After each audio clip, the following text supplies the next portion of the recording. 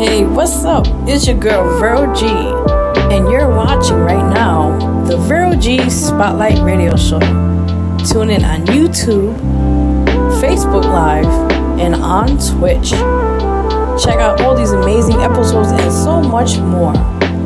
Tune in to check each and every Sundays at 8 p.m. Eastern Time. And definitely check out all the episodes on my YouTube channel at Vero G Spotlight Network. Follow and subscribe. I will follow right back. So definitely go check out the channel if you want to support. Appreciate it. Much love.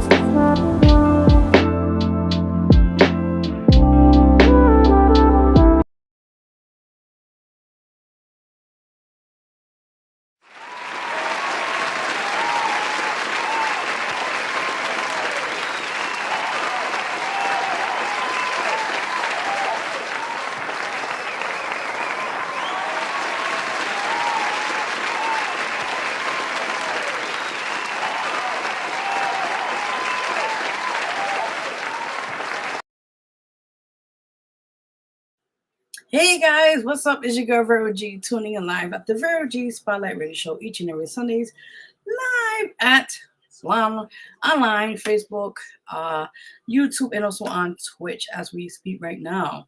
So we got a great show for you guys today. We have three amazing guests on the show tonight. We have artists from Obeast. Let me get it correct.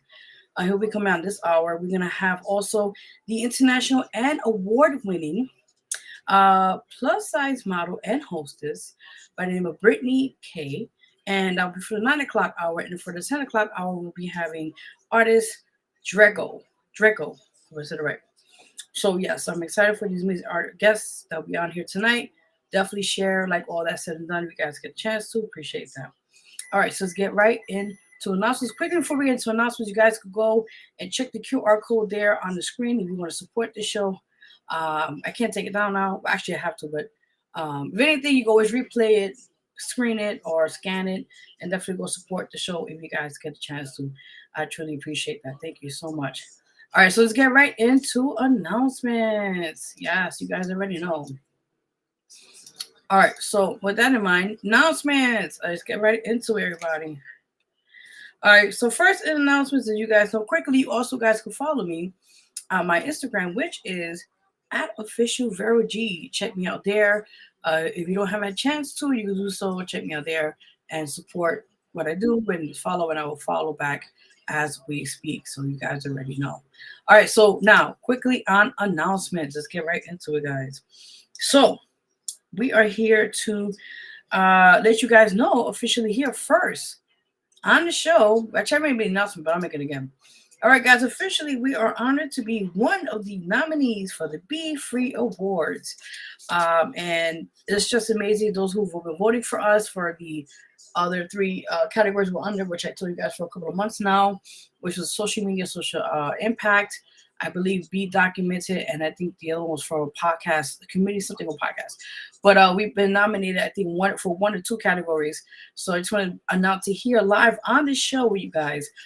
We are officially in one of the nominees for one of the categories of those sorts.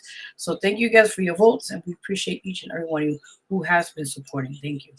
Prior to that announcement, guys, also you guys can vote for me at the LDM radio, which is www.ldmradio.com for the song Scars, and that's under the R&B category. You could vote for me at each week at that site. And for the categories under R&B, and of course, if you guys know, it is for the song Scars. So definitely excited for that. On other announcements, guys, as we speak right now, also, I'm working on my next upcoming album, which will be coming out this fall, and that is called My Anxiety. So I'm very excited to announce it here on the show. So stay tuned for more announcements on that.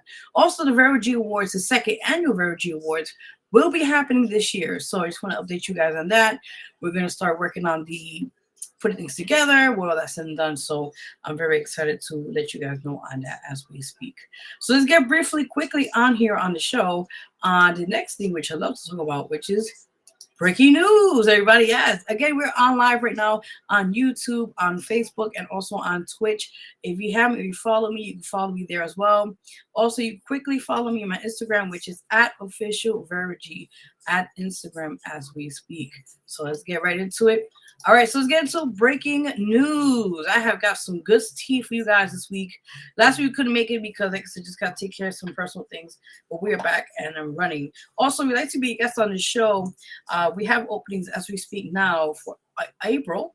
So you're more than welcome to go support us, check us out, and if you'd like to be guests on here or for the magazine, which is open now for May issue, you're more than welcome to hit me up on Instagram and let's make that happen. All right, let's get into breaking news, everybody. Let's get into it. Yes.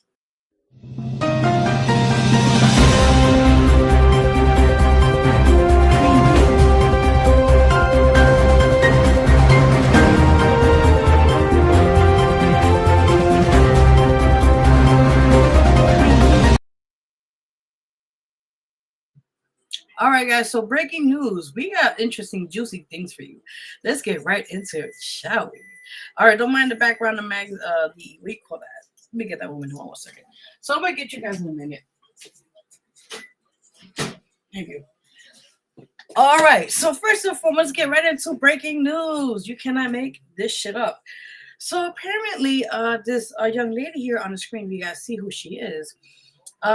She is arrested. Her name is Brittany Fortenberry, hope I said it correctly. She is an Indiana school teacher, and she's also known as the gangbang teacher. Yes. Also, chat is open as we speak right now, so if you want to have any feedback or comments on the show, on the topics or anything, or any questions or comments for our guests, you're more than welcome to do so as well. So again, this is the Indiana school teacher. She goes by the name of Brittany Fortenberry. I forget her name, right? She also known as the gangbang teacher. And apparently she has been known to have sex with several underage boys, up to 10 boys, underage, by the way. And apparently she had wanted them to wear these scare masks. You see in the middle of the screen, that is what they were wearing while they were doing the gangbang or having sex with her. And this is an interesting story. She, I don't know if I could say it correctly, politically correct, because I don't want to get too much into it, but she apparently is arrested and has been ordered to stay away from her victims, 1,000 feet exactly away from them, or any indirect or direct contact. Now, the reason why I'm laughing because I'm thinking, why, first of all, you're going to have these, as a parent, it just fucking confuses me. Why you have these people who were supposed to, have around our kids on a schedule, routine, or what you want to call it, and trust these people who are supposed to be educators, and they end up having inappropriate sex with minors. Please, first and foremost, I'm not laughing at this matter, but I'm just laughing how the school system is cracked. It's failed our children again. But again, she is fortunately, she's actually locked up as we speak right now. Just a few quick facts about her. Apparently, one of the victims also told cops that she had a drawer full of sex toys. Dildos of all shapes and sizes, people. You cannot make this shit up. She is still in custody at the Morgan County Jail. Yeah, that's interesting. Like I said, it's unfortunate she ruined her life, her family's life, and for her actions. And unfortunately, she is an educator, was an educator. And I just don't know why she would do this absurd stuff. And she, on her social media, I don't have her social media, but I know I heard from other sources that apparently she's very scandalous online and, what the case may be. So it's unfortunate it has to get to the point where now children are now tormented in a sense, and now their childhood is taken away. You know what I'm saying? So listen, families out there watching or whoever, please protect your children at all costs. Always make sure whoever is in your child's life, you do investigation or do what your PI work you got to do to protect your kid at all costs. Even as a teacher now, teachers these days now, you can't even trust them, even doctors and nurses. Yeah, this is serious. All right, next on interesting stuff. Breaking news right here, guys. This is an unfortunate situation that just happened not too long ago, actually. This happened this Saturday, unfortunately, I think in Brooklyn. in Ocean Parkway in New York. A mother of two children, forgive me, killed while crossing the street in Brooklyn. 10 were injured, but unfortunately, those who haven't unfortunately passed away. Our deepest condolences to those at this time who has passed away, and we are our deepest sympathies for the families, those who are affected of this as we speak. All right, next on yeah, breaking news here. There's a lot of juicy stuff going on today. So apparently, our former governor Cuomo is leading the political race, as you guys know, for the mayor seat. Now, there has been a lot of rumors since he's been running for mayor now. Apparently, there's a few of them. One of them is his top aide, Melissa DeRosa, had basically put it out there in the news or the media that she had an emotionally intimate relationship with him while he was governor at the time. So there's a lot of spiders coming out the spider webs, as you know what I'm talking about. That's interesting. Also, another thing, which now he's running for mayor, which has came up again. Apparently, families who lost their relatives or loved ones at nursing homes who had died of COVID still blame him for their suffering. As you guys know what happened when COVID happened, and apparently now elderly people who were in the nursing homes, he instead of giving them the proper, medication, or what you call it, the proper things they needed to stay alive, he decided to basically not give them the things they needed to stay alive during COVID, and unfortunately their demise happened. So yeah. Prior to that, next thing was women's groups have also picketed his campaign events to remind voters of the sexual harassment accusations. So he has been having it pretty well lately, even though he's now officially put out there that he is on the mayor candidate run, as they call it, for mayor for this year, 2025. How do you guys feel about that? I mean, your opinions are also entitled on the show. If you want to talk more about that or any comments or feedback on this, you're more than ever to definitely add to that as we speak. All right, so next one now we're going to get into is now celebrity news, which is one of my favorite parts of the show as well. As you guys know, I get into the celebrity gossip, which is my big thing, my big kind of the situation going on. Thank you in the background. All right, so first and foremost, the artists who we're going to talk about. Big shout out to Sean Feather, by the way. Check them out. They have an upcoming artist showcase, I think, in Brooklyn or somewhere. I think, not for sure, man.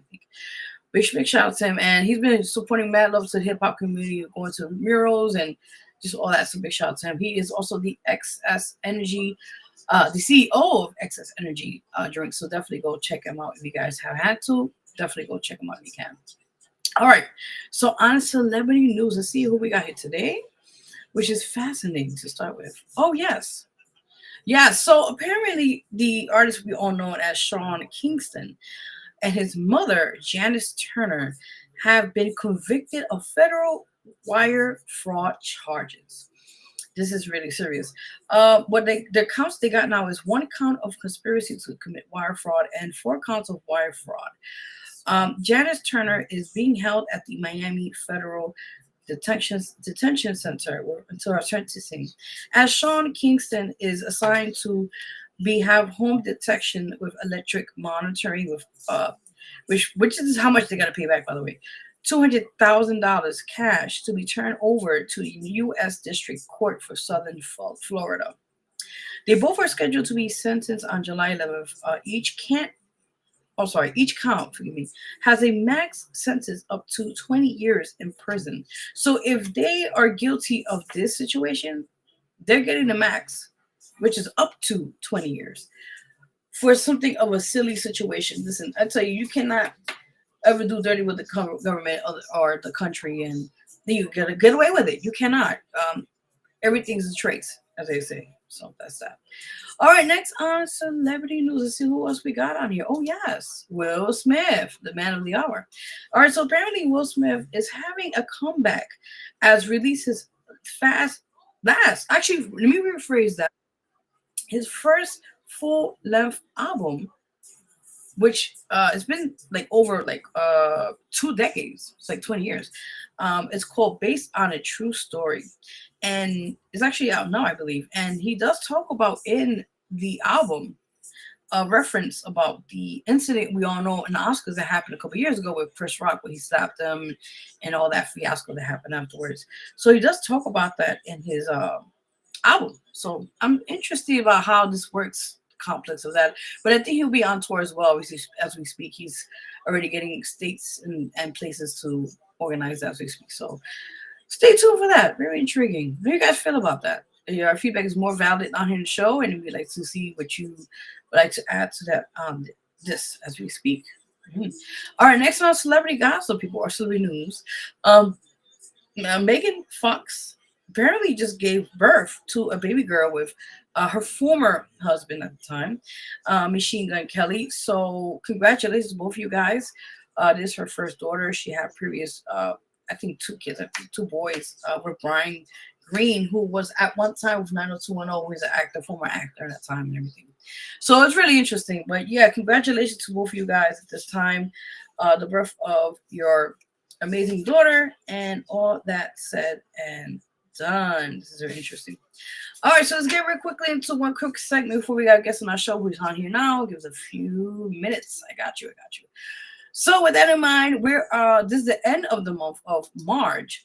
And we usually like to honor, we've been doing it for the past couple of weeks. Last week I was on the show, but this week we're going to honor the last week.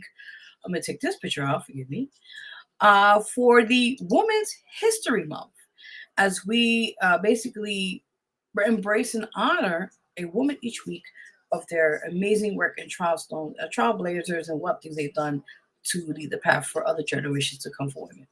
So again, here we go. Here is the person we're going to honor this week at the Women's History Month, ending it out with a bang. And I truly love her work. The one, the only Maya Angelou. Now, here's a brief little quick story behind her, which I had the chance to put together, and I hope you guys enjoy.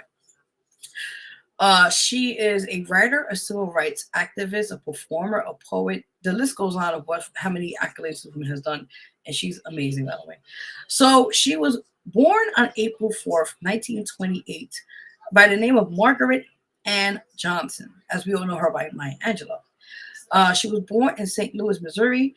She lived with her grandmother in Stamps, Arkansas. She unfortunately was raped at a young age, which was actually her mother's boyfriend at the time. And, you know, she'd been in turmoil with all this situation that happened with sexual abuse at a young age.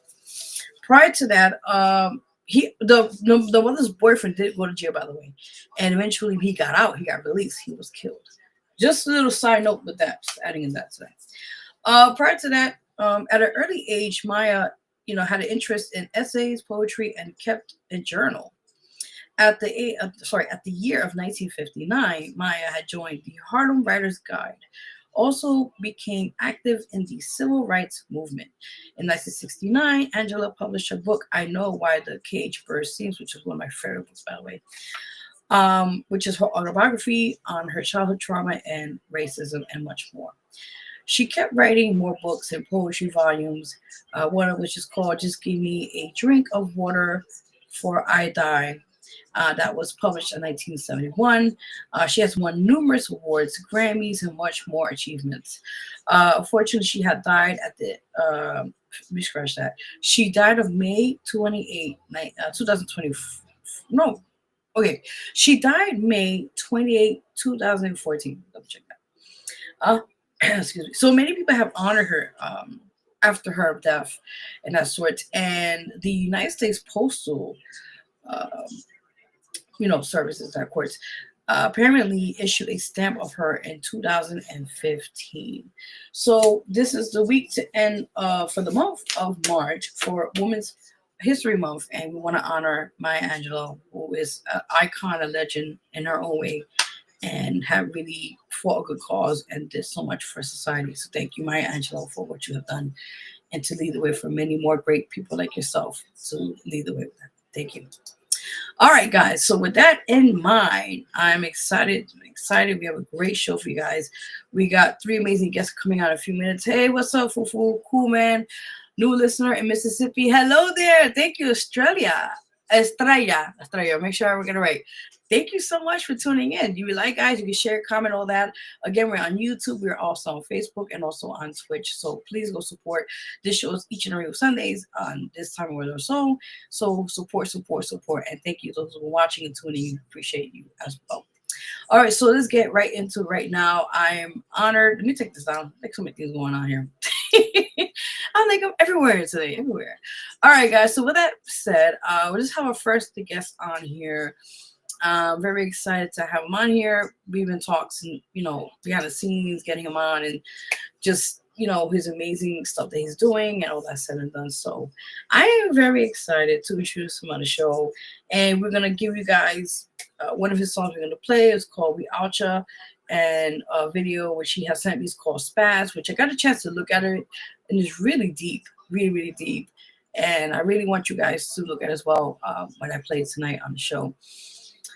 Yeah, you guys already know. So with that in mind, I hope our guest is on here now because we'd like to get him on now. Yeah, what's up? Hey, I'm doing good, man. How you doing, man?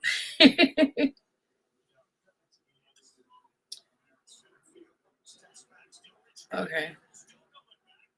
Hold on 1 second. I'm just like everybody's hitting me up. Oh my god, like not today.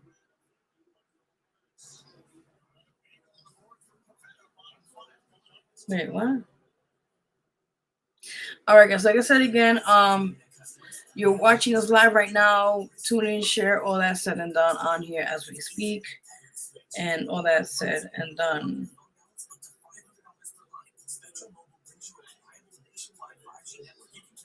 Okay, hold on 1 second.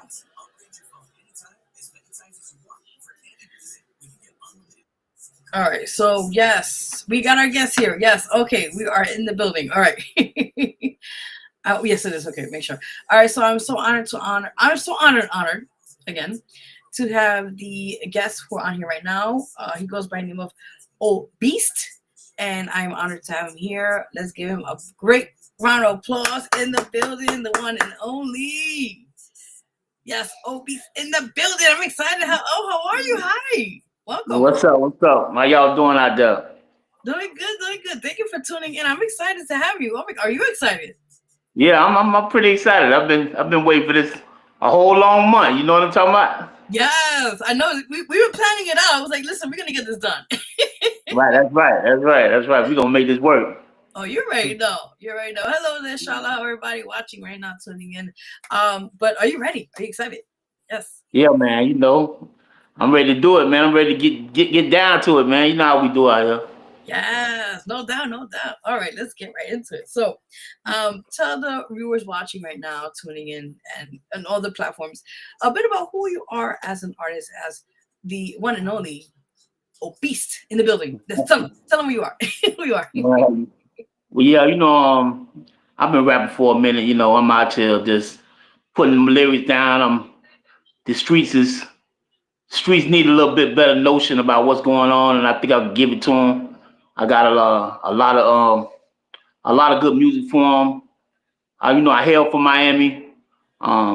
Just tired of the same thing going on. All this talking about killing each other and everything. We gotta do better than that.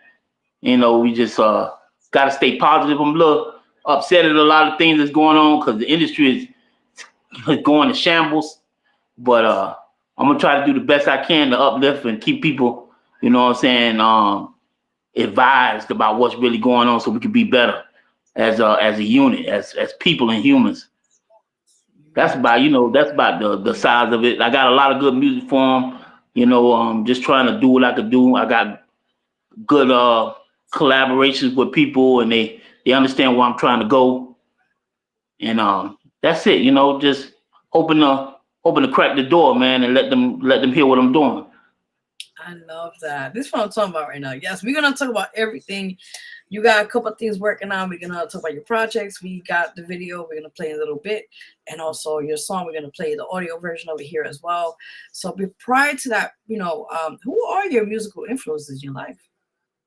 Oh well, I come from MJG, 8 Ball. I'm a Southern guy, so I come from Outkast.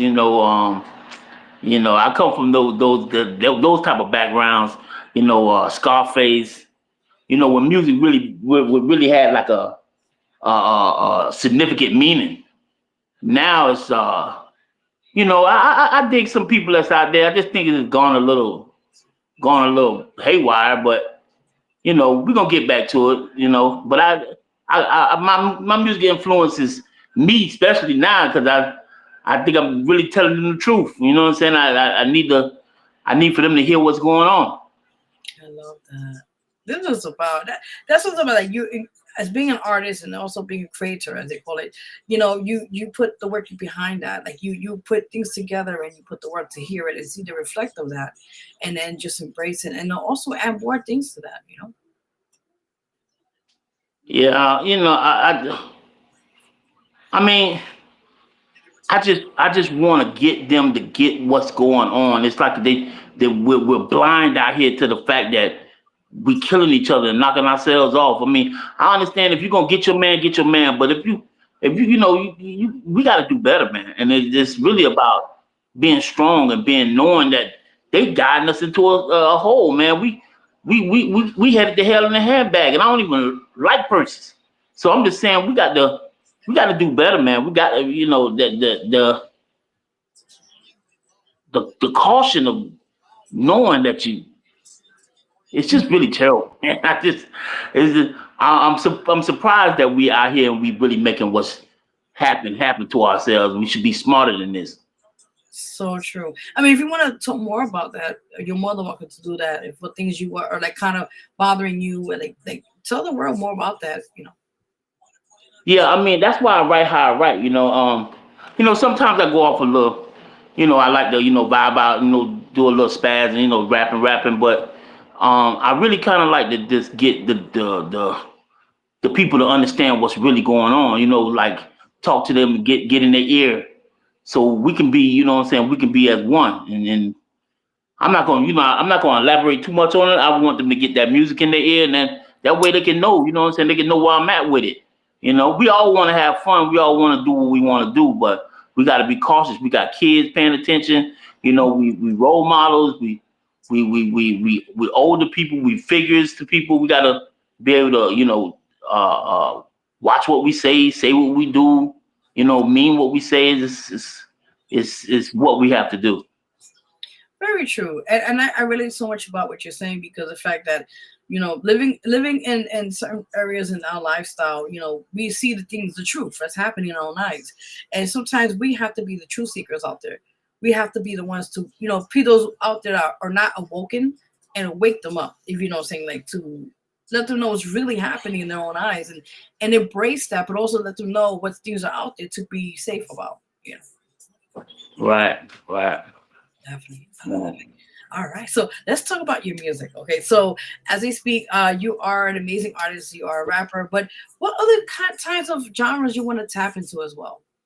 Well, I love music itself, man. I grew up in a time where it was just all.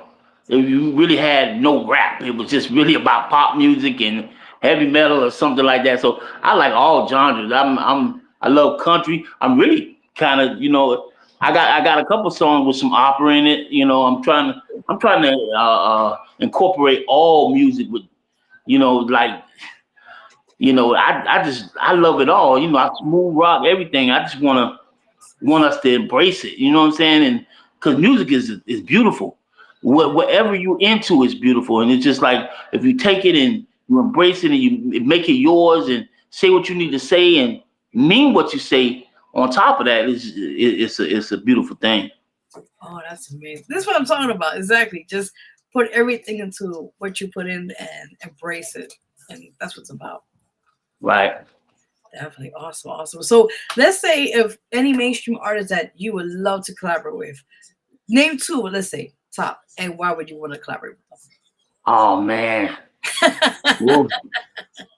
Yeah, that's you know, uh I like a lot of people. I would like to collaborate with a lot of artists just to see where they minds at, see where I can get them to go or they can get me to go.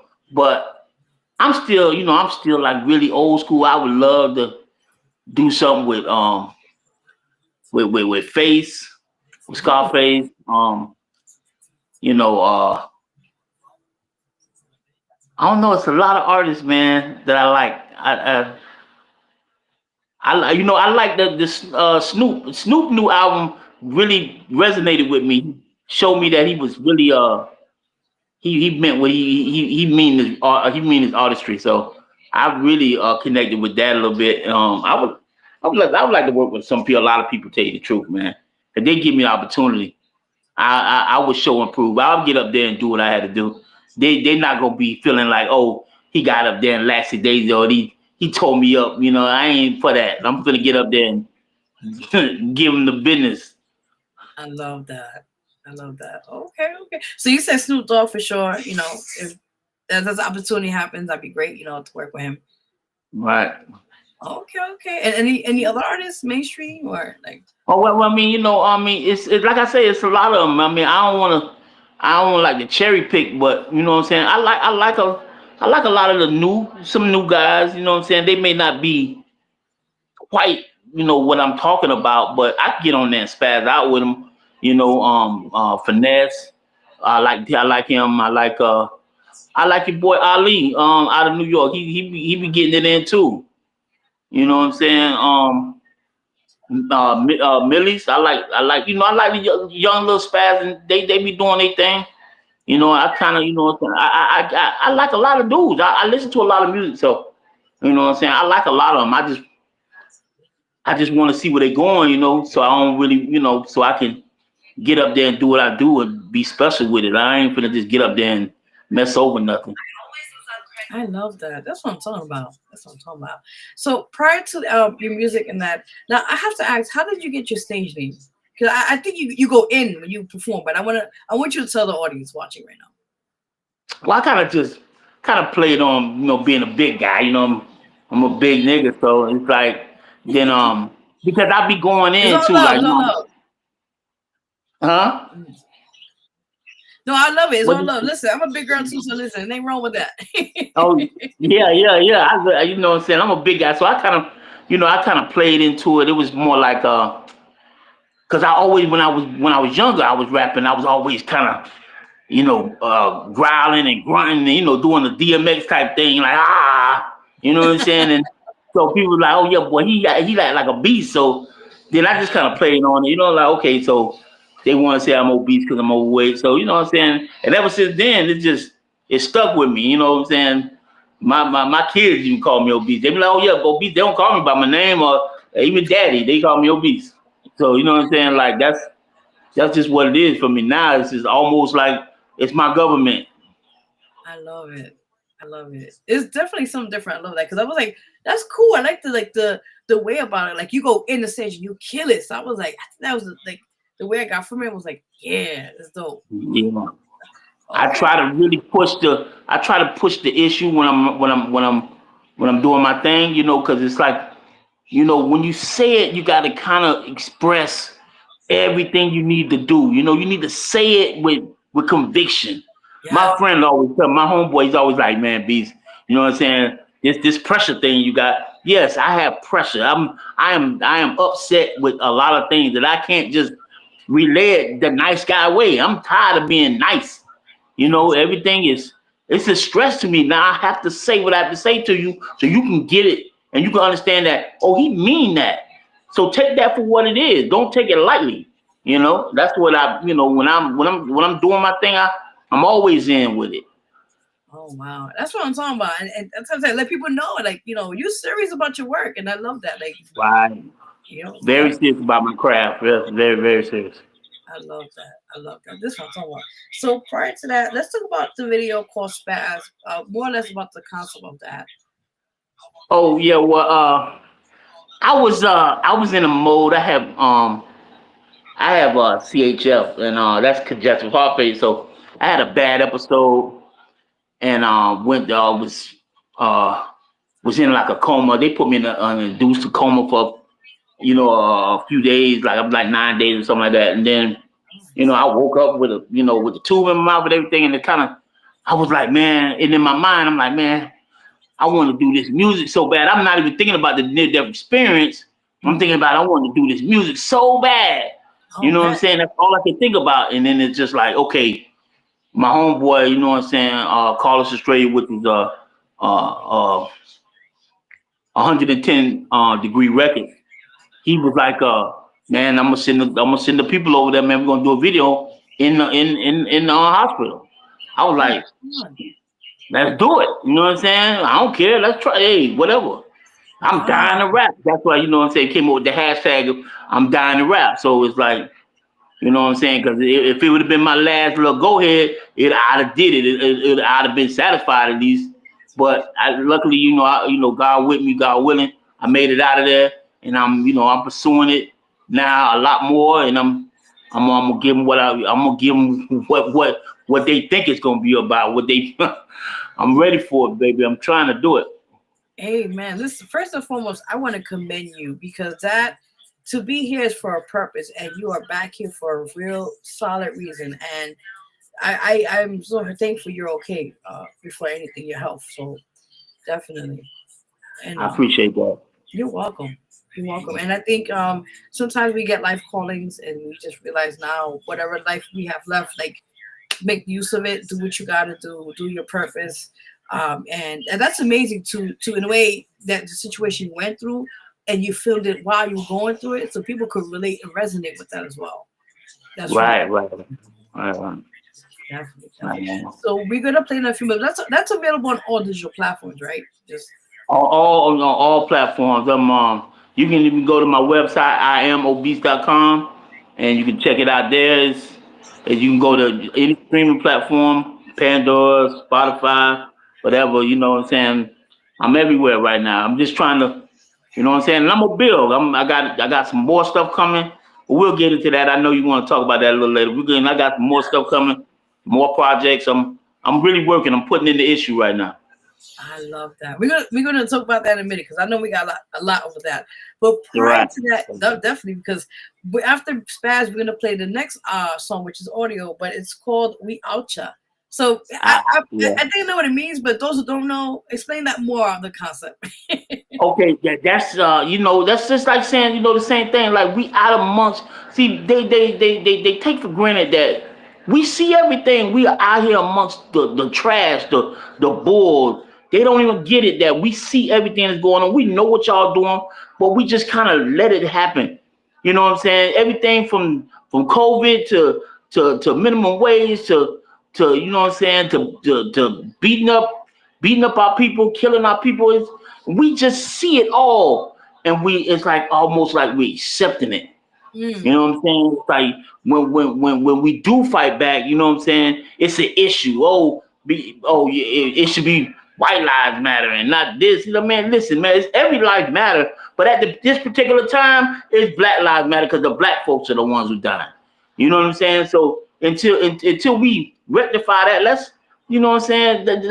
Let's understand that we need to fix our issues out here, man. But the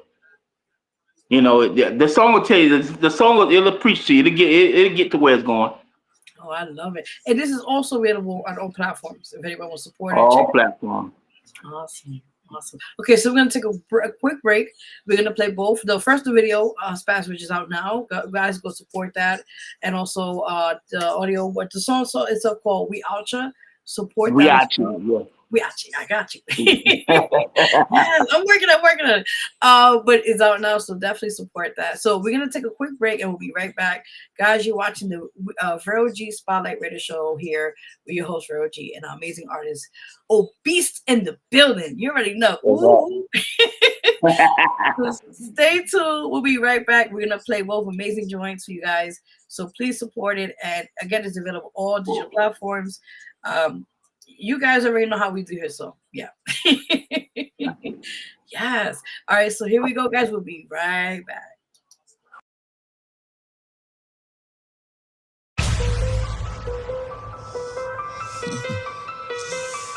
They finally let me breathe.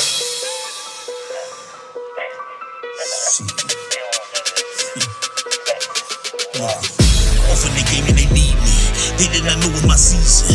Now that they gave me a reason for solo leader at tweaking. It's back on the ass cause they team me. I'm here to make that bitch vivid. Down in the famous 3 digits. Turned around and I did it, shit it all over the kitchen. What you niggas doing right here, bitch?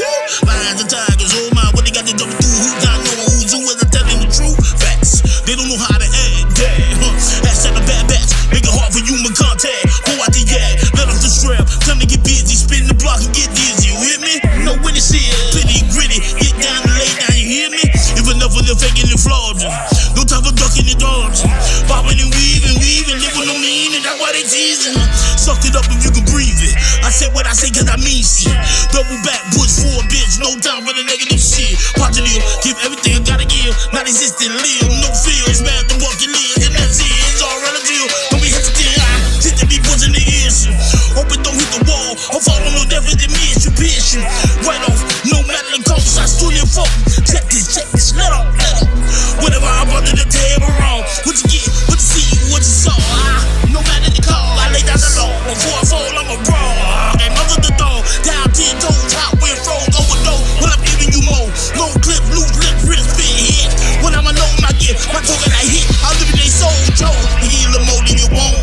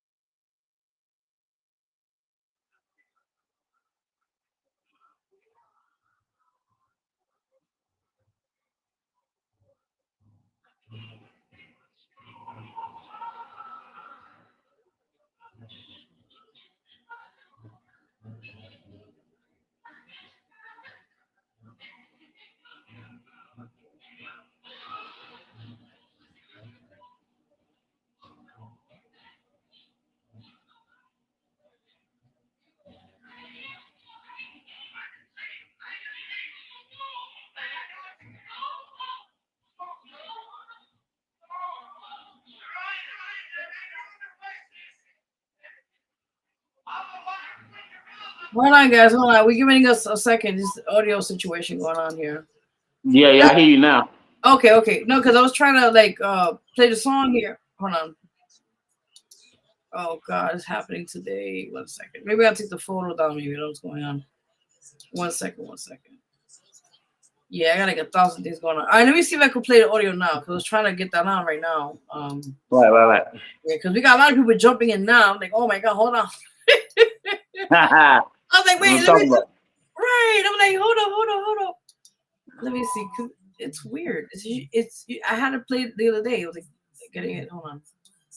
Let me see if we can try again. Let me see something. Hold on. All right, let me try one more time. Hold on.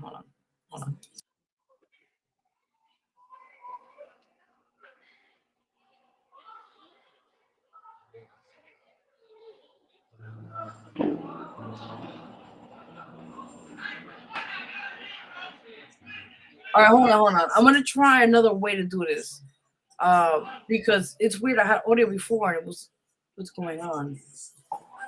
Oh Lord, not today. Yeah, it's always something. It's never not nothing. Yeah, and I had to set up everything this earlier this morning. I was like, I double checked it. I listened. It was playing, and now this happens, and I'm like, wow. Maybe I can send it to you again. I'm gonna see. I'm on my other phone. Okay. Let's see if I can come through again. Okay, got you. Yeah, because I was like, I'm clicking on it, and I'm like, why is it not so weird? Okay. Oh man. Yeah, this thing sometimes acts up. Let me see something. I see that little. You know what I'm saying? Yeah.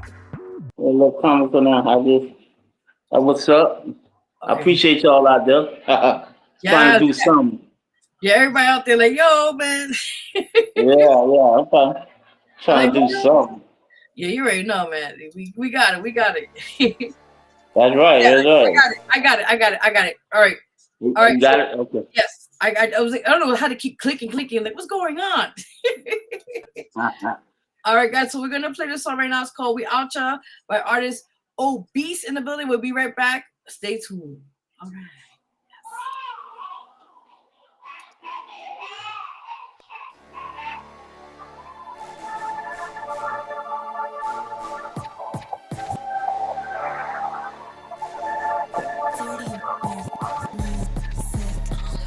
Where we at? In poverty, where the streets is mean.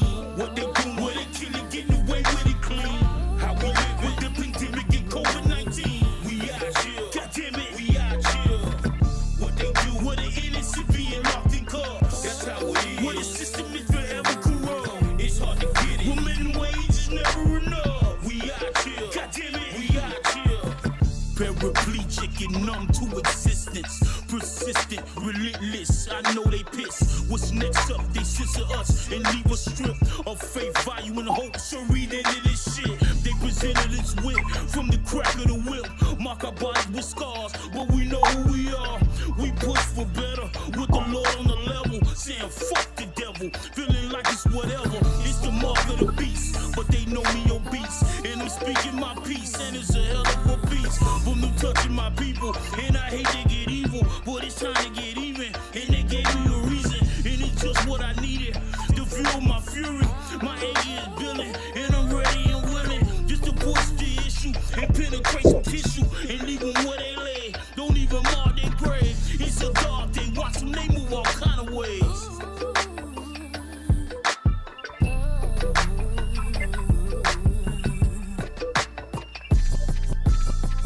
Where we at? In poverty, where the streets is mean. What they do, what they getting away with it clean. How we live with the pandemic and COVID-19. It's not live all over YouTube. That's live all over YouTube right now. It's just talking to you right now. It's hard to get it. Women wages never enough. We out here. Goddamn it, we out here. Screaming BLM.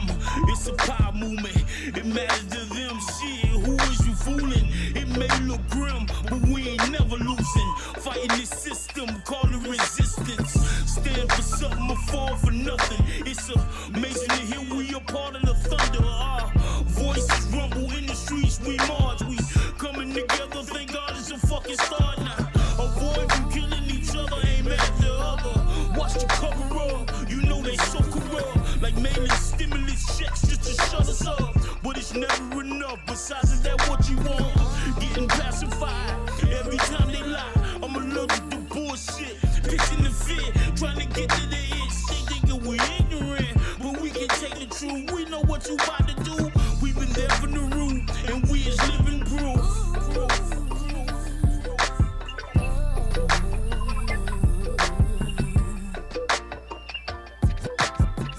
Where we at? In poverty, where the streets is mean. What they do, what they killing, getting away with it clean. How we live with the pandemic and COVID-19. We out here, goddamn it, we out here. What they do, what the innocent being locked in cars. That's how it is. Where the system is forever corrupt. It's hard to get it. Women wages never enough. We out here, goddamn it, we out here.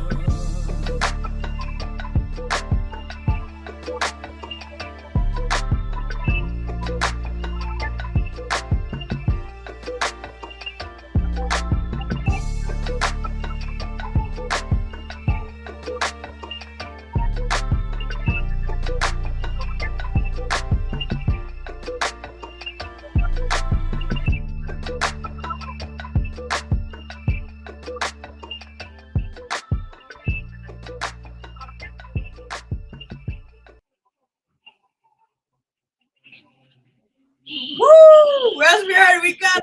I was like, we're gonna make this work. Yeah.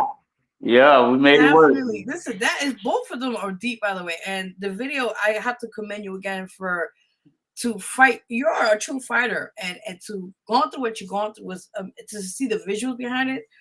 The song just emulates more with what you've done with that. So it's really amazing.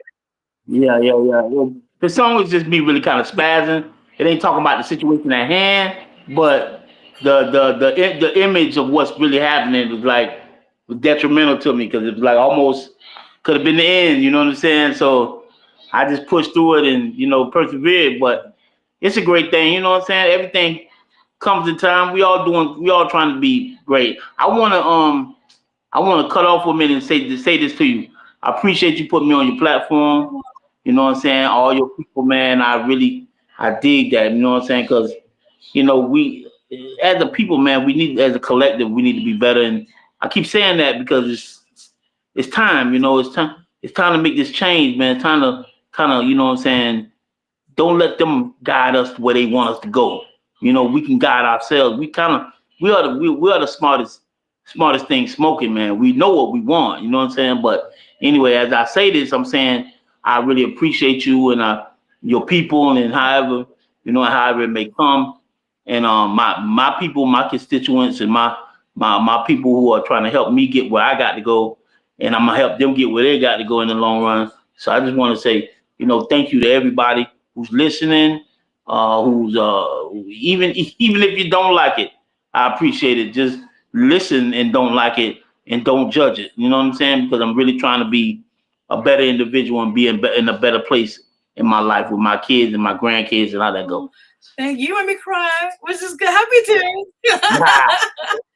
Don't do that. This is why I love doing this show, and I just want to help as many people as possible to get their voices to be heard. Because I know, as being an artist myself, how frustrating it is, how this industry is so lopsided. It doesn't really help anybody. It's all about bullshit. You go crazy, by the way. It's all about bullshit and politics. You know what I'm saying? So definitely. So with my show, it's straight to the point. You're able to talk how you freely want to be yourself, promote yourself, and it's about just showing who you are, and that's what we need more. Right. That's true. So thank you, and continue what you're doing. Just continue what you're doing. Definitely. Yeah, I'm trying. I'm listen. Not playing. Like this year alone, from the beginning of the year, I've dropped 10 songs within the first 3 months. I'm not even playing. I'm getting to it, buddy. Yeah, by the end of this year, I should have probably like 22 songs. That's not a lot, but it's enough. You know what I'm saying? And I'm just going back to back to back. I got people like, enjoying working with me, and they understand where I'm coming from, and they think that, that I have something to give. First of all, I'm gonna say this. It's a lot of big thing going on. It's a lot of fat people going on right now. It's the thing right now. I don't care what this. You can say you want what you want, but it's a lot of internet things going on with big people rapping and doing their music. And hey, man, more power to them. Me, I'm a rapper that's caught in a fat nigga body. I'm just that guy. You know what I'm saying? I'm not a fat nigga trying to be a rapper. I'm a rapper who just in case a fat nigga. So I'm just saying, I'm just trying to I'm trying to make music for everybody to enjoy and understand that we have more to give in life. So just don't judge me on what you see, judge me on what you hear, so you can be better. You can understand where I'm coming from and in the heart. I really don't want you to judge me, but if you must feel, because we all feel like we got a little judging, you know what I'm saying? Oh, that ain't me. If it ain't, don't dismiss it. Just let it be what it's gonna be. Because I ain't really trying to hurt nobody. So true. And I want to say thank you for that, because in this industry, no matter what you've done, an artist or comedian, whatever you're doing in this line of work, sometimes you're right. Image is everything these days, and people perceive you the outside before internally. And I thank you for saying that, because I years ago experienced something that a long time ago, and it's still there. To this day, I still experience a little bit about that because I see more eyes. But I think what.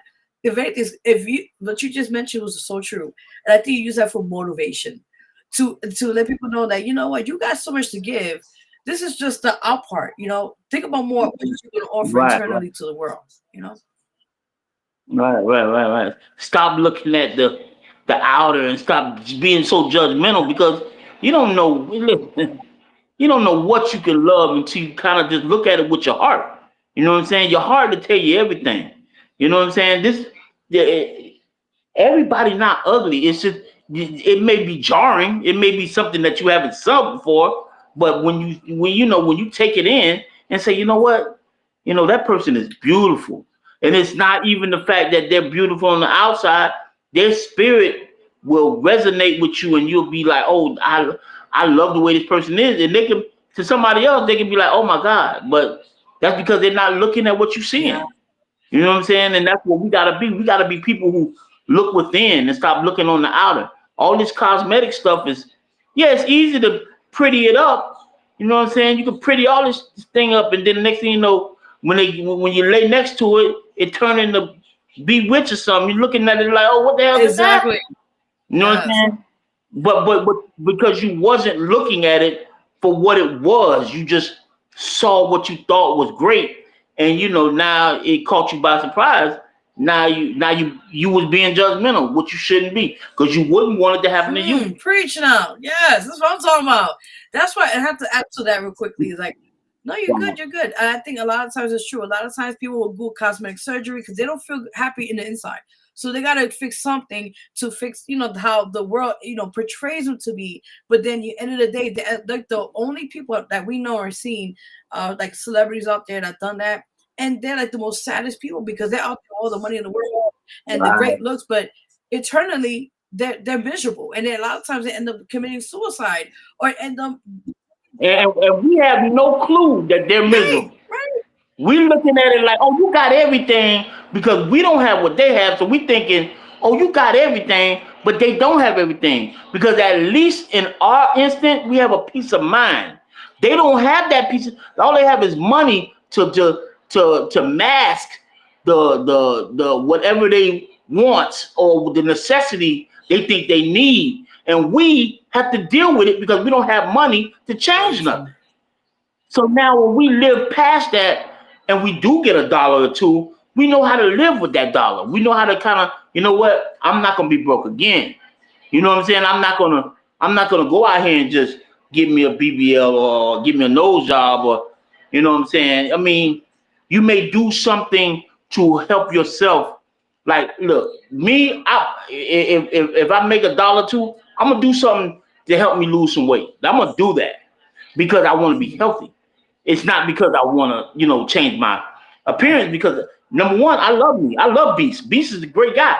First of all, you know what I'm saying? I'll make your best bitch fall in love with me because I love me.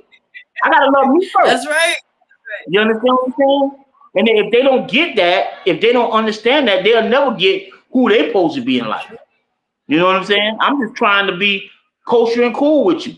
But I'm telling you, I love me, and I got to love me first before you love me. And then when you love me, it helps me understand that I can help you be better, or however the case may be. But anyway, I'm not going to get far into that. You had to say, let it out, let the world know about it and be heard, And that's amazing. I love that. Get me talking. I'm going to start, this show won't end until tomorrow. You understand me? No, we can't be that too late. We got other people waiting, but no. Yeah, right. But there'll be maybe another part 2 to that. Yeah. Oh yeah, we're gonna run it back though. We're gonna run it back in about 6 months, and you'll see the difference. Because it'll be a difference. I was telling my people that, listen, from now to like August, maybe September, August, you'll see a difference within me moving. You know what I'm saying? Right now, it's a lot of motion. I got motion without moving, and what I mean that is like I could do a lot of things from the house. You know what I'm saying? But then when I start really moving with that motion, it's gonna change. Is when I start getting these shows and moving around, and these things start trickling, and then I'm not even looking for no money really. I'm just looking for the motion to become movement, because I don't want to go out there and be looking for something. I want them to point me in the direction. I want my music to be to the point where they're saying, hey, we know who this guy is. Let's put him here. Oh, you need to be here, Beast. You need to be over here, Beast. We want you here. And that way I don't have to go out here and be, oh, I'm on this circuit. Oh, let me try to jump on this circuit. Let me try to jump on that circuit. No. I want you to point me in the direction that way, because I'm pushing the issue now. You can do a lot of things from the house and people don't even get it. You can do a lot of things from right now, right here. Look at us. Look. You know what I'm saying? I'm doing all my music. I go out and do my music. You know what I'm saying? I go Mississippi. I was in Texas doing music. I'm down here doing music. You know what I'm saying? I'm everywhere doing my music. But once it consolidates and I put it in one spot, it's still me putting it on here on the broad screen. All I need to do is put it here on the screen, and then they like, oh, okay, who is he and what is he doing? Oh yeah, this fat boy. Who is this fat boy? Oh yeah, Obeast. I like the name. Oh yeah, what is he doing? Oh yeah, he's spazzing. He's doing his thing. You know what I'm saying? Just keep me in mind and think about what I'm doing. I'm just trying to make everybody feel comfortable in their own skin to be better. You know what I'm saying? Because if I'm comfortable, why you can't be comfortable? You can't let nobody take you down. I ain't gonna let nobody take me down. Amen. Anyway. Oh yes. Listen, you already said I love it. That's what I'm talking about. Okay, prior to that, quickly, I know you have upcoming other projects and you just talk about shows, so let's talk about that as well. I got I just finished the EP Long Time Coming. We just put that out. We put that out in March. Was it March? We put that in March, April. We put that in March. The EP. And my next project is June, but I got songs within that to come out. The next song coming out April is Hands Up. Nice. And it's party kind of. It's like hands up, but I'm talking about how nasty these white folks make you put your hands up type shit. You know what I'm saying? But it's still like hands up, throw them all around. Make you scream out loud, but it's like put your hands up, cracker. You know what I'm saying? Like, hold up, man, I ain't got nothing to do with nothing. That's them over there. You know what I'm saying? So I try to play on, you know what I'm saying, on what I'm doing. But anyway, that's coming out, and then the next month I'll be I'm gonna try to do something a little different. Where I'm gonna do I'm gonna talk about some female stuff, just to show the difference of the versatility of what I do. You know what I'm saying? That not to have you so engulfed that all he is political. No. I can play around. I can do what needs to be done. I got We Be is a good song. It's kind of clubby. Ooh. And then I got a song called Oh No that I'm gonna drop at the same time, and it's about breaking up with a female. And it's like, yeah, I'm just trying to be charismatic, artistry, giving you something that people don't usually give to you. I want to be that artist. I want people to look at me and say, "Oh, he's not regular." You know what I'm saying? He's not like a regular person. I love that. Hey. I love that. Hey. Uh-oh.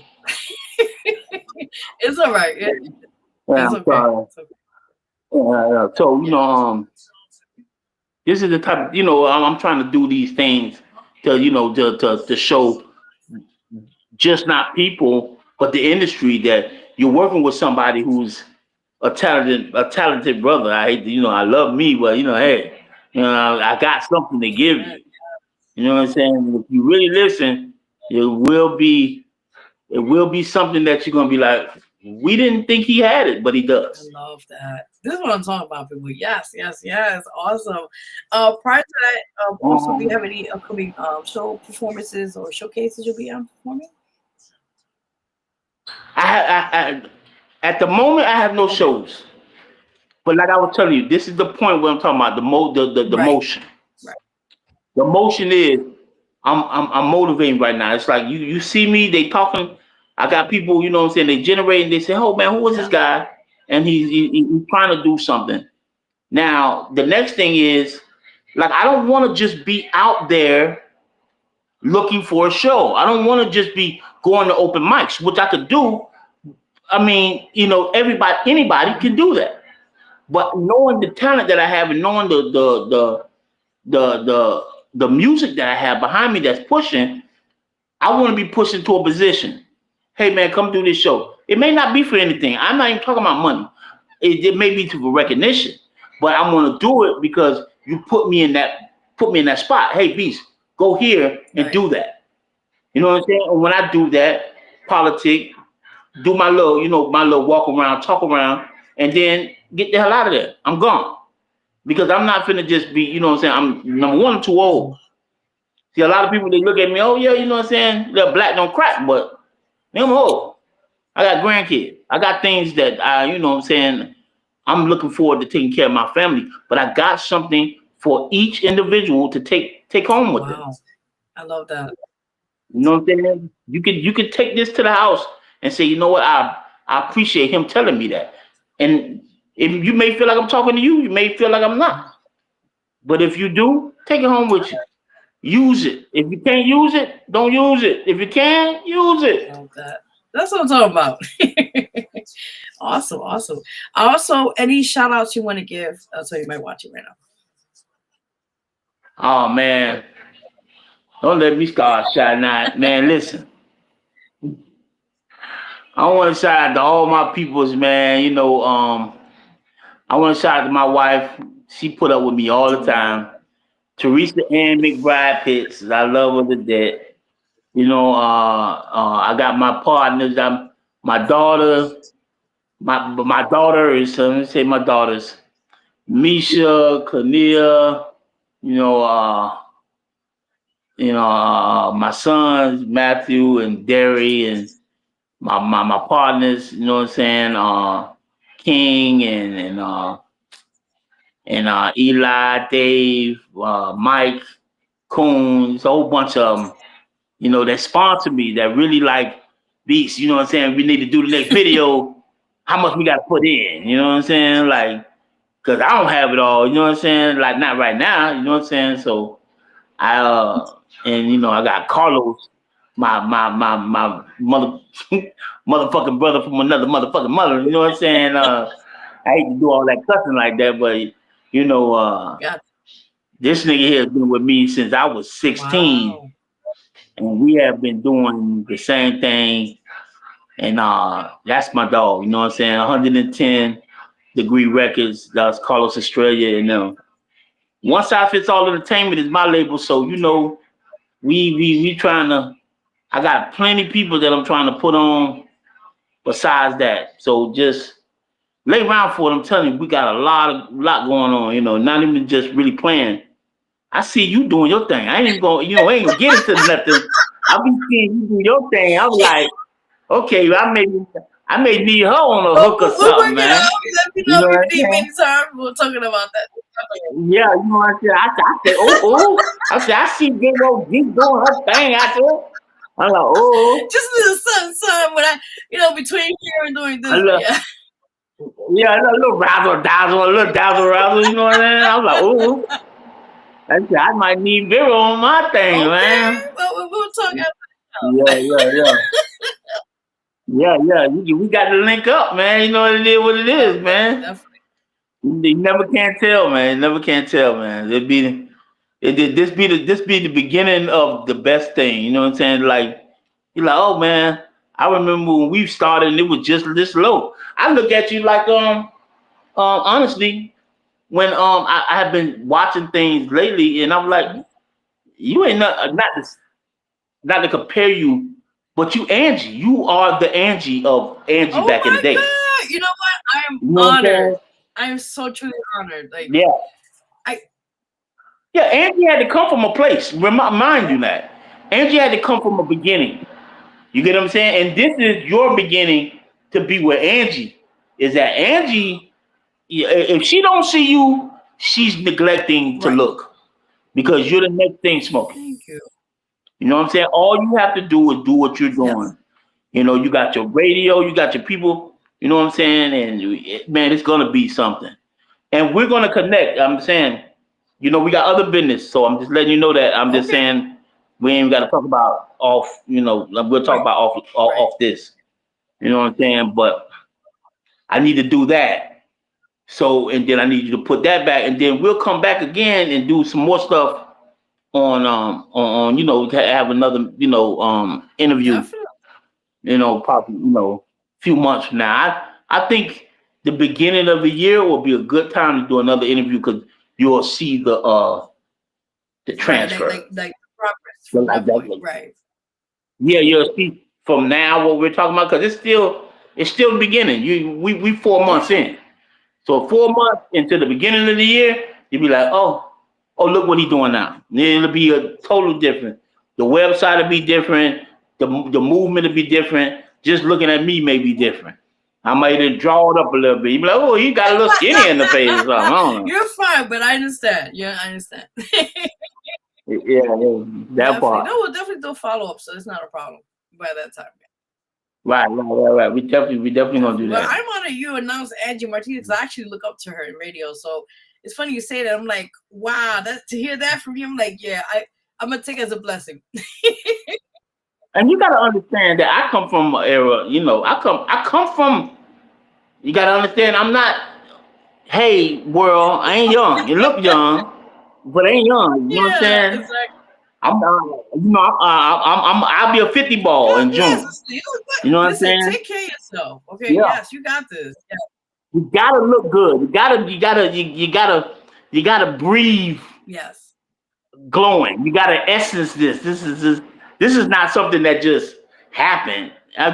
You gotta let this come out of you. You know what I'm saying? I don't care about nobody being young or tough or whatever. Nigga, I feel good. I love good. I appreciate. So whatever you talking about, man, get that out of There my you way. go.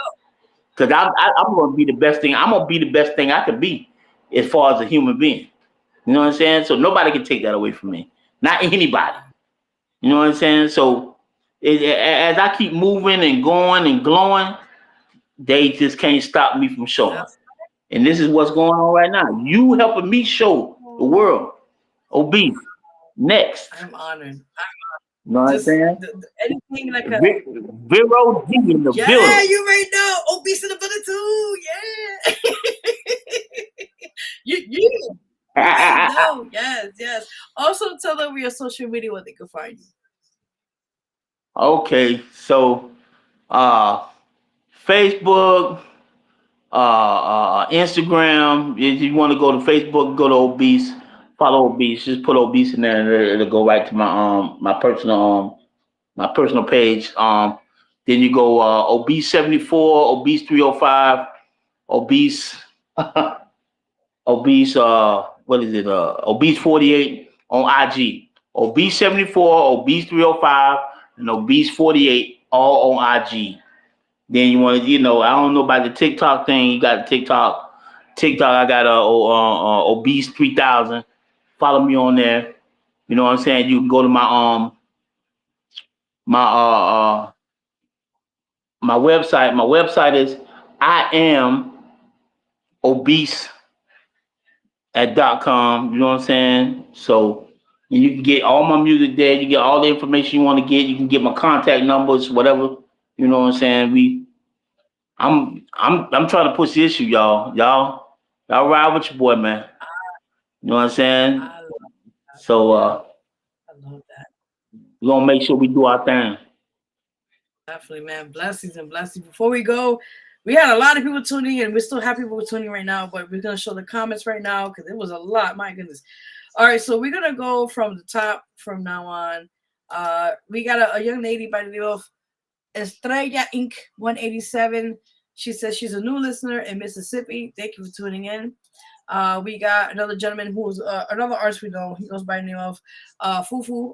He says, "Cool, just showing love." He says, "Hey guys."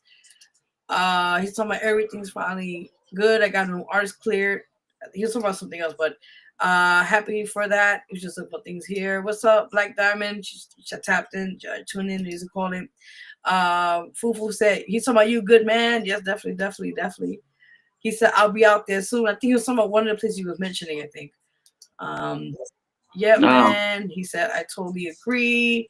And then Estrella said something about, man, get what Kevin Gates. Oh, she's referring you. I'll say, look at that now. She said, make Drake and Eminem fear you. Laughing out loud. And she said, is the volume kind of low? No, it's actually, I had to put up a little bit, yeah, but we all can hear each other. And then she asked the question to you was, would you call it political rap or human rights rap we are listening to? That's a good question. That's a good question. I am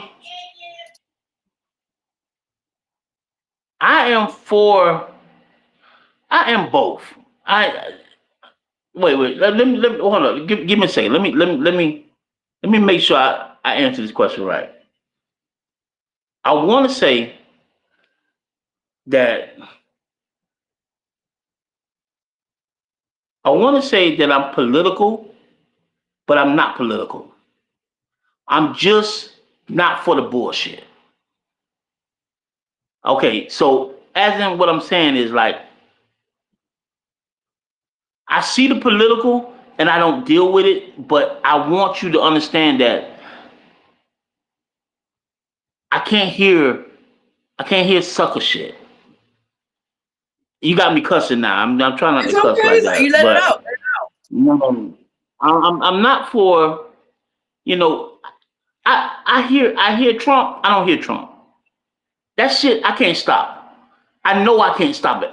We can vote all we want, and we can talk what we want to talk, but that shit is gonna happen because these motherfuckers is working with billions of dollars that we don't have, that we don't even remotely think that we can try to generate, even with our people. If they want it to be what it's gonna be, they're gonna take every vote and do what the fuck they want to do. And we have no clue what the fuck is going on. Well, we counted the votes. No, they counted the votes and they let you see what they wanted you to see. So that being said, listen, we take for what we take what we take. We are the most badgered people in the world and the most kind. At the end of the day, how do you get shitting on all your life and still say, how you doing at the end of the goddamn day? And we do that all the time. We sit around and say, we done got shipped to islands, dropped off in Haiti, dropped off in the Bahamas, dropped off here, thrown in the water, made it to the fucking United States, took the land from the Indians, built the whole country on our backs, then turn around and say it ain't ours. What the fuck is going on? Speak that truth. How do, and then want to say, you know what? Fuck your 40 acre and a mule. Who are we? We're nothing to them. And they're still using us in the same right. They're still using us for new stuff, for athletes and for music videos. And we are the people that they want to be. You look at us and he got the style and he got the talk and he looks good and I want to be that and he can stand in the sun all day because he don't burn. Bitch, put your oil on and learn how to do what you're gonna do. I'm sorry, my bad. No, listen, this show is to be as open and open to the world as you can possibly be, and I again commend you for that. Like, speak your truth, as they say. So you feel how you feel, and I respect it, and everybody's entitled to that. Yeah, you know what it is. I ain't gonna get too dirty into it. I just let them, I let them do what it do. I let my music speak for itself. You know what I'm saying? So I try to do that because my opinion, I'm very opinionated. My dog told me that shit the other day. He said, "Man, Beast, you need to be more opinionated." I didn't come from talking on the internet all day. I didn't come from that. It was very rare that we talked in front of somebody. You know what I'm saying? Now all they want to hear is your fucking conversation. So all y'all want to hear about what I'm saying? Okay, so that's gonna make me some money. Oh, so I'm supposed to say this because it's gonna make me some money. Now I got beef with this nigga because I don't know how to govern my mouth. But you know what I'm saying? Now it's fuck that nigga because you can't beat me neither, nigga. Fuck is you talking about? Now I'm fighting a nigga who's just as much as a nigga as me. So you know what I'm saying? They got us fighting each other and don't even know we fighting each other. You know what I'm saying? Because we all want to battle for this goddamn almighty goddamn dollar. And it's real sad. It's real sad. Well said in many ways, because this is the truth that's happening now in this society. And I think sometimes we have to look into ourselves and look into our situations and try to be the best we can. But like, you're right, in a lot of ways, it's unfortunately happening. And mean, we're trying to make a change as much as we can. Yeah, my bad, cause I just looked at my mouth. I was upset for a minute. You know when you get mad and you poke your lip out. I'm sick of this shit. I have another those I apologize. It's all good. I'm gonna get upset. Man, fuck this shit. You know what I'm saying? But anyway, I'll tell you sometimes they trickle off to this cup. Cause I've been putting around and said something, and then had the whole world talking about, oh boy, that nigga, that man, he going viral for the shit he said. Now I got everybody looking at me. All these niggas, listen, let me tell you something. Let me say this before I get off this thing here, right? Because I know you got other people to go ahead and do your thing with, right? Let me say this. These niggas out here dumb as a box of rocks, man. These niggas out here getting free money, good little bit of nothing money. And then they want to be so gangster and do shit like go kill other niggas. You stupid ass. I could listen. If you want a nigga, go do it yourself. Now I ain't saying nothing. I ain't trying to be Charleston White. I ain't trying to be, you know what I'm saying, nobody who talking about nothing. Listen, nigga, I ain't trying to troll nobody. I don't give a fuck about that trolling shit. I'm too old for that shit. I'm trying to get my music shit across the world. But other than that, you niggas, what is you niggas doing? What is you niggas really talking about?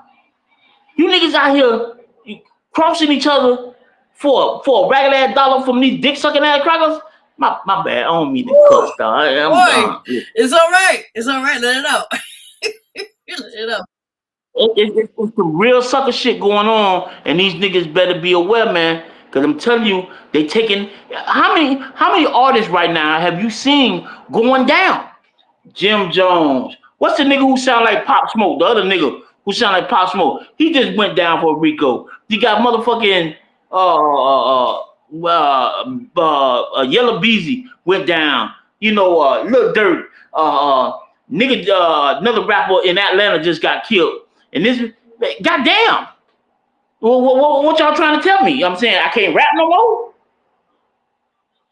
I'm saying, can I be an artist and not be involved in that? Or are you gonna make me involved in that? Because that's what they're gonna do. Anybody who's situated into something, I'm even to myself. Now I'm to myself like my friends. I'm telling my friends, hey, look, anything you talking about, keep me the fuck out of it.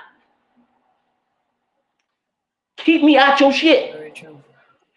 Because what happens is, because I'm the nigga with the money or I'm the nigga with the fucking forefront, they come and get me for your shit.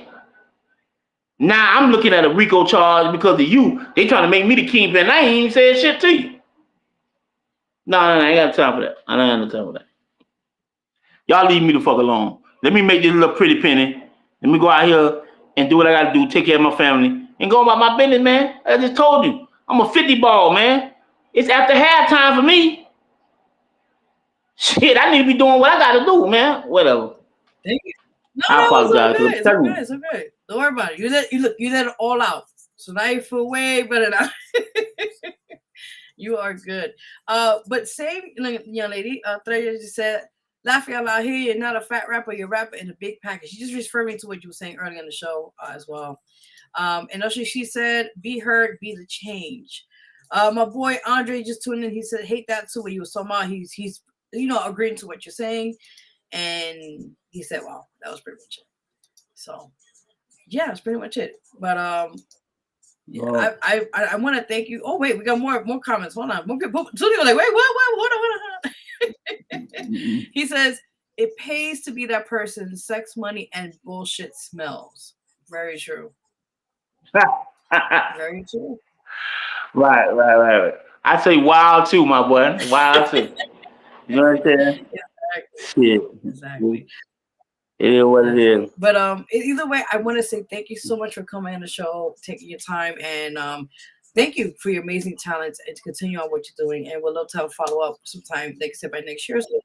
Oh, we definitely gonna do that. And I told you, listen, Miss Vero G, I need you on the hook. I need you on the hook, man. We're gonna talk this shit. Yeah. We definitely gonna talk though. We definitely gonna talk. I again appreciate you so much, guys. Give it up for amazing artist Obeast in the building. check out his new music that's out now called Spaz.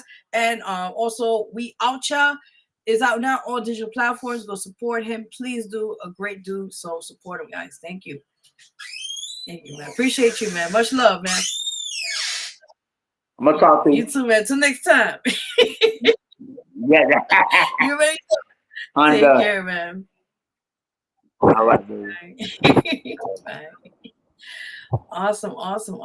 That was amazing, everybody. Listen, I just love the guests that be coming out here. You guys speak your mind. Let it be on the show, please, because I want everybody to know that everybody's entitled to feel how they feel, and I just love the support which we're all doing here. So, furthermore, let's get our amazing next beautiful guest in the building. I'm sorry for the timing was a little off, but we're gonna make it happen. She is an amazing international and award-winning plus-size model, hostess, and much more. I cannot wait. She's been patiently waiting. Oh my God, I can't wait. Let's give it up for Brittany K. If I said it right, forgive me. If you could correct me. Welcome on the show. How are you? Hi, I'm great. How are you?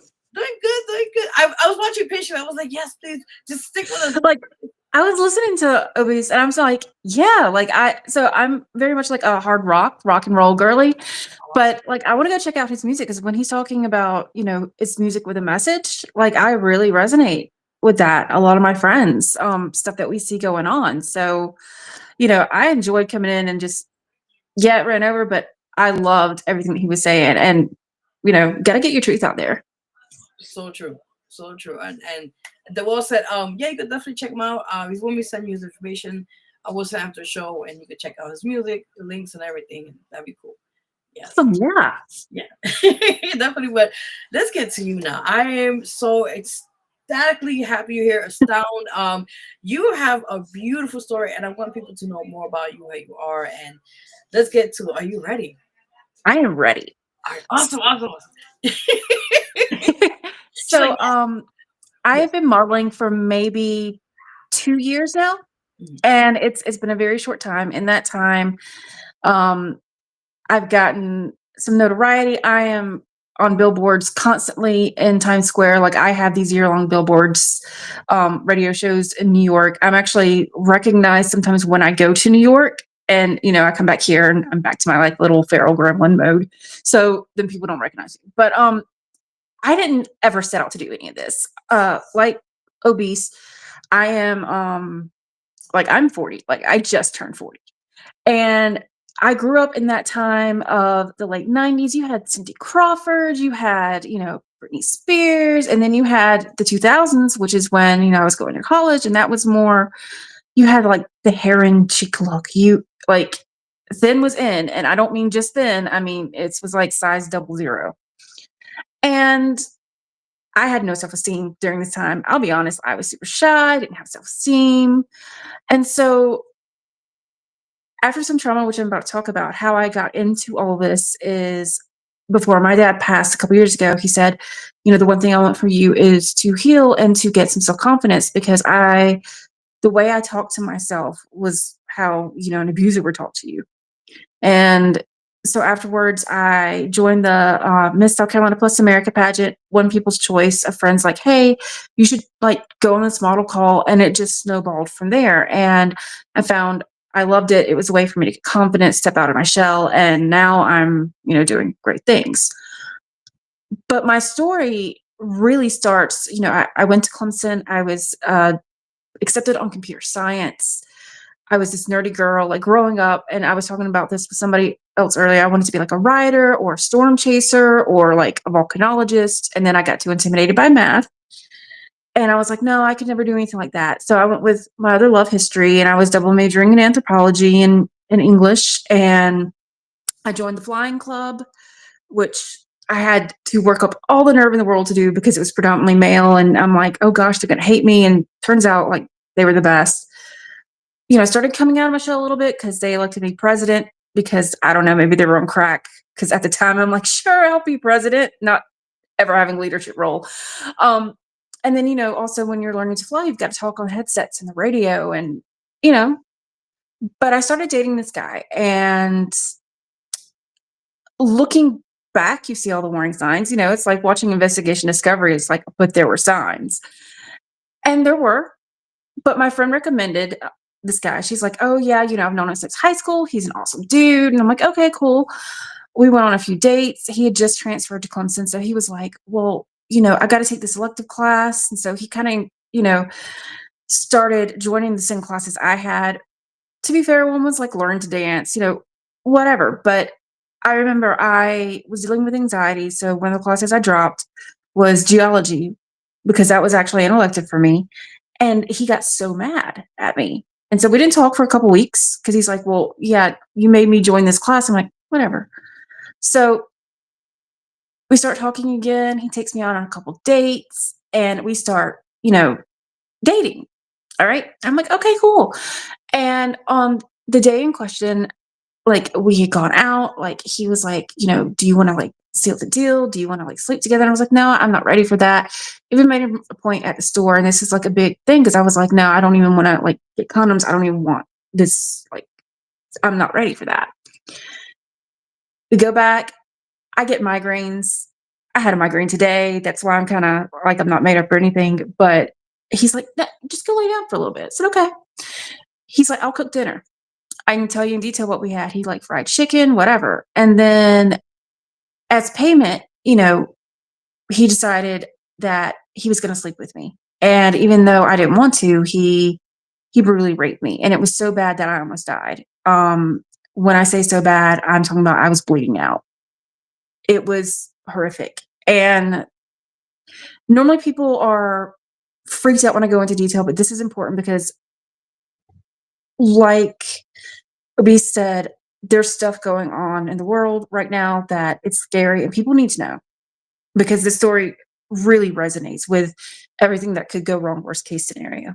So when he did this, I'm in shock. I'm like, okay, there's blood. I had been with like one person and that was only for like one time. And so it was like, what's going on? I called my best friend who knew where I was. That's what saved me because he told me later he would have outright went ahead and finished the job and killed me there. 911 was called.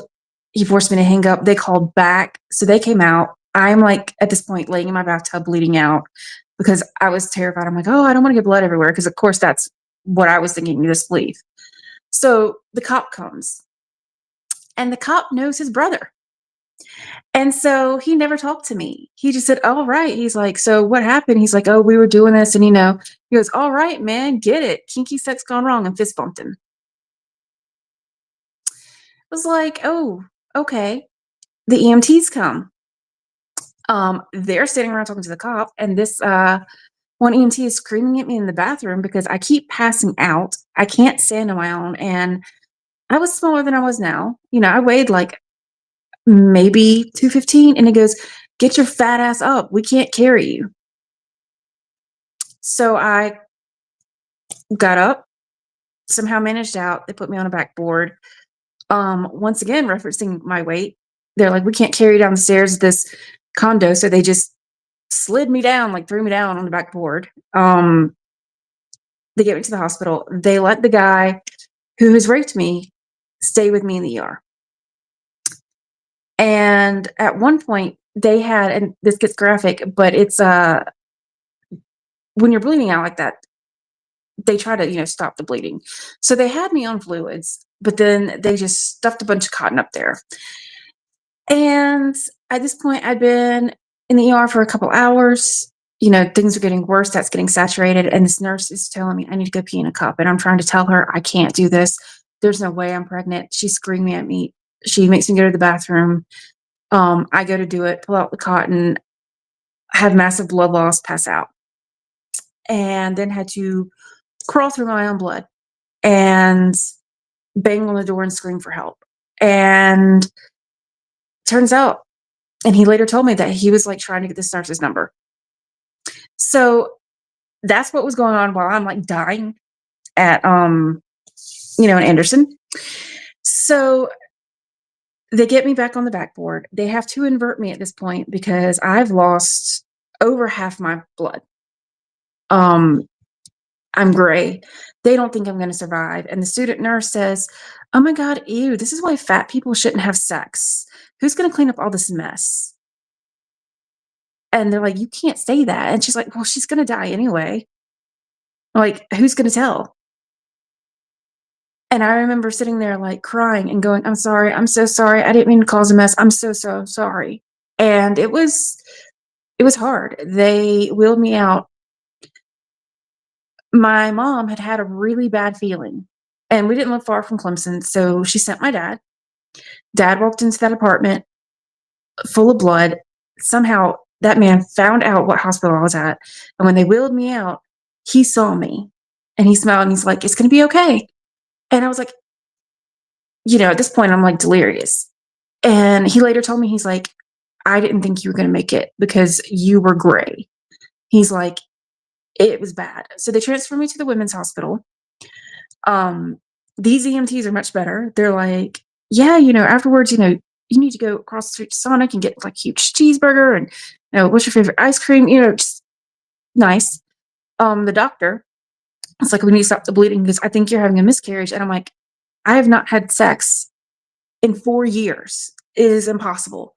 He did a forced DNC on me, which is a procedure that they commonly use on abortions. It's a dilation and like, I guess, curettage, and they go in and they scrape the insides out. Because, of course, that made things better. So they said I almost didn't make it through surgery. I woke up the next day, still getting blood transfusions. I had to have blood transfusions for 2 days. I had lost 3/4 of my body. It was a miracle I survived. They discharged me. I went home. I live like outside of Greenville, South Carolina, so it's hot. And this particular summer was hot. And anyone that lives in the South knows it's humid as hell. So we go out. I have to have like 3 blankets on me, and it's 105 degrees outside. Like, that's part of the anemia. And so, of course, nobody believed me. You're sitting there thinking they let this person in. You start to sit there and think, well, maybe he didn't mean it. Maybe he didn't hear me say no. Maybe he didn't do this. And so he was really nice for about 2 weeks. And then when I started to get better to where I could like go back and do stuff, we went on a couple dates, and then he started showing his true colors. And he would say stuff like things that he did that was animal torture. Like one story, it was horrific, and like, I'm a big animal lover, but like, he buried a cat and ran over it with a lawnmower. Like, we're talking horrific torture. He sympathized with the Nazis. He wanted to join the KKK. And I'm going like, as someone who is hearing this, I'm like, how did I get this so wrong? Because you didn't act like that at all. Like, And at one point before the end of summer, I had found out he was cheating. And I was like, I called him out on it, and he slammed me against the wall, and he wrapped his arms around my neck, and he tried to choke me out, and he tried to force me to service him orally. And when I said no, he started slamming me against the wall, and I just broke free. And he's like, you're not worth it, and then left. And I was sitting there going like, what do you do? I didn't have much dating experience. I already had low self-esteem. I was beginning to have issues with anxiety. Some stuff had been going on. My dad had been diagnosed a few years before with stage 4 cancer. And so I was doing that and working a full-time job at the same time, plus, school, plus, and so things were getting to me. And so I didn't finish out, I tried to continue fall semester, ended up leaving just because mental health, and Clemson's also like, they have lots of hills and stuff on the campus. So I was so anemic, I couldn't do it. And, I went to go back, and they're like, oh, well, because the way that you left, you're on academic probation, and then no other colleges would accept me. And so this was 2008. This was during the recession. At this point, I was one of those students in high school. I was like the overachiever. I graduated within the top like 40 of my class of like 500 people. This was like everything I was supposed to go on, succeed, whatever. And so that was just hard because people don't realize when it comes to sexual assault, like, it's going to affect you. It affects your family, because my mom was like, if you'd only listen to me because he had a bad feeling. And as someone who has survived and healed, and like, I became a victim advocate to help others. So I understood at this point, like her perspective, because she was blaming herself. But at the time I didn't. So I thought, oh God, she's blaming me too. It was hard. Most victims of sexual assault suffer with PTSD. A lot become suicidal. About 30% try to commit suicide. You are more likely to have drug issues because you're turning to things to cope. You're more likely to be re-victimized. You're more likely to be, in abusive relationships and continue the cycle. Like it snowballs. And there's a lot of bad things that come with that. So one of the things that, people would ask me is, why didn't you sue the hospital? Why didn't you go to the police? Why didn't you? And, even now they're like, why don't you go to the police? I was like, well, first of all, I didn't file a police report. Second, the cop comes in and fist bumps him. Like it's horrible to say, but in parts of South Carolina, the good old boy system is alive and well. It has gotten better, but in that particular county, it hasn't. And it was just one of those things that it was like, nobody believes me. What's going to happen? I didn't know I could get a victim advocate. I didn't know I could get, rape kits and stuff. Like, I just didn't know. And about suing the hospital, it's like, you're 24. You're like, it's hard. You don't know what's happening. So all this happens, recession hits. I can't get back in school because nobody wants me because I was on academic probation. They're like, who's to say you won't just leave us again? And yeah, it was a thing. And so I started caregiving, and then a friend of mine invited me to his church. And to this day, like, I think I was more victimized at church because I had somebody tell me, it was a small group. They were talking about forgiveness. And this guy that I knew that was like the brother of a friend says to me, you need to go ask your rapist for forgiveness because you led him to temptation. And I'm like, what? And then another girl had said, oh, well, you would be more accepted in these small groups if you dress more feminine and if you, weren't outspoken about what happened to you because nobody wants to date somebody like you. That's not godly. And at that point, I'd had enough. And I was like, yeah, I don't think that happened with the apostles' piece. So that was kind of the turning point that, I'd had enough. A few months before that, I had actually taken a whole bottle of pills and, it was a cry for help. It wasn't, as it was explained, it was PTSD. It was not so much that I wanted to die. I just wanted everything to stop. And, I started taking these victim advocacy classes with that church group in the beginning and finished it. I was the only one that finished it. And I learned so much. I learned that if you're assaulted, obviously you can go to the hospital. You could have a victim advocate. You don't have to file a police report, but they'll keep your evidence on hand. Like, you can call these hotlines and they'll be anonymous. You don't have to be alone. There were so many missteps that happened with me that, it was like worst case in every direction. And when I started finding out, I was angry. And I decided I wanted to help others. So I would volunteer. I'd go into the hospitals. I would do, all the stuff. I would do the hotline. A few years after that, I got busy with work, decided I want to go back to school. Still nobody wanted to take me. I finally applied, and when they rejected me, I sent a response and was like, hey, this is what happened. And within, 5 minutes, she replied and said, we're going to accept you. And I was like, yay. So I ended up going to Columbia College. I got my bachelor's degree in emergency management and disaster response.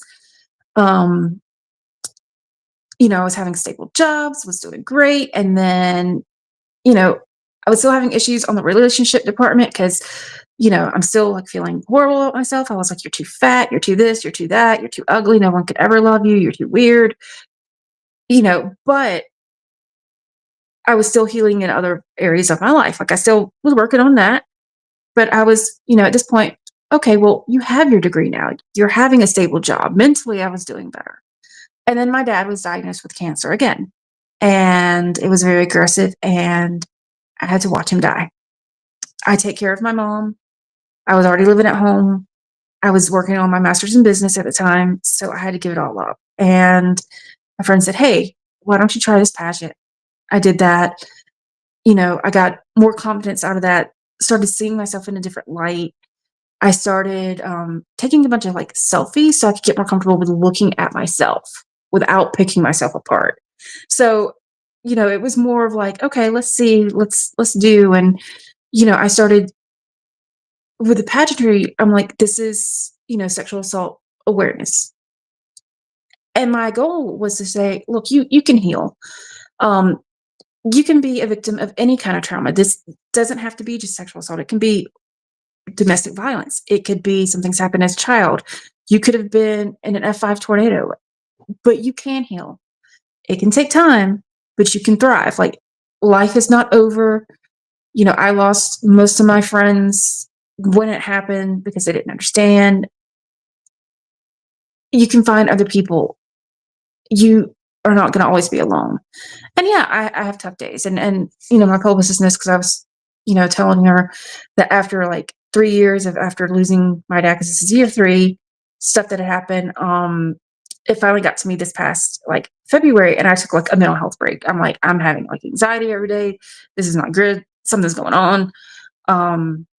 And I took a break, and I'm like, oh, okay, I'm refreshed. But it's one of those things that, I was also doing caregiving, and burnout was more of a thing, and traveling. And I was like, I just need like 5 minutes to be. And, that's kind of what I want to let people know is, and I'm very open about what happened to me. I've actually spoken at conferences. I've gone to Paris to speak about it. That was like a huge thing. It's the first time I'd ever been out of the country. And I went alone, and people were like, oh my gosh, how could you do something like that? How could you go to a foreign country alone? And my other thing is, when people are like, I can't do this, people won't do stuff with me. I'm like, do it alone, because do whatever you're going to do for you. Because if you're waiting on everybody else, you're never going to do it. I love my friends, but a lot of them have like kids, or, they can't go do something like this. So it's like, if you get those once in a lifetime opportunities, say yes. I mean, it'll work out if it's meant to happen. So I, in a much healthier place, at my shows. I've done a lot of stuff with Supermodels Unlimited, a lot of modeling, stuff with Victoria Henley's Magnifique. And I would talk to other women who are, maybe their kids are modeling. They're like, oh, well, I could never do what you're doing. I'm so happy that, as a plus size woman, you're doing it. And I'm like, but why can't you do it? And she's like, well, Mom was like, I'm not pretty enough. And she was very pretty. And I was like, but you are.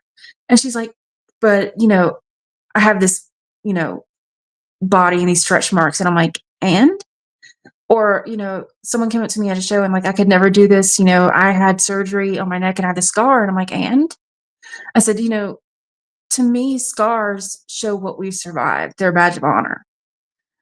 It's not a flaw. It makes you unique. It says, hey, I did this. I accomplished this. I lived through it, and I'm better for it. So, that's what I really predominantly love to share with people, and just bring that awareness. Because yeah, I'm plus size. I'm going out there. I'm doing this stuff. All eyes are on me when I'm doing the stuff. And, I still struggle sometimes. I remember going to one New York Fashion Week. I had, imposter syndrome. And I told this girl who's pretty well-known model, and I'm like, I feel like I don't belong, because you would have all these billboards and either they would be younger or like super thin. And she's like, girl, I feel the same way. I'm like, what? Like you're drop dead gorgeous. Like you're that girl. And she's like, but that's not how I normally look all the time. And I realized, and this has only been a couple of months, hey, that's so many of us, especially like as women, like it's so many of us, that you could be the most drop dead gorgeous and you're still not going to feel like you're good enough. And that goes back to kind of what Obeast touched on earlier, where he's like, people go and they do like the cosmetic surgeries, or they do this. And some people do it as a form, like maybe to heal trauma. Some people do it because maybe they feel pressure, they don't feel good enough. And I'm telling you, like, there are times that I'm out there that, people come to me and they're like, oh, well, so-and-so would love to work with you. And I'm like, they don't know who I am. And yeah, it turns out they know who you are. But, it's one of those that you're like, oh, okay. So you just really, you don't know where life's going to take you. Healing's very important. And I just, like I said, want to bring awareness. It's,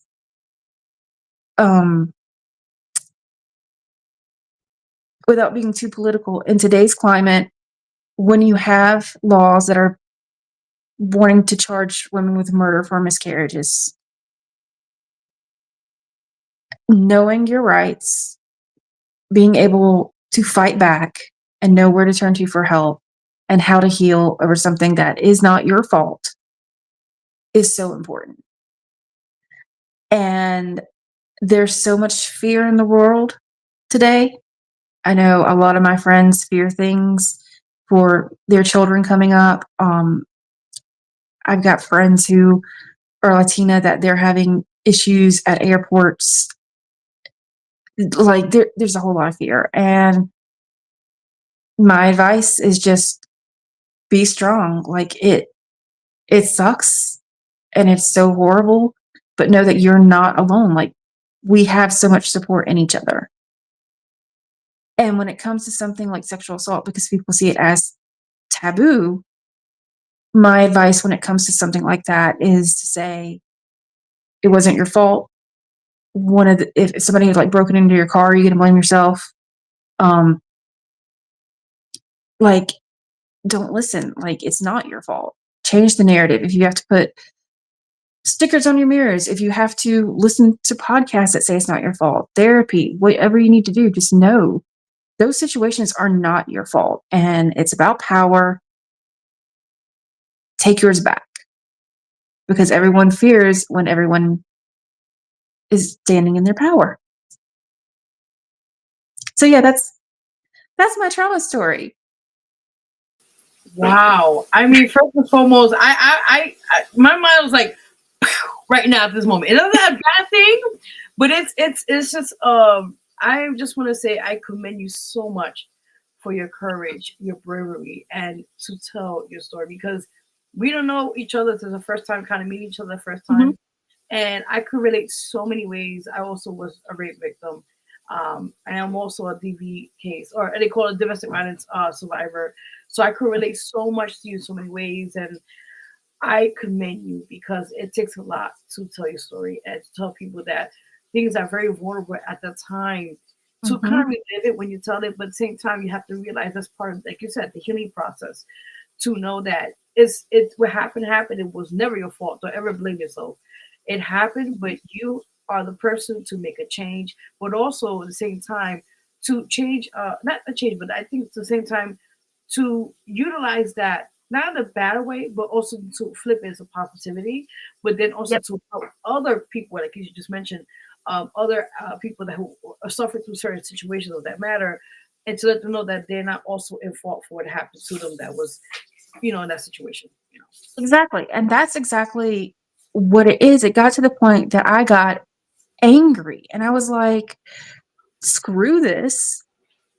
I didn't do anything to deserve this. Why does this person, he got to go off and have a family. He had graduated, like all the stuff that was denied to me. Like I had to stop flying right before my check ride because of the health issues. And, it was just like such anger that I was like, this can't stand. And, what set it off is I went to the victim advocacy training. I was like, oh, I just want to hear this. And I started hearing stories that were similar to mine.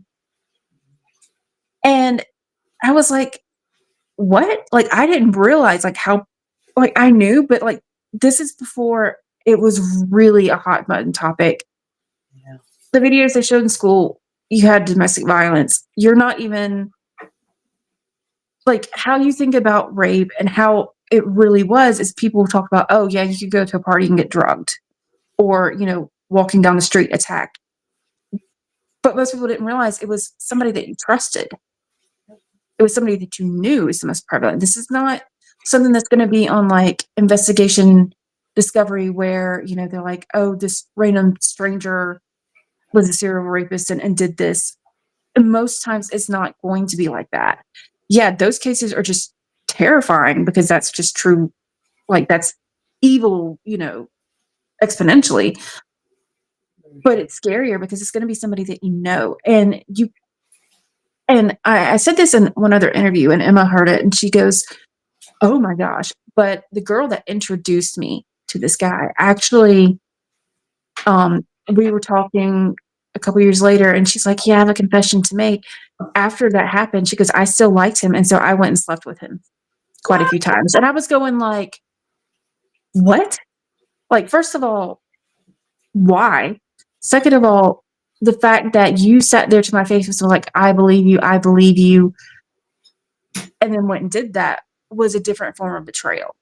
Yeah. And the reason why I say that is because, like, I've met other women who are like, yeah, I was molested as a child, and mom blamed me, or and it, in those cases, like, it's not you, it's they don't want to see the truth and they lash out, and it has nothing to do with you, because if you were like a 10-year-old child, you're not gonna know, and if you do know that this is wrong, it's like, this is someone who is a position of power. You're scared because it's like, well, what if they don't believe me? What if it upsets somebody? What if it does that? Because you're put in a very adult situation. That said, from the perspective of someone who knows psychological first aid and done this, most people that I've dealt with have been adults. I haven't come across as many like child cases, but the ones that I did, children are very resilient. So children heal very well if they're removed from the situation, if they get the therapy they need. They go on to be functional. But when you don't have that healing, that leads to problems as an adult. That leads to, maybe people self-medicate. Maybe you have self-esteem issues, mental health issues. You've got, maybe you're just like, I have no self-esteem, so I'm going to date this guy because I think that's all I can get. And, it perpetuates the situation. So just being aware and knowing that it happens so often. So I want to say it was, last time I checked, it was like 1 in 6 women or 1 in 5 women have been sexually assaulted in some way. And, it's horrible because I remember going to a national pageant and I had like 2 or 3 of the girls come up to me and say, "Hey, this just happened to my sister. How can I talk to her so that she knows? How can I make her feel better?" Or, "Hey, I'm glad that's your platform. You can talk about it. I can't talk about what happened to me yet, and that, publicly, because I'm still dealing with this, but thank you for being a voice." And, and it's weird when people are like, "Thank you." Cause I'm just like, well, I won't say I don't have shame in it, because there are times where mental health gets bad and you're like, oh my God, I make all these bad choices all the time because I even made that bad choice. But then you realize you make so many decisions a day. You could have chosen to go straight at a stop sign, and if you had, maybe somebody would hit you. Or you could have chosen to eat the fish instead of chicken and ended up with food poisoning. Right. Like, would you have blamed yourself? But like, no, this food was nasty. This is what happened to me. On blame, one of the things that I tell a lot of other people is, serial killers were a huge problem randomly in like the 70s and 80s. Like it was like, this epidemic. And you had guys like Richard Ramirez who later said, oh yeah, so-and-so left their door unlocked. So I took that as an invitation. They wanted me to come in. Oh, that was their invitation for me. I'm like, and you're sitting here thinking, exactly, oh my God, your invitation to be murdered? What sense does that make? So when you're sitting there going, I had a couple drinks at a bar, or, I was wearing something, that I thought was sexy, and maybe that's what happened. Or, I went on a Tinder date and did all the right things and, whatever. Just know that people like that are justifying, just like you just heard, like, oh my God, that's stupid, it's asinine. It's the same way when you sit there and say, oh, because I wore this, I deserved it. Nah, it's not like that at all. It's going, someone took away consent because they don't have, the dignity themselves. Very true.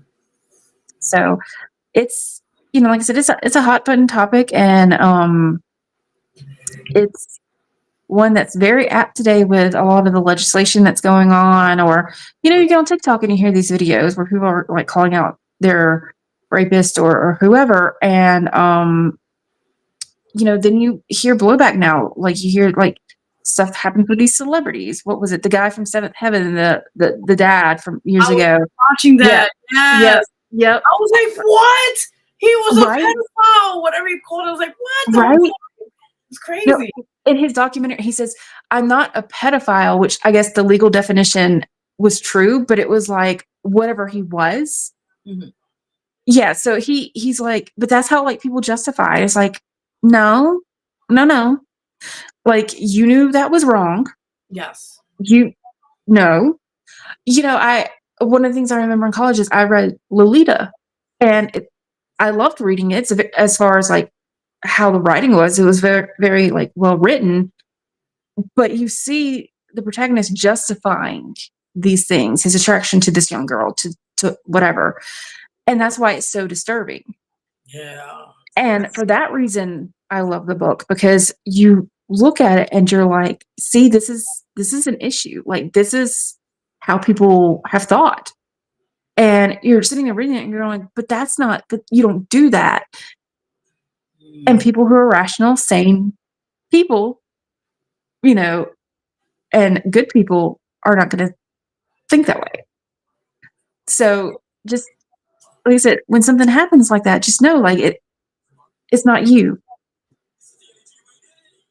It's really not. And, you know, I hope that I can show others that you can heal, you know, to a point. Like I said, I still have some, you know, quirks and issues occasionally. I am very wary of dating at times. Like I will date. I haven't dated like in a while, but that's mostly because like the quality of guys, and I'm like on those "are we dating" groups, and like just like apparently everyone here is married. Stay out of that. Right? I'm like, but yeah, because like I would date, but then what I was finding is like you would have a guy who's like, I want to hook up, and you say no, and then all of a sudden they start saying horrible things to you, like you need to like kill yourself, nobody would love you. And I'm like, what? No, I don't have to deal with you. So at this point it's more of like me going, just because I can doesn't mean I'm going to, you know. I've like broken that cycle. But you know, even when I do date, it's like I have been upfront, and then some people don't want to date because they're like, oh, that means you're broken. And I'm like, huh? Or, you know, they're like, you know, oh, does that mean we're never going to sleep together or something? And I'm like, it means I'm not going to jump you on the first date because I don't trust you not to murder me yet. I don't know you. But you know, it's like, okay. So, you know, sometimes I run into like that, or, you know, self-esteem. I still struggle with self-esteem at times. Like I gained some weight back, and I remember New York Fashion Week, like I was like, I didn't feel great anyway. Like I just felt like really bloated. It turns out like I was fighting like some kind of like virus or something. But you know, it's sometimes because like, you know, this is how I kind of normally look, hair pulled back, just easygoing, whatever. And then, you know, you see billboards of me. So there's sometimes I'm like, but I'm just me. Like it, yeah. So I do struggle like still with self-esteem at times. And, you know, that's something that existed before. And that's always going to be a little bit of an issue. But at the same time, I think everyone to a point struggles.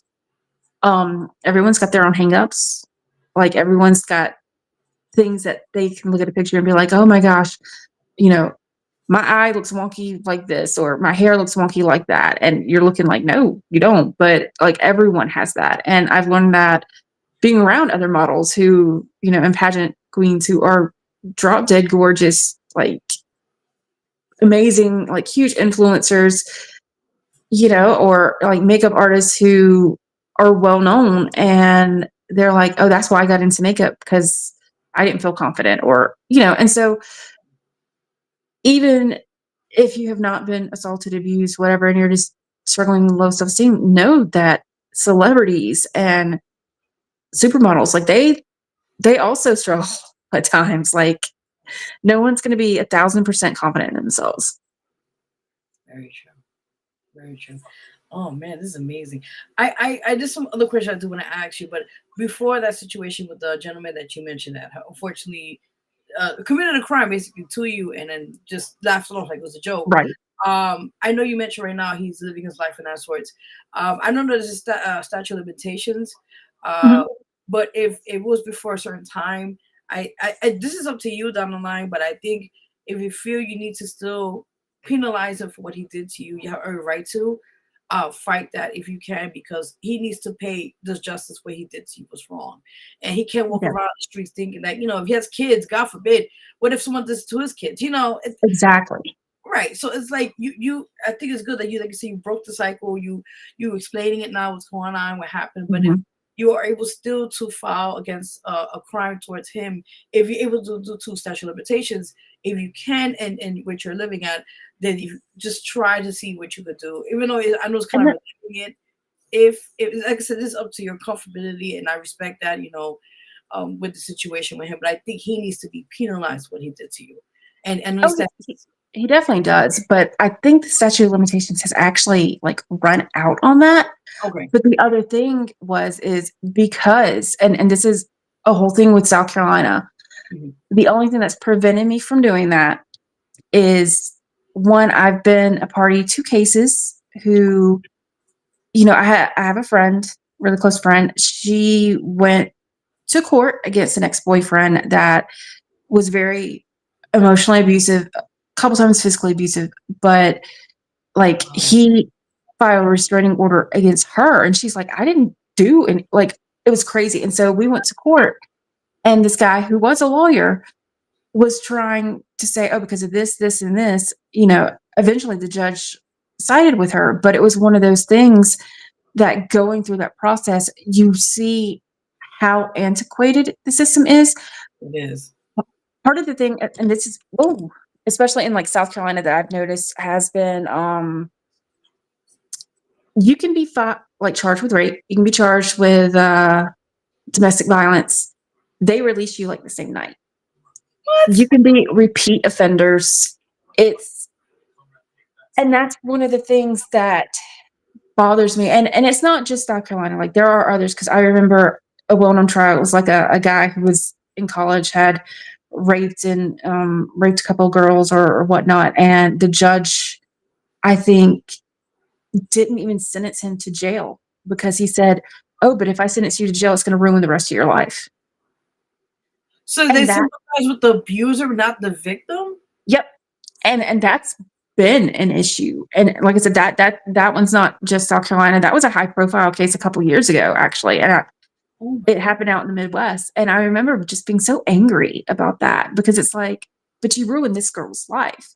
right. And a lot of times you do have, if somebody, like, presses charges, they're like, "Oh, she's just crying rape. She's just doing this." Mm, Oh, in no. my case specifically, since the responding officer knew the brother, didn't even talk to me, and since no evidence was collected, Oh, my. that's the huge issue Right. because I know what they're gonna go back and say.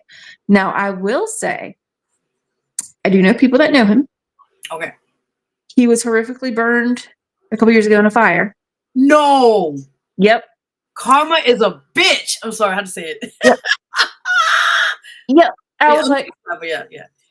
"Oh, he's fallen on hard times. He's not doing great. So all the stuff that he had, his life's not going great." Um, Hmm. so I'm just gonna say,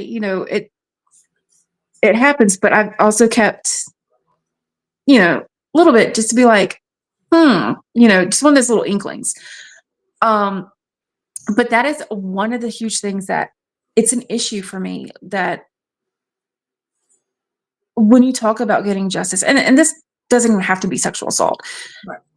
you have domestic violence. Like, my dad was one of those, he was always watching, like, Cops, whatever. And, I watched, like, On Patrol Live or whatnot. And you see them respond to domestic violence. And, like, most cops want to help.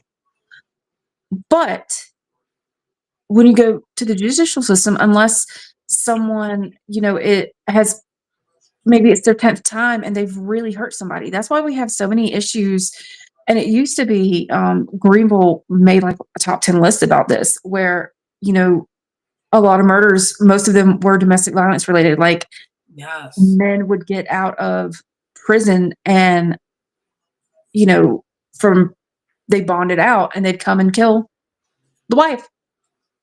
And that's been such an issue. It really has. And so that's why, you know, for me personally, I probably won't ever file, just because I'm afraid of not of him, but it's like if the statute of limitations has gone up, yeah, I can file, but it's going to take that resources away. Because another thing that we have in South Carolina is, and there have been so many news stories on this, is the like backlog of rape kits that need to be tested is so bad that they're expiring. Oh my God. Like, Terrible. It's an issue, and like it's sad in so many ways, because, you know, you have people who've been waiting like 5 years to go to trial for something. Much. Yeah, that's too long. Yeah. It's, you know, and then things expire, and then there goes the evidence. And so, you know, it's not their fault. And I think a lot of people in the judicial system do want to help and do want to change, but it's also hard when they don't have the resources. And so it's one of those things that, like, things need to change at the like state and federal level, like with laws, with, you know, and I don't mean like change for the worse. I mean, like, I'm pro-choice.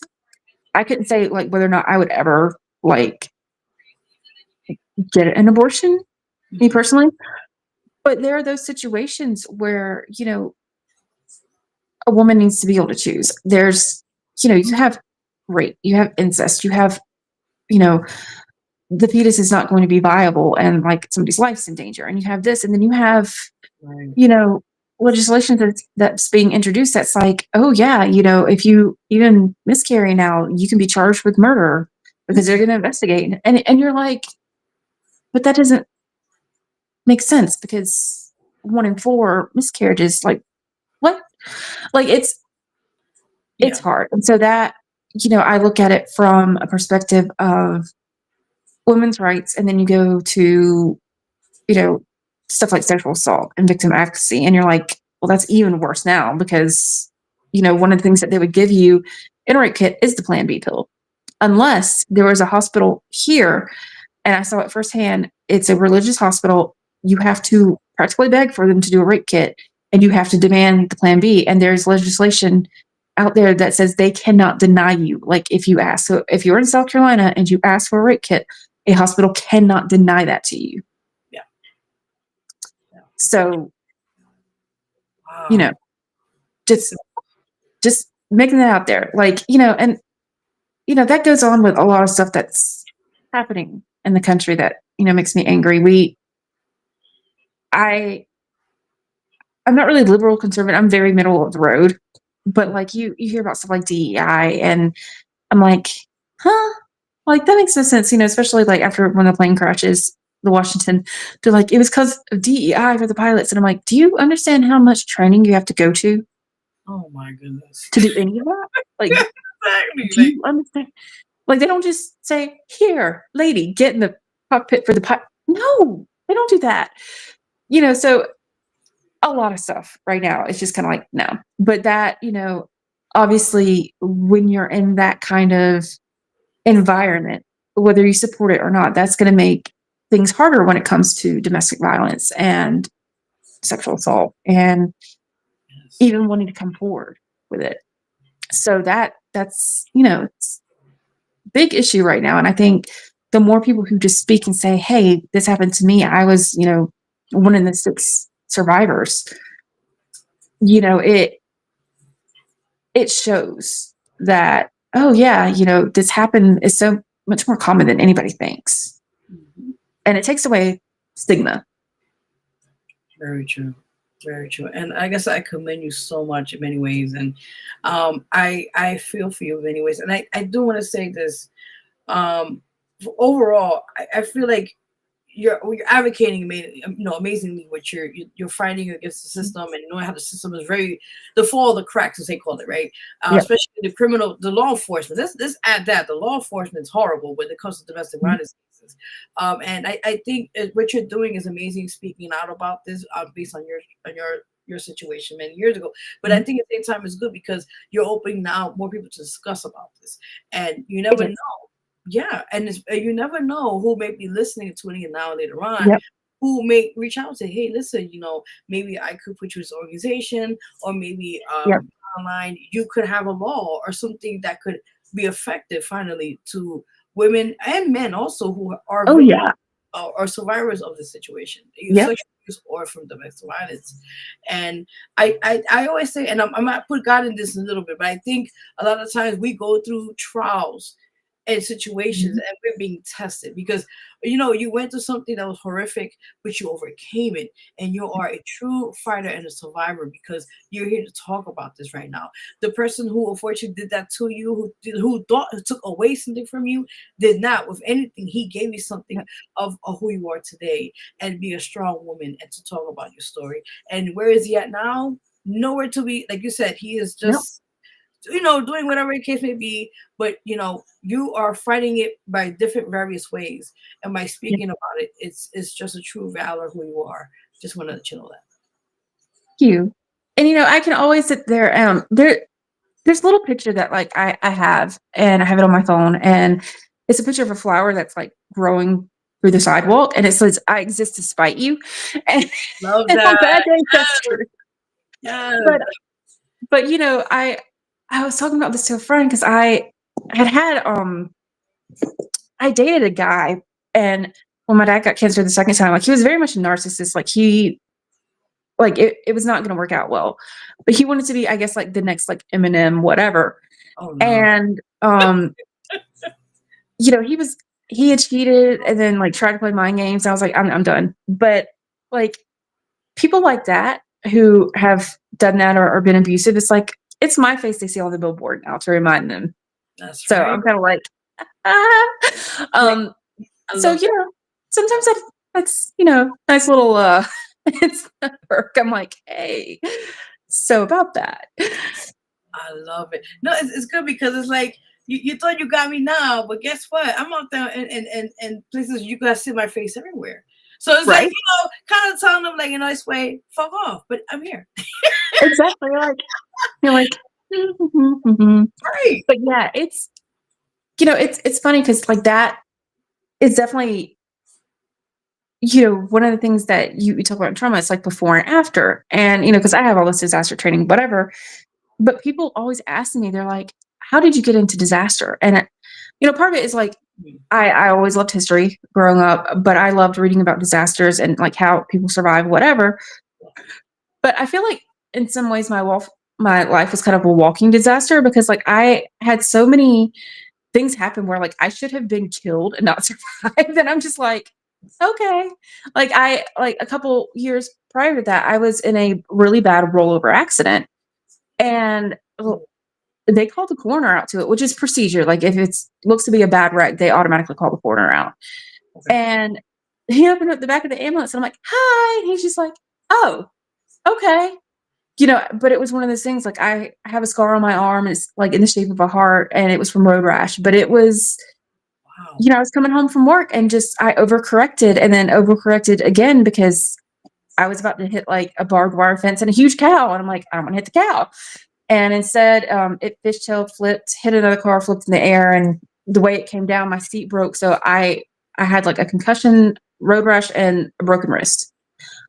But there's so many things like that have happened where I was like, why am I even like, but it's one of those things that, when I said, trauma takes all forms, you could very much have been in a horrific car accident. Like maybe it terrifies you to drive. Maybe, it could be anything. And like you can overcome, you can do therapy, you can get out there sometimes and just do it. One of the quotes, it was Kennedy said it, and it's paraphrasing, but basically, courage is not the absence of fear, it's doing it in spite of it. And that's very true, because in that rollover accident, my dad, so the week after it says, come on, we got to go test drive for a new car. And I'm like, got to cast them over and all that. I'm like, I can't drive. He's like, yes, you can. He's like, and the reason why is when I was young, my mom had a bad car accident and then was terrified to drive after that. He's like, nope, nope, nope. He's like, back out there.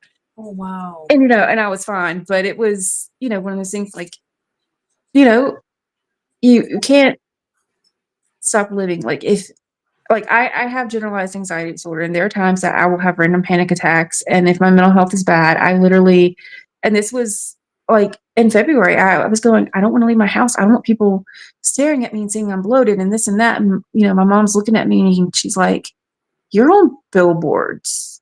They're going to, she's like, makes no sense.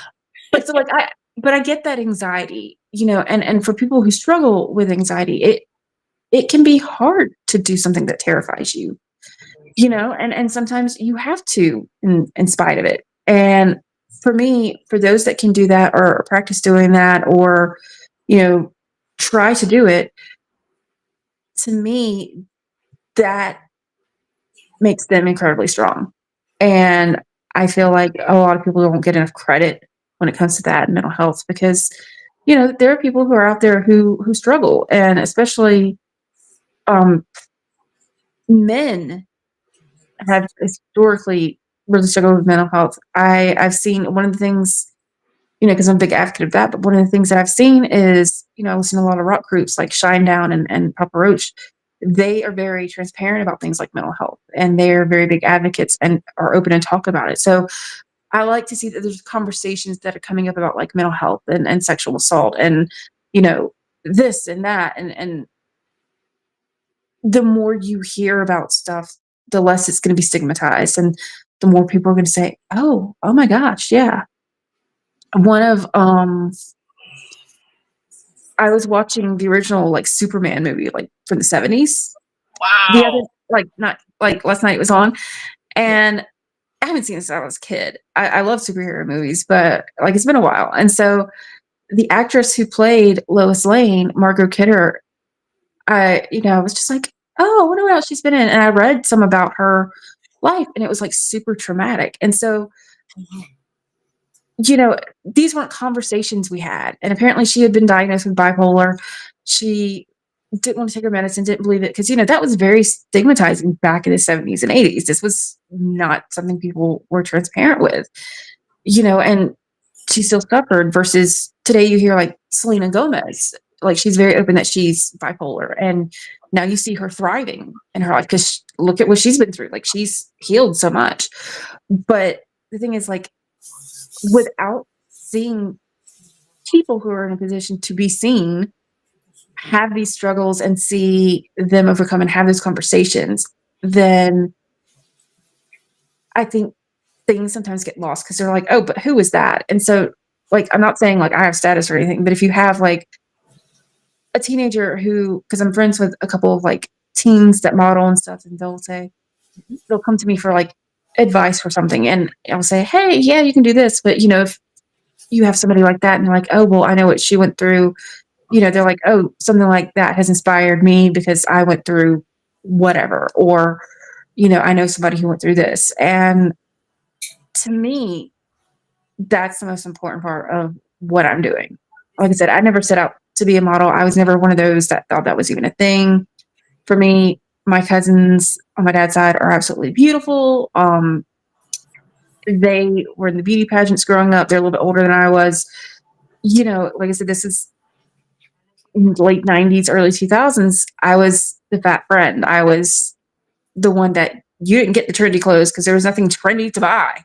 Like, yeah, you didn't have that. It's true. Yeah. So it, to see me now versus then, and even then I look back and I'm like, well, I wasn't like that big. I was like a size 12, but it was, it's one of those that I hope people know that things can change, things can improve. You could be sitting there and thinking my life is over because I'm about to turn 30 and I'm not where everyone else is, and that's okay. Maybe your path is different, because I did not anticipate ever being on billboards. In fact, I would jokingly say oh my gosh, as long as like I'm not on a billboard, because if it is, it's probably going to be because I'm missing or something, like that kind of dark humor, because this, what we're talking about, like, this is back in like 2006, like, you didn't have, any illusions about being a plus size model. I was like, I don't even like to be seen. I'm like, I don't even like to wear makeup half the time. And then now I'm just like, oh, okay. Oh, So it's, and I'm coming out with like eyeshadow palettes and stuff because I actually like to wear makeup because I've got, rosacea. And so it took a while for me to find like foundations that didn't like make me want to claw my skin off. So you got it. yeah, cause, in the early 2000s, there still wasn't much. You were still like, but yeah. No, that's amazing. And I want to know from the story which you told, which I'm fascinated with it, and I'm happy you're here and you're back on track and everything's okay. I want to transition from that part to now the part that you mentioned, being a model, which you mentioned a brief about as well. But I mean, being a plus size model, and I want you to talk right into the depth of there is discrimination in being a plus size model, and I want you to talk about that, and also tell people like your experience with modeling and being international and also award winning. Like, tell people that you are out there. Like, I know, and that's one of the things that's always so weird to me is because I'm like, oh, I'm on billboards, and they're like, what? And I'm just like, oh, but I'm just normal. Yeah. So I won. It was like the Woman of Influence through Supermodels Unlimited. That's been one of the awards that I've won, like influencer, like on the rise. I was just nominated for the Full Figure Industry Awards for Best Emerging Model. I just like found this out 2 weeks ago, and I'm going through the process. Like they're like, oh, you have to send part of your portfolio and stuff. But like I'm now like stuff that like I had a friend tell me about the Full Figure Industry Awards, saying, oh yeah, one day she wants to be nominated. Didn't know it was a thing, and all of a sudden I'm nominated for it. I'm like, oh, I was like, go down. I'm like, you nominated? What? So it was mind boggling to me. Awesome. So yeah, I do a lot with Supermodels Unlimited. They are the second modeling thing that I did. One was a local show, and then I did a show at Biltmore with them. And at first I was like, okay, well, I'm like the oldest and the fattest here, so I was like, this may not be for me. And then I went to like our national Miss Plus America pageant, and I'd gotten an email from Mary from Supermodels Unlimited. She's like, hey, would you be interested in coming to New York Fashion Week? And I was like, okay, sure.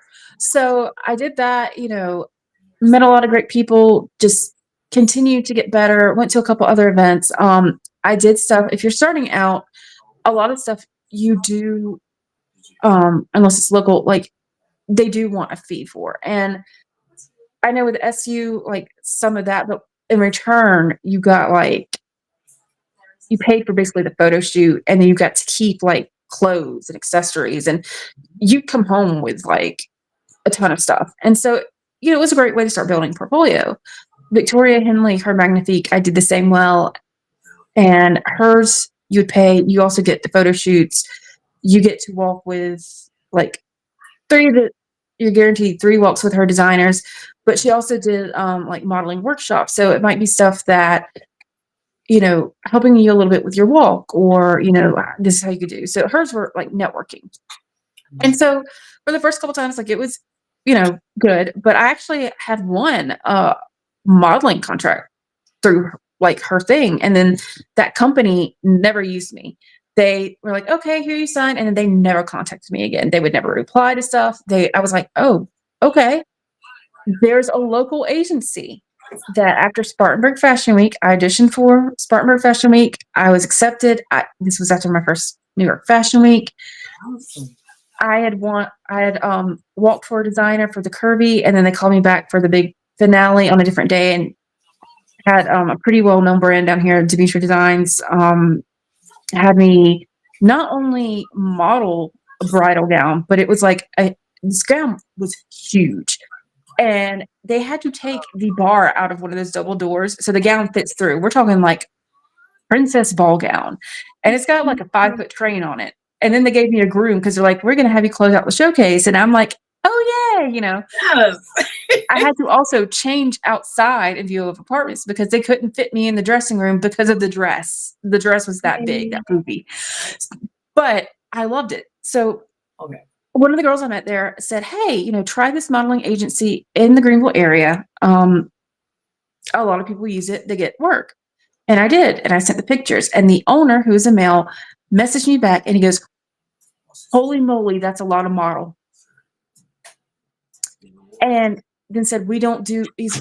I was like, is that a good thing? He goes, yeah, you're beautiful, but we don't do people like you. What? That was his exact phrasing. And I was like, ouch, like that hurt. And so the irony is they contacted me last October and was like, hey, we need a plus size model. And, and it paid very well. So I did it, but it was one of those things that I was kind of like, the irony of it all. Yeah. So like, and of course, with it being local, it's a little bit different because they're right. They don't have a lot of like local need for plus size because it's a small agency, but that was kind of like the first. And then the other is I was at one of Magnifique's things, and there was this designer that she talked really highly of. And so you'd go up and say, hey, do you have anything that could be my size range? And, some people were like, oh, no, sorry, we only do kids. We only do that. And this person looked at me up and down and goes, she's like, no. Oh, my God. She's like, I don't let people like you wear my clothes. Oh. And I was like, ouch. That I was so humiliated because she said that in front of a lot of people. And so I learned to bring a couple outfits of my own to those events because there might be another plus size model and maybe you don't have enough. But that particular designer also like got their karmic justice kind of in at an event that we're at where basically they just pretty much got drunk and like tried to throw half of us out and like sabotage their own show. So, because we were in a conjunction with somebody, like it was like a co-event. Right. So that one I was like, oh, okay. But there, those are the two like biggest instances where people were outright like nasty about something. Sometimes people are like, oh, or, at events, they're like, no, we don't really do that. Or, there could be like a local fashion week that might just be like, oh, we don't really cater to plus size, but most people are not going to be nasty about it. Right. Right. But some people definitely were. And then, of course, I've met some people that it had nothing to do with your size, but they just gave you really bad vibes or something for whatever reason. I've learned to trust that, and then you hear stuff later down the road. Oh, well, they did so-and-so, because it's the entertainment industry. Right. But word gets around. Word gets around. Or, maybe they did something that might have been inappropriate. Like, and you're like, okay, well, that my instinct was right on.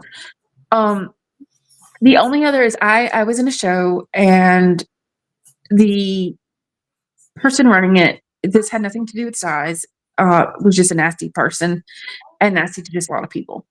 And to the point I almost felt like walking out, but I didn't. Like I went ahead and did it because, they didn't have many plus size people and it's a tight knit community. And I was like, I don't want to be seen as difficult, but like they were insulting various people and they were just very mean. And, that says more about just the person, and this was something that I was just invited to do, for someone because I needed. So I was just like, oh, okay. But yeah, by and large, most people are very receptive, especially if you go out with confidence. Sometimes it's funny at Victoria's thing. I had a couple African designers that had me model for them, and they had me model like ethnic clothes and colors. And I'm like one of two white girls out there. They're like, we need a curvy model, and I'm like, as long as it's a designer saying this is what we want and puts me in the clothes, I'm good. Same thing. I had my last Magnifique show. the designer approached me and she's like, I don't know if you'd be comfortable wearing this, but one showed my stomach and the other was very revealing, couldn't do it back. And I'm like, you know what? Let's go for it. You know, same thing at a different brand. It was like wearing a bikini. It was La Planche Rousse. And she's like, hey, can you model this for me at the show? And, you know, it's a line of bras that she had, which are awesome, you know, and they covered me. But, you know, as someone who's used to be covered up, who like, when I tell you my self-esteem was bad, my arms weren't as big as they are now.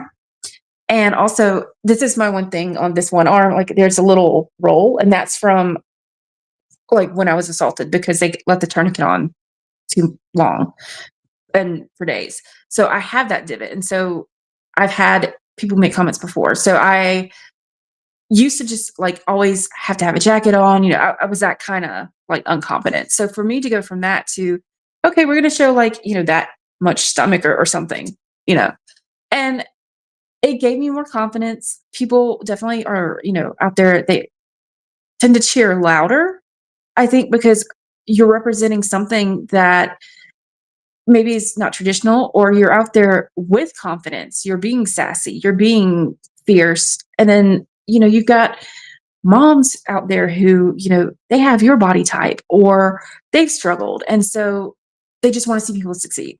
So to that end, it's been great. I've not had anything bad with makeup artists or photographers. I didn't realize how well known I was until recently.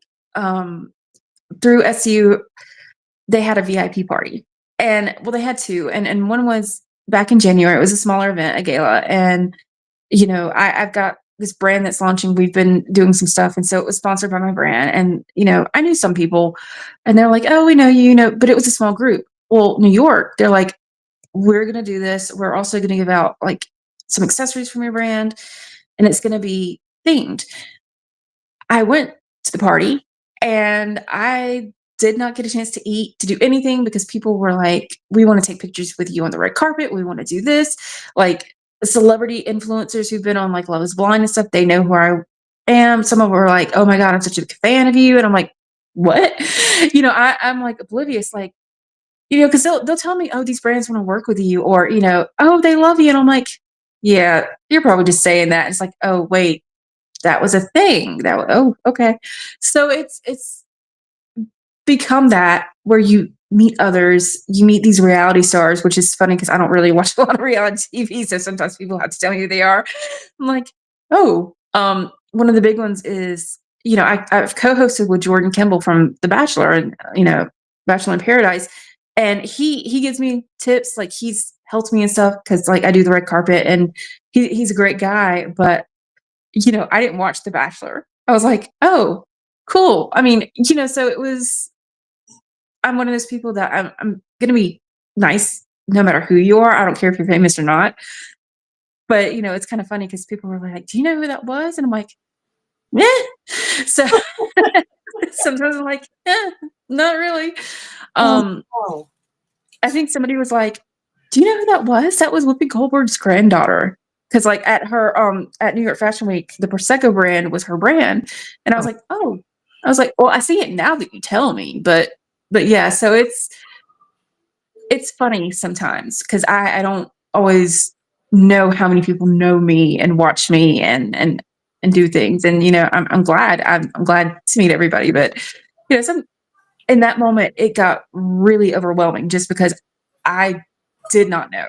Like I didn't even think, you know, I'm just like the small town girl, and all of a sudden like it, you know, I had a couple friends with me, and you know, they were like filming me halfway through the night. And you know, it was like there was like 100 people there just for the VIP party. And I was like, okay. And most of them were talking to me, and you know, like the young girls like had a couple watched me and you know, had been watching me, and you know, they're like, you know, "We want to be successful like you." And I'm like, oh, so but yeah, so it was, you know, it's been a ride.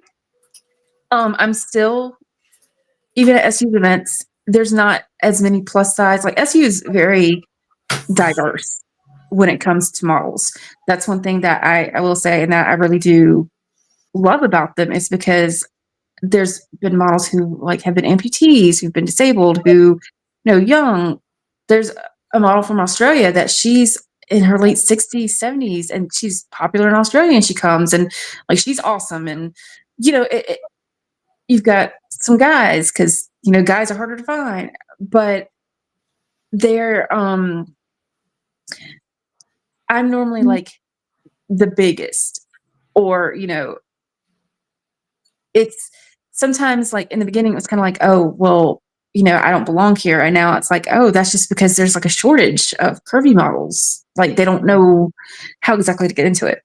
But in New York, I came out with, it's called Shine in the Dark. It is the first collection I had a hand in designing. So it was like stuff that I helped pick out the theme. I had the music, I picked out my models, I did it all. And so it was a success. There's going to be an Amazon storefront coming in the next couple months, because that takes a while to set up, of like the clothes to be sold. I'm trying to, there's a local model show that's coming up. I know the girl, she's the leader of the curvy cohort from Greenville, which is a group of curvy girls, and she puts it on to benefit foster care and raise awareness. And she's like, will you be one of my designers? So I'm trying to get things in motion to where, I can do that and, help out with that. And so it's been crazy, because, I remember being 4 or 5 and having one of those like Barbie fashion designers and like drawing on it. So even though like I'm not sewing anything myself, because I can't sew, you don't want me to sew, it won't be in a straight line. But like the visions and stuff, like I have. And so it's, Shine in the Dark is a very goth glam. And, we've got they approached me about some cosmetics coming out, and some palettes are in development, and lip glosses and stuff. That's also going to be, I've officially filed for my business license, like for VIP by Brittany. So it's all this is happening. And, this goes back to kind of what we heard in the last interview, where, he was saying, check with me in a year, because if you asked me a year ago, I was ready to give up, because I thought I wasn't like getting anywhere and making headway. And so now I'm just like, oh, okay. Turns out I am. But yeah, so it's exciting. It's definitely crazy. It's nothing I ever would have thought. Awesome. This is remarkable. I'm just honored. I want to show quickly some of you're a beautiful woman. I'm not coming on to you. I just want to say this. I'm not coming out to you, but I'm saying this as, I also did some modeling back in the days. I took a break from it because it was just too much bullshit. I'll be honest with you. In New York City, it's a lot of, and they don't pay these models out here. I never got paid. It was a lot of behind the scenes stuff, but I took a break. But I will say, from the work I've seen, you're an astonishing, beautiful model. And I'm not going to call you plus size, because they always want to categorize us. They want to label us a certain way. I'm going to say you are a beautiful model, and you represent us very well. So I want to, yes, you're right, old girl, yes. So I want to show you right now, so the viewers watching us, look how beautiful this woman is. Oh, come on now. All right, Miss Supermodel. Okay, listen. Yes. And we got another beautiful photo, which, by the way, she's going to be on also the a magazine issue coming up, which will be, I think, April issue. She'll be on there soon, so stay tuned for that. It'll be coming in a couple of days. So yes, look at her, man. Look at this, girl. Listen, embrace your beauty. You are beautiful. Come on. Listen. So that was the one in silver is actually from the Shine in the Dark, because the silver outfit is that, yeah. And that was taken a month ago. Oh, see what I'm talking about? So yes. It's funny, because I keep telling people I have kind of like a little bit of RBF, and they're like, no, you don't. And I went with I went to New York with my friend Diamond. She's the current Miss Plus America, and she said something at the airport, and I guess I was thinking, so I was just kind of like, and she goes, I need you to fix your face because you're scaring me. And I'm like, what? And that was a consensus that, when you talk to friends who are like completely honest, they're like, yeah, you can do the serious look because you have that RBF look going on. And I'm like, that makes so much sense. Cause when I used to be an office manager, the new hires were afraid to approach me. And I'm like, why? I'm like a human raccoon over here. I'm crazy, like in a good way, like funny. Oh, no. And they're just like, and turns out it would be my face because like they would like interrupt me when I'm doing math, and I'm like, huh? It's something about like the eyes because they're so dark. They were always like, we're sorry. And I'm like, why are you apologizing to me? Yeah. No, I understand. Yeah. It's all good. It's all good. No, definitely. But you said your upcoming projects you're working on is the makeup line, clothing line. Yes. Is there anything else we haven't talked about briefly on here that you want to discuss? Any other shows you're doing this year as well? I am doing shows. So we are doing Miami Swim Week. Ooh, nice. Supermodels Unlimited's like, hey, come do Miami Swim Week. And I'm like, okay. They're like, we're going to do some Shining in the Dark stuff, but then also a collaboration. And I can't say the brand yet, but, it's a pretty good curvy brand. I get to wear their swimwear. And I'm just like, y'all want to see me in a bathing suit? Okay. Oh, yes. But, I'm like, not the most confident with that, but okay, which is fine. I've never been to Miami. New York Fashion Week is going to be a thing again. VIP by Brittany is going to have another showcase. In the process of doing it now. We're going to go with like a 90s, like Delia's catalog vibe. Because I remember always looking at the catalog and being like, I wish my boobs fit in that. And they didn't. But you know what? Yeah. They make clothes that my boobs fit in now. So we're going to do that. There is the makeup coming out. It's eventually going to be 4 palettes.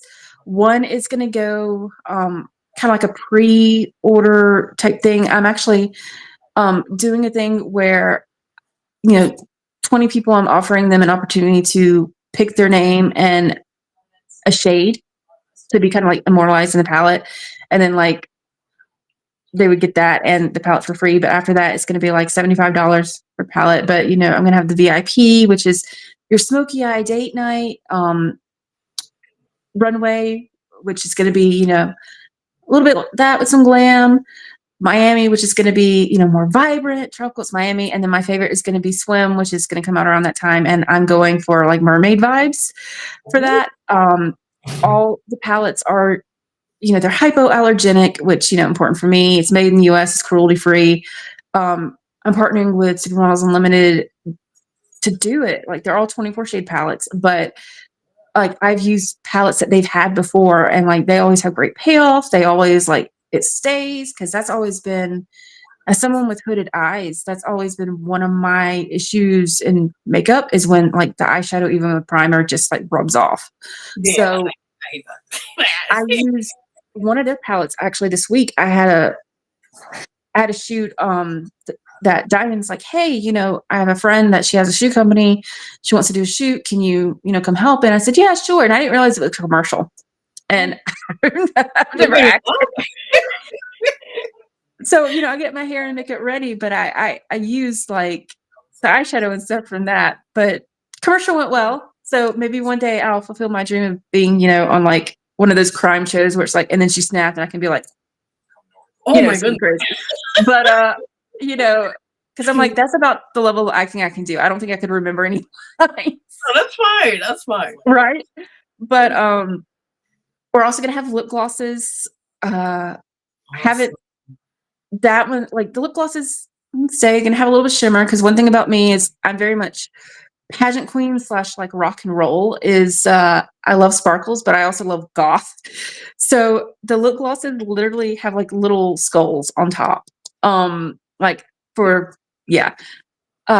going to be more accessories, seasonal accessories that come out with VIP Brittany, like little sun hats and stuff. Because for my pale girlies like me that are vampires, I just burst into flames if I don't get a base tan. I just will be like a red lobster. It happened on a cruise in the Bahamas. Like I went with SU. We did this and celebrated my birthday while I was there, and I was out in the sun with sunblock and apparently forgot to put it on my legs, and then my legs were burnt. I was like, really? what? Oh, So, no. get that good base tan. But yeah, it's going to be that. Eventually there's going to be like some mirrors and brushes for cosmetics, maybe perfume. Love that. We're working on an idea of maybe doing some combat boots, because one of the things that I'm known for is wearing combat boots or dresses. It started at a photo shoot and it stuck. And, on the runway, I was wearing combat boots. I have lots of different ones. So, lots of stuff that's going on, that like, we've been working on this, talking back and forth for like a couple weeks. It was just solidified all this pretty much like last week was we finally, I haven't even got a chance to talk to Emma, the publicist, yet about this.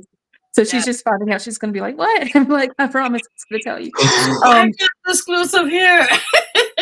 But like, so a lot of moving parts. It's big because one of the things with the brand is I can't, unless it's going to be work from home, I can't work a regular 9-to-5 job. And the reason for that is when my dad died, I took over my mom's care and she is totally disabled. We're talking, I have to physically help her toilet. I have to, she's physically disabled. And so most of the time when people, like, what they don't know, because they're like, oh my gosh, you do all this, you go see famous people. It's like, yeah, but then I live in like pajamas and like look like a bum most time because I'm at home taking care of mom, unless I have a caregiver to go out every now and then. So like I'm doing the work from home, all this stuff. And then, you go get feel pretty and do some stuff and then come back and take care.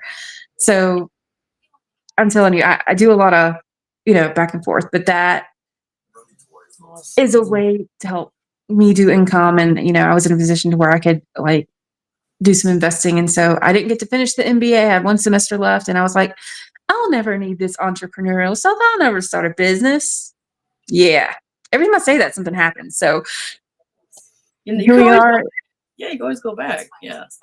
Right? Yeah. I was talking to somebody. I'm like, yeah, if I ever got a chance to go back and the money, I would honestly, there's a program at Arizona State that I would love to do. And it would be to get my graduate degree in World War II studies and history.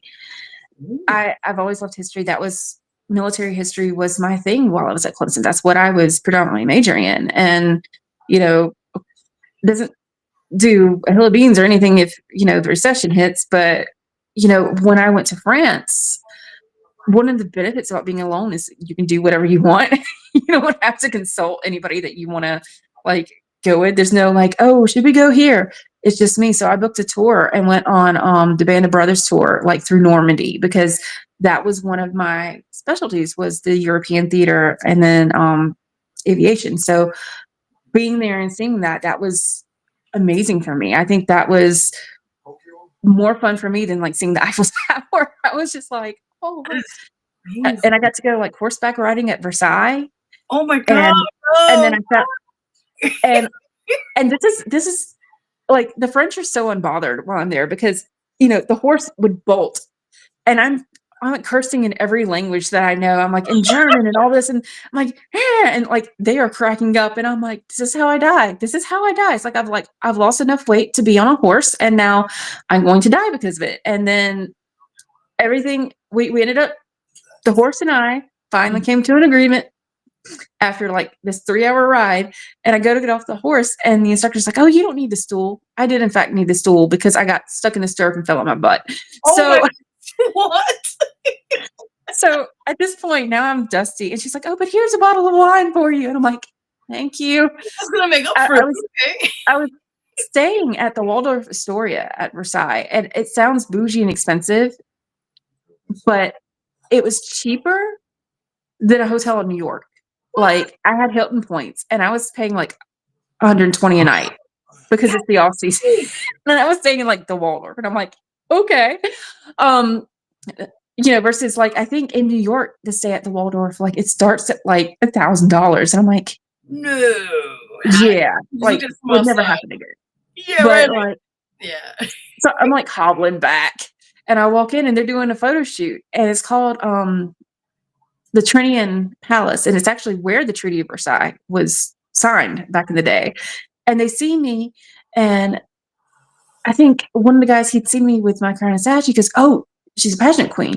Well, in France, apparently pageants are like really big. So these models who are literally like size 0 are like, oh my gosh, do you have the crown and sash? I'm like, well, it's in my room. They're like, can you come down? And like there's pictures of me in like leggings and a sweater after just falling and busting my ass from this horse with these models, because they were all like, yes, American pageant queen. And I'm like, okay. Oh my goodness. But it was, that's not even like it's an experience. I flew first class out there. The story is I was supposed to go to a show in Costa Rica the week before. Oh wow. And it literally, I was supposed to fly out at 4 a.m. It got canceled at 11 p.m. that night because the organizer had a huge family emergency. And so I had flight credit. Okay. And so I upgraded.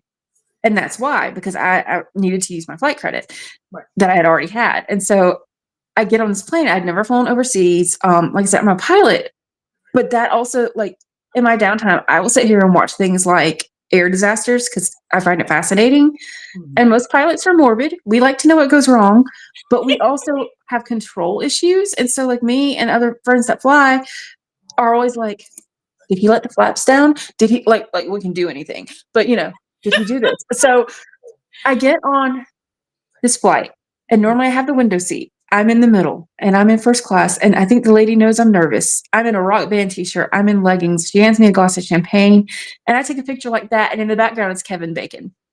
No way. I didn't even know until I looked. I was like, is that Kevin? It was Kevin Bacon. And I'm like, oh my God. I was like, crazy. I was texting my friend. I was like, well, the flight can't go down. It's got Kevin Bacon. He's like, but do you not remember Apollo 13? And I'm like, really? Really? Like, thanks. That, yeah. So,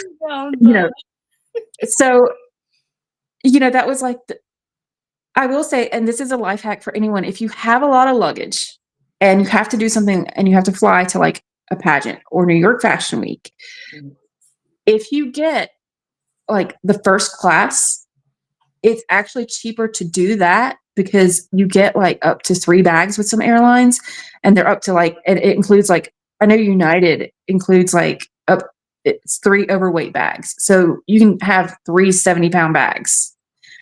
And it's actually cheaper to do that than it is to fly anything else when you have that much luggage. And so people would be like, oh my gosh, you're so bougie. And it's like, but no, if I'm going someplace with like 1 bag, like I'm just like Southwest economy, whatever. But like from Greenville to New York for 2 hours, like it's more, and I'm willing to pay that because it flies into Newark, and Newark specifically gives me anxiety because I didn't realize the first 3 times I did this that, they get their own special terminal access if you're flying first class. But I would go in and it would be like 5 a.m. and you have like, you've got the people there and they're like, what are you doing? What are you doing with the bag? And I'm just like, oh God, I'm sorry.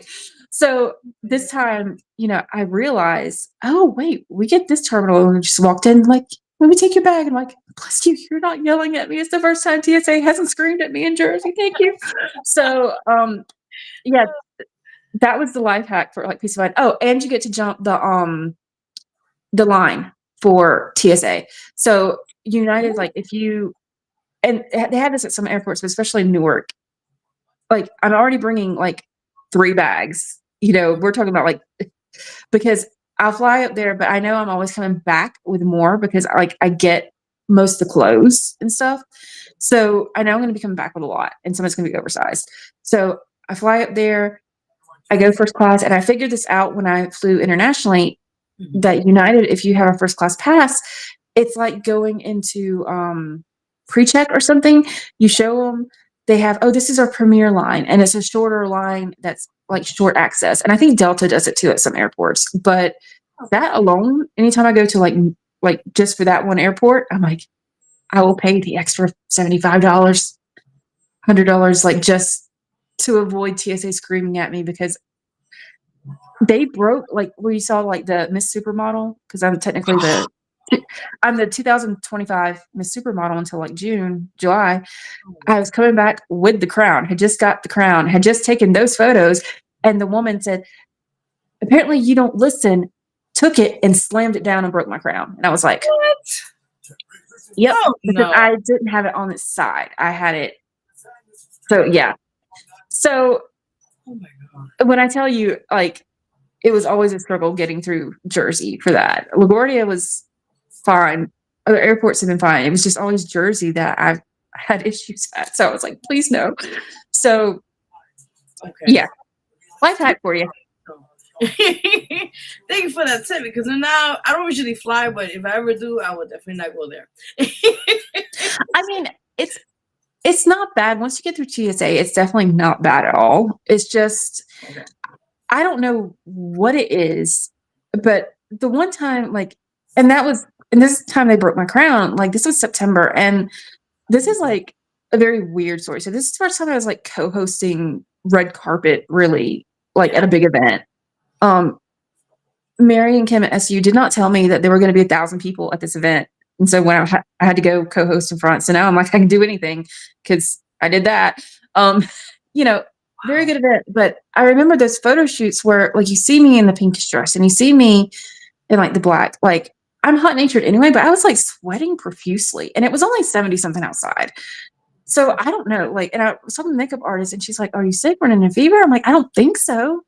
And then, you know, I go and have the event, and then my throat was scratchy, like where I'd fly back, and I was not feeling great that morning. And the story is like right now I'm having like knee issues, trying to get me into orthopedics, to see if it needs surgery or something. But last July, I went to the Incarceration Fest, which is at Mansfield, Ohio. It's where they filmed Shawshank Redemption, that prison.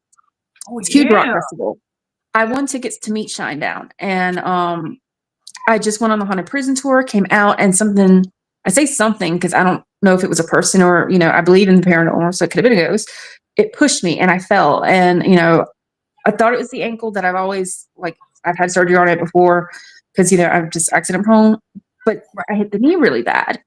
And like, I had huge hematoma. I was supposed to go to Iceland. I like couldn't go because they thought it was going to like clot up. So like, it was a huge thing. And like, my knee was weak. So fast forward 2 months or a month and a half at this point to Fashion Week. And I'm going through the airport. And like I said, I didn't know about that nice terminal for the first class.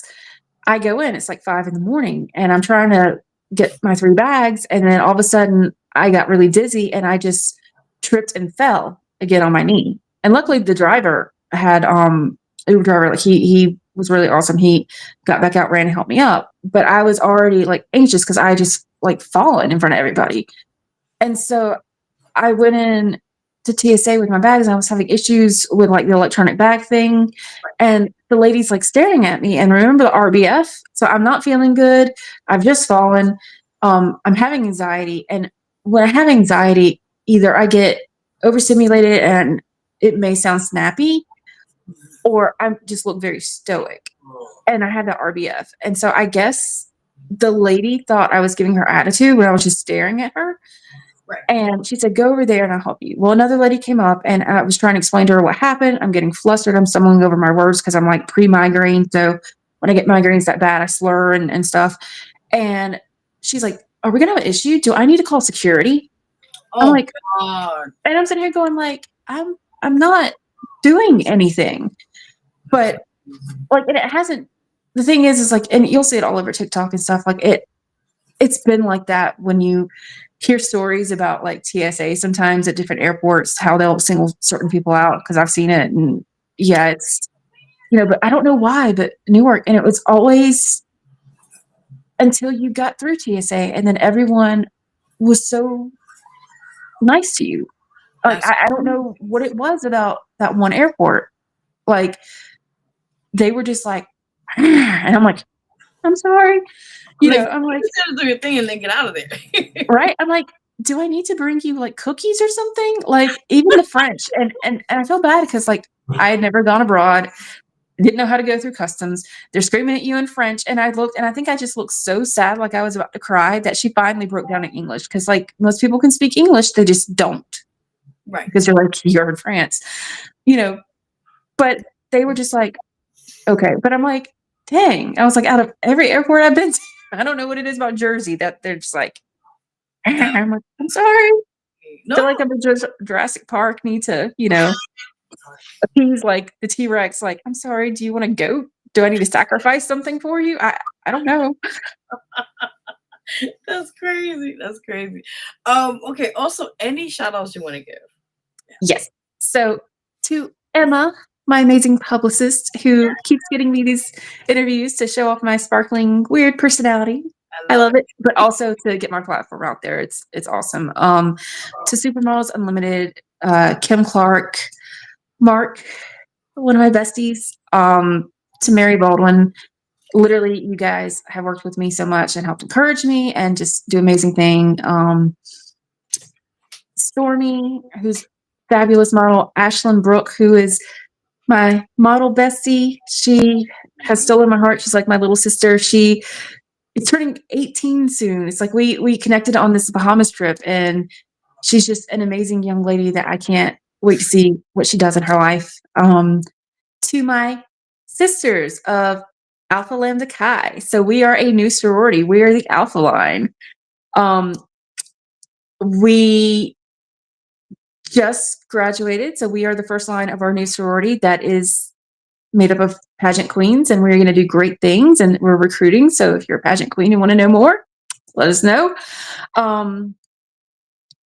Best friends Heidi, Stacy, Spencer, and Fela, and just Mom. And I'm pretty sure I've left out a lot of people because I've met a lot of people, but honestly, everyone on this journey has really they've helped me so much. They've done a lot, even when they didn't have to. That goes back to being kind. Like I said, you have guys like Jordan Kimball who are the original influencers who, their hosts that, people like that. He didn't have to take time out to help me learn how to host and interview people, but he did. So, everyone that's helped me along my way, like I definitely want to acknowledge and just say, hey, thanks for, being kind. It costs nothing to be kind in the world. So true. So true. Amen. Also, social media where they could find you as well. Yes. So I'm most active on Instagram. So my Instagram is Brittany. It's BRITTANY.KAY and official. I have Brittany K modeling on Facebook. I do have a TikTok that is Brittany K spelled, all spelled out with .official because apparently somebody had already taken that on TikTok. Damn. I know. I was like, what? Damn it. But yeah, eventually I'm going to have more of a website. We're going to have the Amazon storefront up, which that's obviously going to be all on my Instagram, links to that too. There's talk of giving me a friend has a Shopify account that has an extra page of, getting me set up on there too. So all this stuff is coming. It's all in motion. It just takes a little bit of time. So, like I said, I'm definitely, aside from my personal Facebook, which you can definitely add me on that. I'm most active on Instagram. Like I'm kind of waiting to see if TikTok goes away or not in the next week or two before I get more active on that. Cause I was like, So we're gonna see if it stays, then I can do more. But yeah. So I'm kind of like, we're gonna see. Definitely. Before you go, we have a lot of people tuning in right now, so I was going to give a shout out to them on the the comment department for you. So Andre is another friend of mine. When he mentioned the part what the gentleman was doing to you, he says no means no. Mm-hmm. He also agreed to what you mentioned about the good old boy syndrome is all over the world. Yep. He says we live in a cruel world. Unfortunately, that's true. Definitely. Australia Inc. 187 says, now that's what I call for real survivor rapists and abusers are cowards. I applaud that you live to tell the story. I'm sure it is what has happened to many and would probably kept it a secret. She also stated, same person, I hear you. Andre states to you, he says, proud of you. Keep being an advocate and move forward in your life. Blessings. Thank Australia, Inc. 187. Definitely. She says, if I may so, like what she said, OJ won in criminal court, but lost in civil court. I don't think there's a limitation to sue for damages that could make him pay. So that's something, you know. Yeah, there's not, and I hadn't even thought about that. See, I'm just putting it out there what the world's telling. Thank you, because I had not even thought about that. I was thinking just the criminal part, but no. Just an idea. That is something to think about. That and the hospital. Girl, get your coins. Yes. Also, Andrew said, I agree with women's rights. Estrella Inc. 187 said, read this on a t-shirt. If he is on fire, I will go get me a glass of water and drink it. Oh my. This is I love that. Andre said, it's none of my business. No, you yes, girl, listen. Let them know. Andre said, award-winning doesn't bother you when you're normal. Listen, I'm loving this. He says, makes you unique and genuine. He says, keep it up. And last one is Estrella. She says, how cool glam glove. Definitely. So this is kind of funny. I have a Jeep Wrangler, okay? And it's the first car I've gotten to outright buy. It's white, 2-door. And then I've got details in purple. Well, and this is before Dad died. He's like, what do you want for Christmas one year? And, you know, my birthday and Christmas are a week apart. So I was telling him what I wanted. And he got it. It's there's tail light covers that are purple with the biohazard symbol, and my grill insert is biohazard. And so it's very much on brand for me when I say, like, people don't realize, and this has been a thing lately until I think this New York Fashion Week, where I was like, I mentioned something and they're like, you listen to rock music, and I'm like, yeah. They're like, but you don't seem the type, and I'm like, huh? And you know, I do listen to all music. Like, I have a guitar. I haven't played in years, but like I grew up listening to everything. You know, my dad was very much like mellow, but like Eagles and country, and my mom was very much like hard rock and pop, and you know, you had R&B mixed in there. So I love all kind of music. Like, I was obsessed with like Backstreet Boys, and then you know, now I listen to like Sleep Token and stuff. So you know, I listen to everything. Like, you'll hear me in the car and I'll be like getting down to like Shine Down or 3 Days Grace, and the next song might be Britney Spears. So you know, it's everything. But I don't know what it was that people kept saying, but you're like this pageant glam girl. And I'm like, they were calling me like the goth Barbie during the pageant, because I would show up in something and they were laughing, like not in a mean way, but like they were laughing because it was like on brand for me, that if I could find a way to make it goth and glam, that's what you were going to get. You were going to get like the lace, the little witchy vibe look, and, you know, or sequins. And so I'm telling you, even my room, like we had our house recently redone. We have boxes everywhere, which is why I'm sitting on the couch. But 2 years ago, we had a sewage flood at the house. Everything had to be kind of replaced. The one thing is, my room is, I had it painted a glitter purple. So it glitters. But then the sheets and stuff on my bed are from like doll's kills. And like, it's like bats and skulls, but they're pink. And so somebody came in one day and they're like, that's so you. I'm like, you know, so when you like shine in the dark, it's that kind of thing. Like, some was, you know, very goth. One of the models was kind of funny. She wore the dress and it looked phenomenal on her. It looked like it was made to fit her. And she's like, I wouldn't buy this personally. You know, it was just like, I wouldn't do this, wouldn't do that. And finally my friend's like, oh yeah, you know, she was telling me about it. I was like, well, I get it. Not to your taste, whatever. And she goes, you know, someone leaned over and said, you do realize you're talking to the designer of it, right? And she's like, oh my God. I was like, no, it's cool. I was like, I get it, because like, it may not be your style, but if it is, then there you go. So, you know, I'm very much like, it is what it is. Like, not everyone's going to like what you like, and, you know, that's fine. So, you know, like I said, I mean, come on, the shirt I have on now says like, Houston, I have so many problems with a raccoon in space. I mean, oh wow, this is literally like, yeah, awesome. So definitely heavy on the unique and weird. No, it's who you are, and you know what? Don't feel shame of it. If anything, feel proud about it. Like this. Yeah, That's who you are, and people are gonna draw to you. And so either way, you know. it is. Like I said, it's been a crazy ride, and it's funny because they mentioned unique, and I remember my mom at my 16th birthday party told my friend, she goes, Brittany is unique, and I was like, that didn't sound like a compliment, but it's like it's one of those things that it's funny now, and so it's important to be authentic no matter what you do. You're going to be a lot happier in life when you're true to yourself.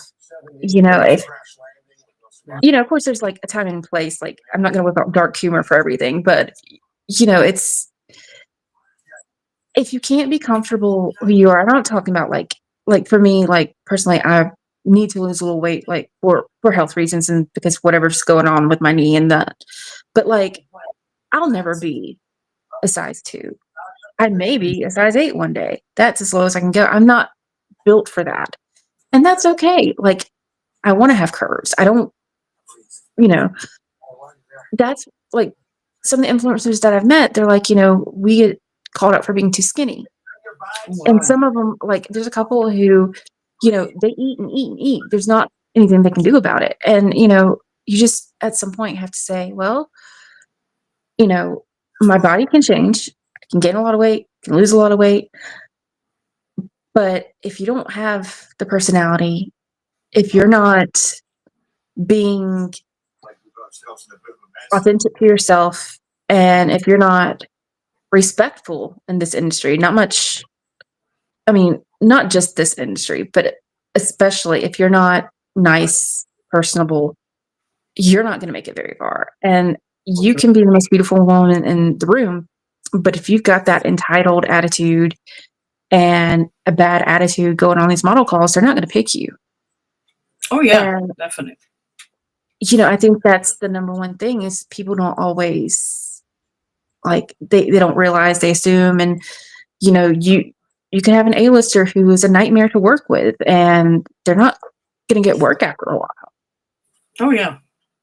And it applies to anything that you're in. So I love that. Definitely. I love that. That is so true. Definitely. Yeah, it's unfortunate, but it's a lot of truth behind that, and a lot of people should take the advice you're giving now. They should definitely take use of it, and in any way, shape, or form. But I'm saying I think that you're so right about that in many ways, and especially in the industry itself, the one that on in itself, I think it does play a huge role into getting more bookings and more opportunities and that sort. Definitely. It does, and I will say that I get asked for advice by people who may have been modeling longer than I. Like, how come you're the one that got picked? Is it because you had extra money to spend or this and that? And I'm like, it's because either I said yes or treated it as this is my career. This was I was in a position to do that because I had to make it work. Or it's, your attitude when you go, I try to be positive, and, I do have a lot of fear. What if I'm not successful? What if it doesn't work? What if I end up failing? As anybody would. But, if you say yes and then you approach it and approach the people that you work with, you don't have to like everyone, but as long as you're respectful, right? That's a whole different ballpark. And, I can say, I don't see it as much as among plus size models where, most of the ones that I met have just been generally they're awesome. It's a tight knit community. The one thing I will say about that and pageantry is it's kind of reverse where the white girls are the minority in this industry. And it's true because when you look at culture, especially growing up, you're not taught to embrace your curves. You're taught you need to lose weight. You need to lose weight. Whereas I found if you're African American or Latina, you typically embrace your curves more. You're more confident with that.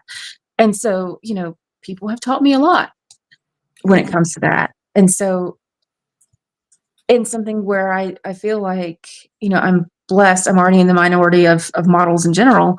You know, how you get there is by being respectful. And, you know, someone wise once said, just say yes. Say yes to opportunities if they scare you. You know, you can always sit and weigh options. Like, it doesn't always have to be financial, but even if it's something small, you never know. You network.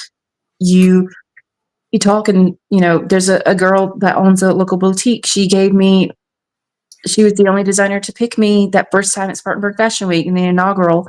She gave me a really pretty gold dress to wear, and then I wore it. And then she called me back and said, "Hey, you know, we're going to be on the news. Can you come model outfits for me?" And she said, "You can choose any outfit you want." And so I chose the one that I modeled, and it's the bronze jumpsuit that I wore at New York Fashion Week. And so she's like, "I need to give you my business cards every time you go off. You're wearing my clothes." I'm like, "I like your clothes." But, you know, you just build those connections and relationships. So don't be afraid to say yes. Don't be afraid to try it.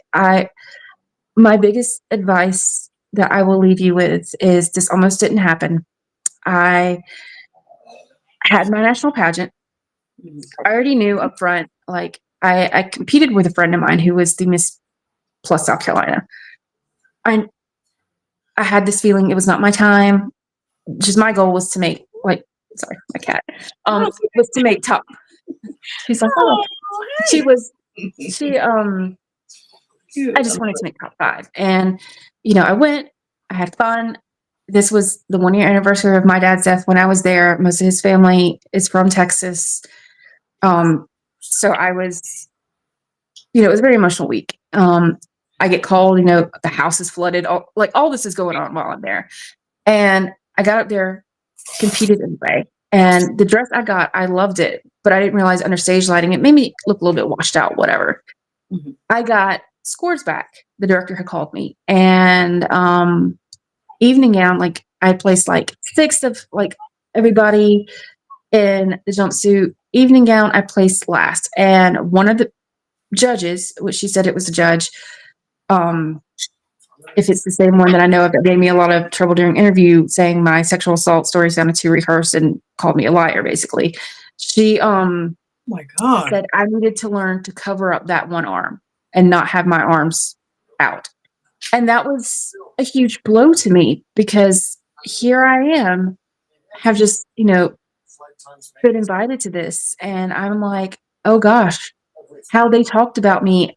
Most of the judges said, you don't, like, needs to cover arms. And I'm like, this is a plus size pageant. This, like, it hurt. The next day I was supposed to go on an audition for Spartanburg Fashion Week, and I almost didn't go because I felt there's no way, if this is how they felt at a plus size pageant, there's no way I'd ever make it. And a friend of mine's like, come on, you know, just do it. You never know.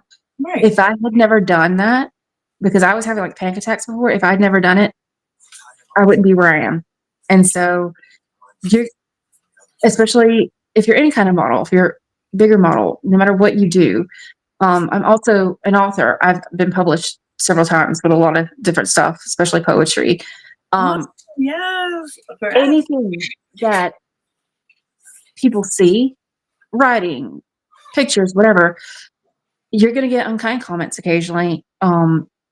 It's going to hurt sometimes, but you can't let it hold you back and stop you. And that's my number one advice.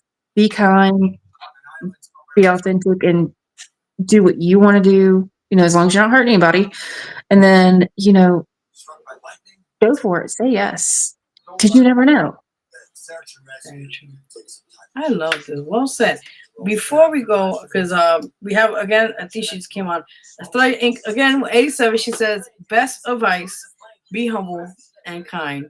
And fly first class. Well, I'm tired. First Seriously, class. I'm telling you, the baggage, like, it's a thing. Yes. And she said, thank you, Brittany. Love it.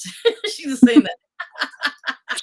Oh, and I'm just saying, first class, not only one of the perks that you do get, unlimited drinks. Oh, don't say that now. and unlimited snacks too. I mean, on a 2-hour flight, it doesn't really matter. Like I said, it was the baggage, but I was like, oh, okay. You get the perks. Right? I was like, okay. Yes, definitely. And you said you're also quickly a poet and an author, and Yes. you have like any publications out there now available to. Yeah. So I've been in like 4 of the 5 editions of South Carolina Bards. I've got poetry everywhere, basically. I wanted to be an author when I grew up. The story from that was also kind of traumatic. I had a teacher in like 4th grade. She hated my mom. Like, mom volunteered in school. I don't know what the beef was, but she took it out on me. And I had this like writing notebook, I'd write stories, and she took it away from me in class one day and read some out loud and said I'd never be anything, threw it in the trash. And that's part of anxiety that I had about like going to school. Like, she bullied me the whole year. Like, we had to get the school district involved. But I started writing again in high school when a teacher like had us write a short story, and she loved what I wrote. And I wrote a little bit like in college at Clemson. I've always been great at like just banging out papers, do nonfiction, whatever. I had some stuff like a poem published in high school, whatever. And then after everything that happened, I took a creative writing class that I had to drop out of for health reasons. But one of the things is they had us write a short story, and we had to send it to like 5 publishers to see if it could get published. He's like, I doubt most of you, if you've never written for, are even gonna like get a call back, but you just need to know the process. And it was published. It was called Price to Pay, and it was I read a lot of books. I've read 70 books so far this year. I'm telling you, I read and I read fast, but I love everything. But writing, I do a lot of mystery and I do a lot of horror. Ooh. And I know it's such a dichotomy. And it was funny because I went to a writing group at the library, and people read the story and they were like, "Oh gosh, what is wrong with you?" Because it was horrific. And you can't get that published, and all of a sudden it's published in like a horror magazine. But that's what I'm saying. You can't always listen. They were older. That wasn't public. But if you like creative writing, pour trauma into that. I mean, that's what other authors do. One of the things that helped me is I made these characters. Like, I would even like write fan fiction. I'm talking like this was like a Batman fan fiction, and like people like who had abused me, like they were the characters that got murdered in the story. And it felt bad, or it felt better after, because you're like, your subconscious, you're like, you got it out. There's something to be said about doing that, journaling, whatever, like using creativity to work through things, But yeah, I've had that. I need to do a lot more with writing. I've had like a really bad case of writer's block, but poetry, like they emailed me and they're like, "Hey, could you submit something?" Because like normally you submit and wait on them. They're like, "Hey, we need some more entries. Will you like submit this?" And so I sat down and within 2 hours came out with 5 poems, and that's one of the ones they chose. So some of my writing, some of the writing that I have, like even poetry, is kind of dark because it deals with like depression, whatever. It's very much along the line of like, you think of Poe and Sylvia Plath and that, and then some's not, like sonnets, whatever, but that's my personality. I bore kind of like whatever pain hurt, but yeah. So I do that. That's been my primary love, and hopefully one day I'll come out with like a book of poetry, or finally write a book, or do some more short stories, or something. I'm hoping to get stuff back. I've done some nonfiction essays and all, but yeah, that's been my first love, is being an author. So. Oh wow, this is amazing. Oh man, I want to give you applause right now. This is my applause for you, my flowers to you right now. Yeah, you are welcome. You are amazing. I just gotta say, and your stories has touched a lot of people's lives today. And I know people are gonna probably comment after the show's done, but I think for the most part, you may have impacted a lot of people tonight from your story, and then also your trials and your triumphs, as they say, and overcame so many obstacles, and you're still here to tell your amazing story, and also to overcome more things to come. So I want to thank you from here on behalf of the show and just everyone tuning in. We have another guest coming in soon a bit, but I want to thank you again, Brittany K. Just your amazing story and your triumph and your courage. Thank you again. Thank you. It was a pleasure being here. Same. Well, thank you. You can welcome any other time. I'll take you up on that. I've loved it. I've loved the conversation. Oh, well, we'll do a It's so part fun. two. Yeah, definitely part two in a couple of months, and we'll take it from there. Exactly. And then also, you're going to be on the April issue of the Vero G Spotlight magazine, so I'm very excited to when it'll be fully out by the 1st of April, which is coming Tuesday. So Right. yeah, that's a couple of days, Hard to and believe. yeah, it's like, wait a minute, oh my god. So it'll be out and it'll be available on digital or print or both, So but we'll talk after this. But yeah, definitely, Okay. yeah, I cannot wait. Sounds good to me. Awesome. Thank you so much again for coming on the show. Appreciate it. Of course. Thank you. Oh my god, that's All right. awesome. Have a good night. Thanks. Good night. Bye. Bye. Awesome. Oh my god, I feel so awesome. Yay. Awesome. That was a phenomenal. Listen, I love this and meeting a lot of great people. I love what I do. I just love meeting so many people and along with this journey as it is. So last guest for tonight, again, support her as well. Brittany K. She has a lot of things coming up for her products as of makeup line, clothing. She just mentioned quality she's working on. So definitely keep an eye on her. Check her out, social media, all those platforms. All right, so our next guest for tonight and last guest for tonight he goes by the name of Dreco. I pray to God he's back on. I know he kept coming in and out, but hope he gets on in a few minutes. Before that, you guys can also follow me. My Instagram is @officialverog.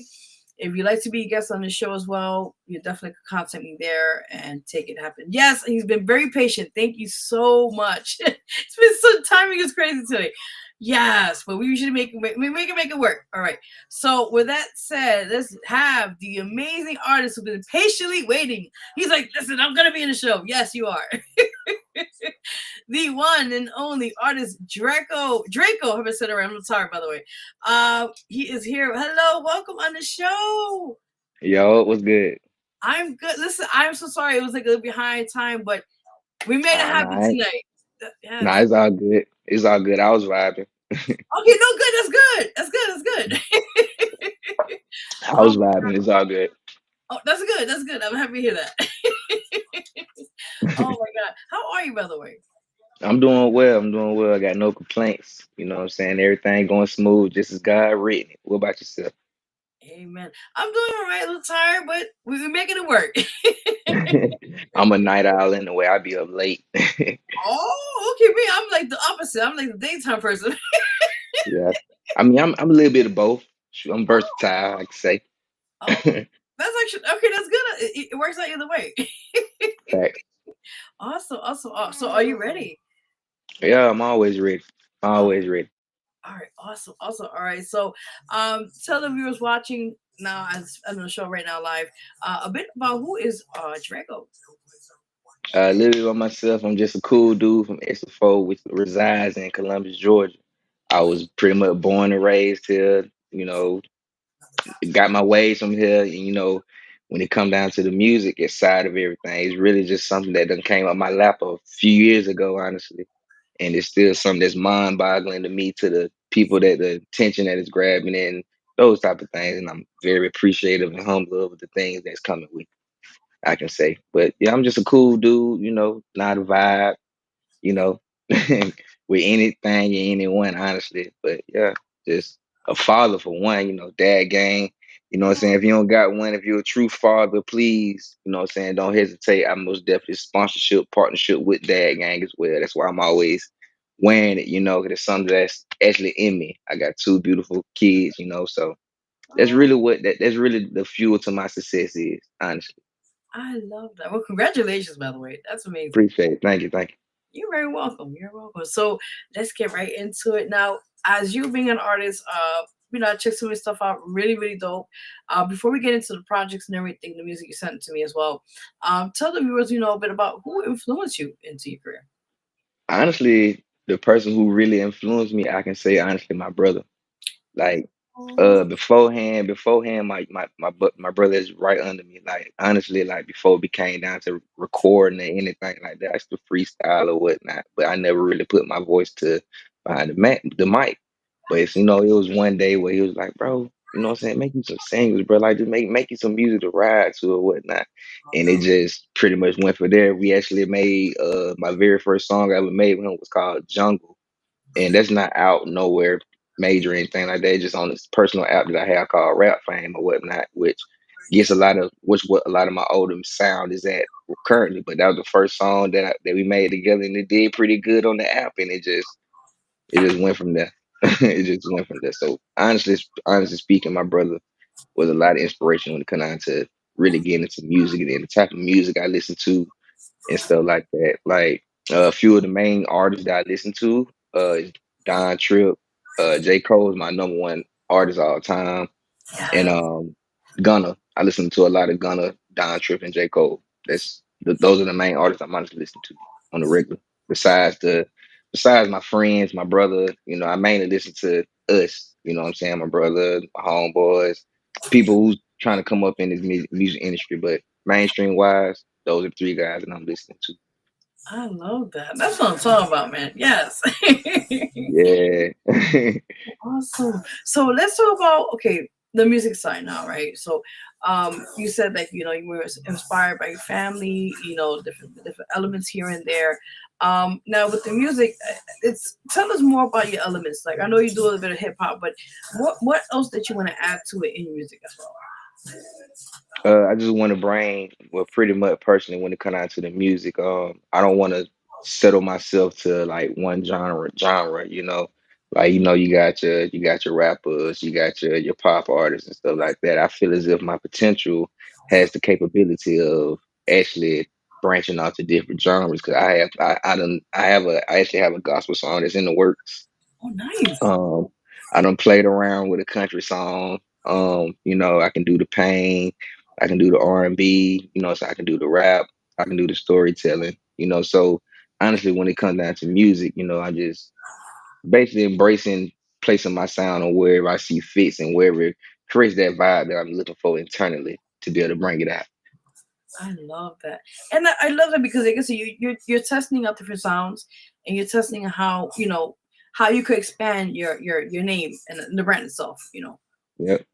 I And love that. I'm not trying to just sit right here and just target one race. Like I'm targeting all, because that's something that the world needs unison, right? So, I don't want to be that one artist that can only touch this crowd right here. I want to be able to touch everyone, as much people as I can, who are willing to indulge into the vibe pretty much and just send out just good vibes pretty much. That's it. Ooh, that's what I'm talking about. Yes. Yes. Now, I asked the other artists today, another guest we had, but I'm going to ask you as well. Like, if you had the option, right, to one of the mainstream artists that you would definitely look up to, or somebody else, I'm just saying, who would that be and why to collab with? Yeah. To collab with, well, with J. Cole being like my number one artist, most definitely J. Cole.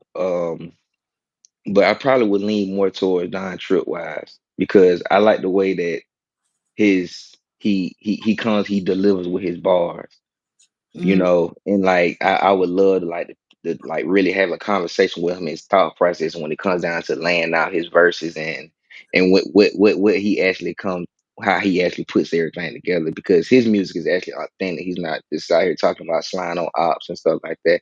Now he actually make music that a lot of people can relate to. And I've been through a lot of things in my life, and that's the type of image I'm trying to put it towards my music. I I, don't want to put so much emphasis on the chains and the glory and stuff like that. I really want to be able to relate to my listeners. very true. Very true. And you're so right about that. I think as you being an artist as well, like you going through certain things and you utilize that in your music, as well to Fact, fact, heal, in that sense. Oh, okay, cool. fact. You ready to yay? Awesome. So we got two songs we're gonna play in a little bit. The first one is called I hope I said it correctly. Is it called it's kind of long, so I want to make sure I said the right name. Is it called Jagger Dre? Oh, light. That's a light Jagger. Yes, With me, yes, with me, my brother, with me and my brother Hood. yes. Okay, Yeah, so I'll make sure I get the name right because I was like, it's long. I was like, okay, what is it? yeah, Like, yeah. The way I sent the file, it had everything jumbled in together and stuff like that. So, oh, but okay. yeah, that track right there has me and my brother on it. That's gonna be on the upcoming project that's coming. Oh, nice. So let's talk about that as well. The song itself and the project. Yeah. Okay. No, okay. So the song, no, the one you mentioned, like Jagger, Dre featuring Hood Baby. How did that song came about with that one? It's just, it really honestly, like when our songs come about, like we'll hear a beat and we'll just sit back and vibe to it. And and we was hearing it like with the way the beat is set up, what I'm saying, got the amazing Maroon 5, what I'm saying, that like Jagger. So, that song was real smooth and we both consider ourselves smooth people, what I'm saying? So we just add a little sauce to it, and just came out and brought a little vibe to it, honestly. Just a little turn up because I know my first project I came more subtle. I came more subtle for because it was around February, Valentine's. You got the love, you got the pain, people going through breakups around that time frame as well too. So, this time around where everything heating up, we want to bring the vibe because we should be back outside. Everybody try to get back outside. It's not as heating up. Yeah, definitely. I like that. I like that. And then the other song you sent, well, I hope I said it correct. Is it called Check and Sweat? Yep, checks and sweat. Let me Facts. try to get it right. I was like, hope on the words. Facts, facts. You good, you good, you good, you good. Oh, man, yeah. Chasing sweat, like pretty much is like a motivational thing. Like, what I'm saying, you want some money, what I'm saying, you want anything out of life, you're gonna have to apply yourself. So, what I'm saying, you don't want to sit right here and be out here sweating over stuff that's gonna be affect you negatively. The only time you should really be busting the sweat is when you're trying to move up in this world and do something positive with yourself. And that's your tackling these goals that you really got placed out in front of yourself. That's the only time. That's the only time you should be out here breaking a sweat. For real, when you out here making your moves and doing what you got to do. So true. And these two songs, they'll be on the upcoming project you talked about, right? Yep, yep, yep. Two inside looks on the upcoming project. Yep. I'm actually working on two projects. I'm making something for the ladies as well. I got something coming for the ladies as well. Oh, I gotta You hear know, that. I gotta hear that. yeah, I most definitely got you. I got you. I got you. Yeah, it's gonna got two things coming next month. It's gonna be real nice. Oh, this is amazing. And this will all be released within this year, both projects.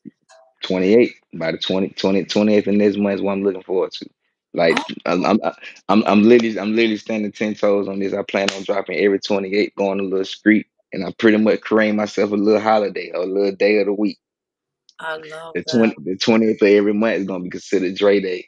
Oh, so you heard it first here on the show now, right? You People know what check I'm it saying? out. I love Facts, it. facts, facts. Yep. I appreciate the support for real. You very welcome. You very welcome. No, I'm loving this. I'm loving this. And like you said, they'll be coming out each month. Well, that the stuff you mentioned, the albums and that and the Yep, project. And are you around that area. Yep, okay? And then you also work on some visuals behind the project yep. as well. Visuals on the way, most definitely. Ooh, so we can't wait over here now. Like, yes, give us the exclusives Yeah, here. we making some moves on God. We making some moves. Awesome, awesome. So okay, so we're gonna play that in a few minutes, but before that, You um, good? definitely. So any shows you got going on? Soon to perform and stuff like that. We don't got nothing lined up right now, but we recently had something going on at Tiger. But right now we don't have anything coming up stage wise. But we are in the works with these meetings, and we got some things going on that's off the table right now when it comes down to the music or whatnot. But stage time most definitely on the way. Most definitely is coming. We're gonna pop out for another show. We ain't gonna pop out just one time. It most definitely be coming. Awesome. Are you also planning? I know I've seen this. Are you planning to like travel eventually, like New York or out of state as well? Most definitely, most definitely. Because I actually, here I'm right here residing in Georgia, but from because I distribute from the United Masters, and with United Masters, I'm able to see where my listeners are. So I actually get some listeners down there in the Florida area, actually up there in the New York area because Rap Fame. I posted a few of my songs, and a lot of people follow me from Rap Fame, and Rap Fame is a global music app, and people are actually able to pull from there. So I'm getting a lot of pulls right around the country. I'm getting Nice. some pulls, and that's with like the bare minimum promotion that just be coming off of word of mouth and just using the platforms and resources I have right currently at my hand. So that's why the numbers of the streams is like really mind boggling to me. It's like, okay, with a little bit more promotion and push, I can get my sound out there, and then we can really see what's going on. That is amazing. I love because you know what? A lot of times it's always good to try like different types of things out there, like softwares or different types of things to put out there. With Facts. places that maybe look for music or 'cause you never know who may use it, and then you could get the royalties or whatever the case may be that could be beneficial. In that sense. Exactly, because when it actually comes down to this field, this type of career or whatnot, like if you actually hop into it and take it serious, and then you put place into your mindset, like, hey, I'm inside this career, I'm inside this field, I'm one hit away from changing my life. Very true. You know what I'm saying? Literally, once you hop into this, and then and then once you also place in your mindset that hey, age don't have a success limit, and it doesn't. You know, and once you start placing those type of things and also putting God within your steps and stuff like that, you become a powerful human being, and things begin to manifest between that you won't even believe within your own eyes.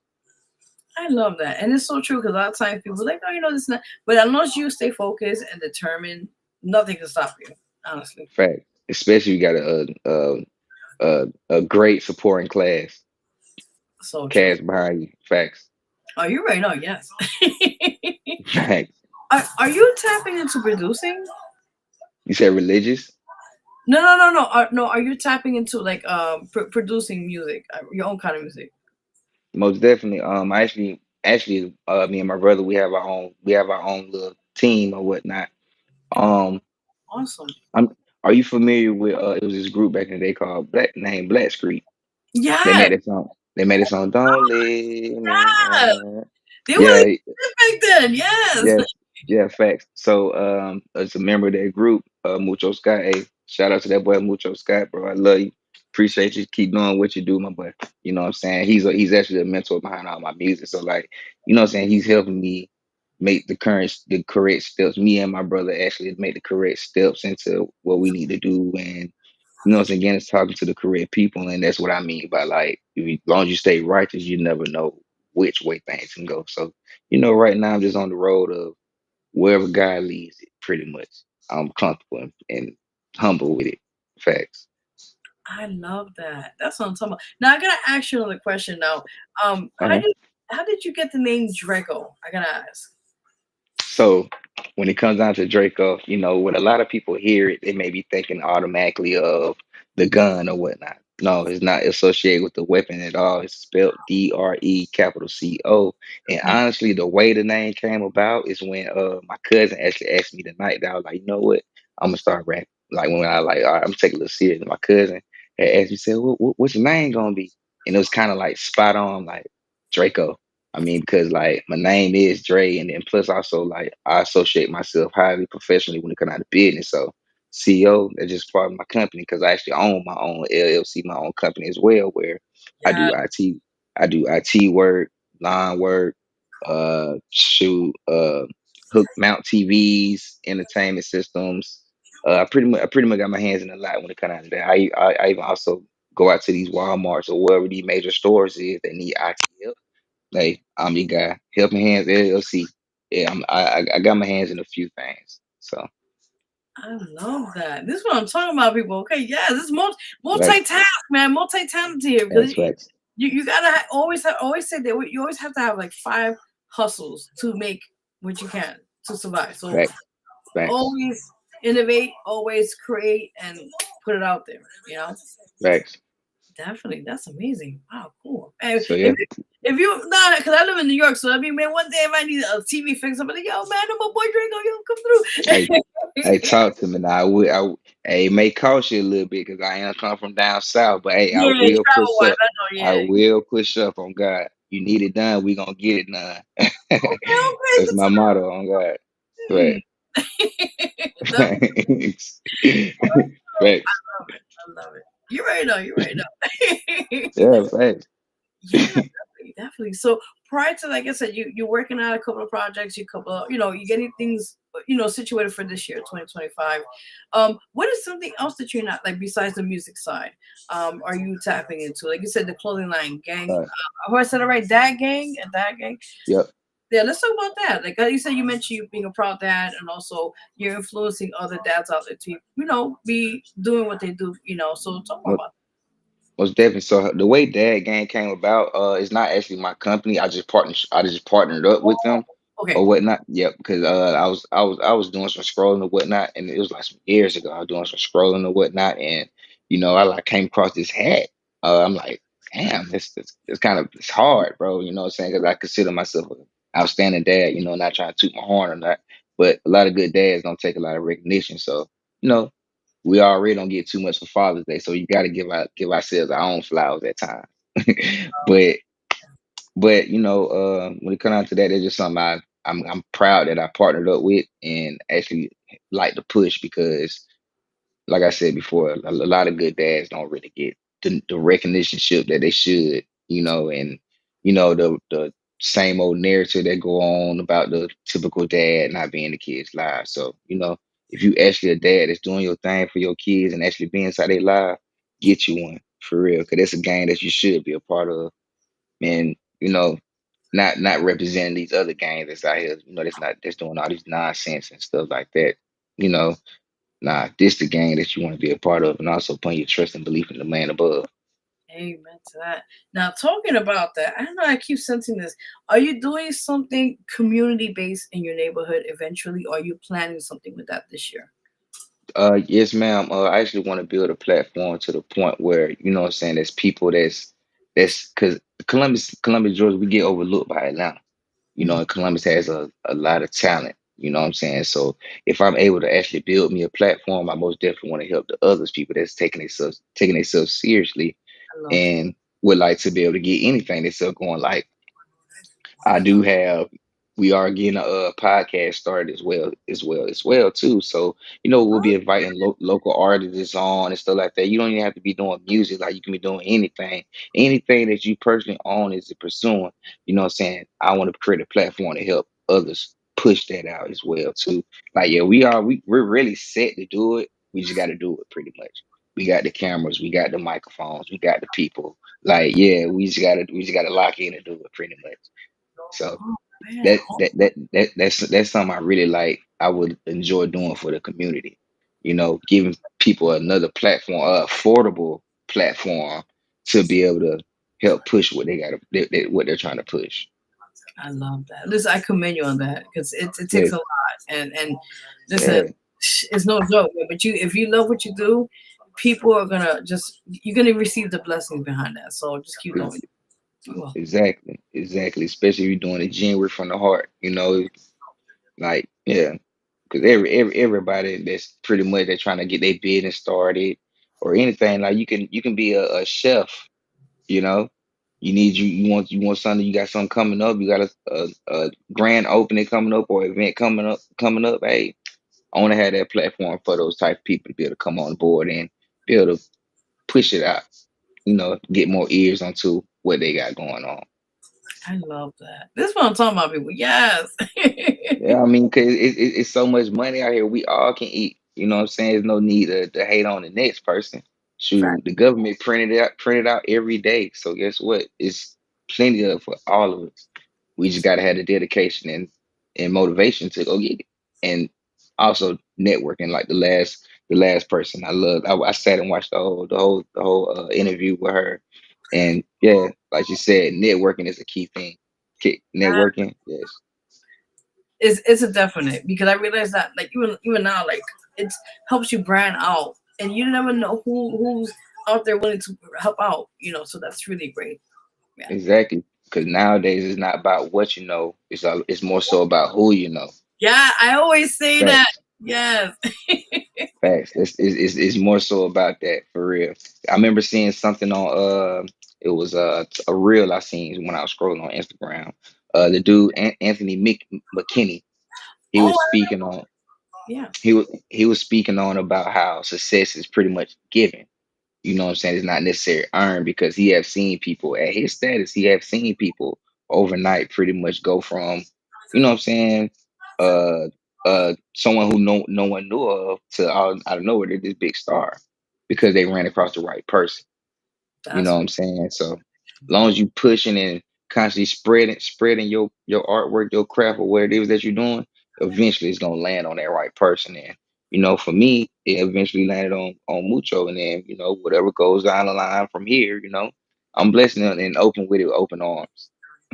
Man, that is this is a blessing. I always say for a reason. Yeah, facts, facts, facts. Amen to that. Now I'm gonna ask you something. No, if you're not open to it, I respect it. So I'm open to everything. okay, perfect. I just want to make sure. Okay, so I Well, don't know. depending on what it is. Not just No, no, saying. nothing wrong. No, no, no, Not nothing just bad, nothing saying. bad, You good. nothing bad, nothing bad. But I keep seeing prison, jail. Is this somebody in the in I don't want to say it was out of what I'm saying, right? Is this something that somebody that's in a situation right now who is in there Yeah, and facts. okay, I don't want to say too much, but going with this, like who Yeah, you are constantly in contact with. Let's just keep it like that, and trying to get them out legally in that sense. facts, facts, facts. Got a younger cousin, you know what I'm saying? He ended up for the wrong reasons. He's not even don't even have no evidence of him even being at that crime scene. You know what I'm saying? They got him in there pretty much doing the term that he don't need to do, which is pretty much life. You know what I'm saying? And it's free that boy till he get up out of there because they don't even have no evidence of him even being there. So Oh my god. yeah. So when it comes down to that, most definitely, because I don't wish prison on my worst enemy. Right. But for you to be innocent, you know what I'm saying? Nah, gotta get him out of expeditiously. No, For real. I listen. Let me tell you something. I knew family members many years ago who went through it, and luckily they got out. But it was different situations, and I think firsthand you have to have the strength. The strength is very big on that, and to continue on helping that person, whoever it is that went through that or going through it now. Um, Hmm. you just got to keep giving the faith to them. Tell them, God is there. Keep reminding them, helping them as many ways because mentally it's when you're in that system, and let me tell you something that will eat you alive. And I never Exactly. went through it, thank God, but I know people personally, and I think it really mentally, excuse my French, it will fuck you up It if will. right, right. So I think that's why when I said what I said to you, I don't want to scare you. That's what I said. This is our Oh first no, time, you good. No, right? you good. Right. Okay. So out of respect, but I think for the most part, what you're doing is great. Continue to, inspire your family member. If anything, keep talking to them when you get a chance to, when you can, and Most definitely. right, and let them know that they're gonna eventually do get out. It's just timing, and the legal Hmm. proceedings. It's a bitch. It takes forever, but It unless is. the right legal people that are going to fight hard and do what's right, then he will be getting out. Yeah. That I know for a fact. You know what I'm saying? Especially if there's no evidence and you're you know what I'm saying, you're an innocent man just sitting there. It's just Fact. that it's a slow game when it comes to that court game, for real. But slow motion better than no motion. It's the day when that day comes, it's gonna be a celebration. Facts. Man, yes, he'll turn It's gonna up. be a celebration. Oh, yes. You already know. Awesome, awesome. So we're gonna take a quick break. We're gonna play both the songs right now, so people can tune in and check it out. And then these will be available. You said by when the album gets out this year. Most definitely. I do have the one I dropped on February last month, Mr. Bitches. Draco Mr. Bitches is available on all platforms. You know what I'm saying? That's the project I was speaking of. That's the Yeah, streaming numbers is going crazy for me. So yeah, Mr. Bitches is out everywhere. Please don't be alarmed. I love Boom. I'm a Boondocks fan, but also too when I dropped it was around Valentine's Day. I'm a single guy around Valentine's Day, so I put a project together about different experiences I had with different women. That's and that what made it Mr. Bitches. But it's a real good listen, I promise listen, listen, you first heard it here himself saying it. Go check it out, please, man. you. Support him. Please. Check it out. It's available on all platforms. Go share, man. It's free to share, people. Come on now. On God, you know what I'm saying? And I wouldn't even be on here even speaking on it if I was trying to if it was some bull crap or wasting y'all time. I swear. It's Fact. just like it's literally a hidden gem. Literally. It's just getting buried from over all the mainstreamers. But hey, find that hidden gem. Mr. Bitches, Draco, all platforms, telling you. Ooh, Go and enjoy it. that's right. You first heard it here now. Give us a few minutes. We're going to play both songs and we'll be right back. So, guys, you're watching the Vero G Spotlight Radio Show here with your host, Vero G, and our artist in the building, Dreco. Let's go. Yeah. We're playing both jams right now. We're going to be playing Like Jagger Dre featuring Hood Baby. And also, we're going to be playing Check and Sweat. I got it right. Facts. Chase and Sweat. That's right. That's right. We'll be right back, everybody. All right.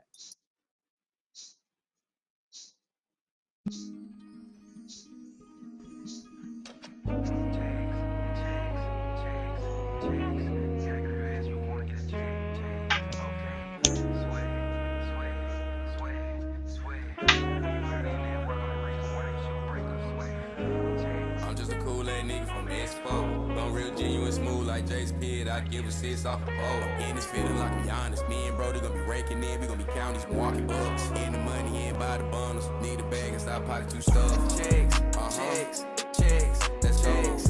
Better get off your ass and go ahead and like get out here. Go get you some money. Sweat.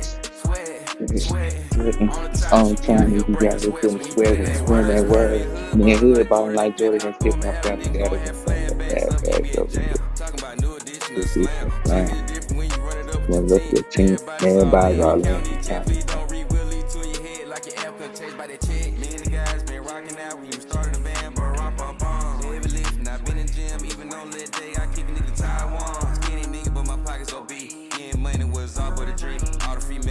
South gonna be sour, did a fresh lemon squeeze. 2 weeks, I'm told new round, clutch sense. Everybody got an M, bitch, wanna be a shooting star. You ain't talking about money, you running your mouth. Taking long scratch to the money. Got my eyes on the prize, but dear Lord, I still need your healing.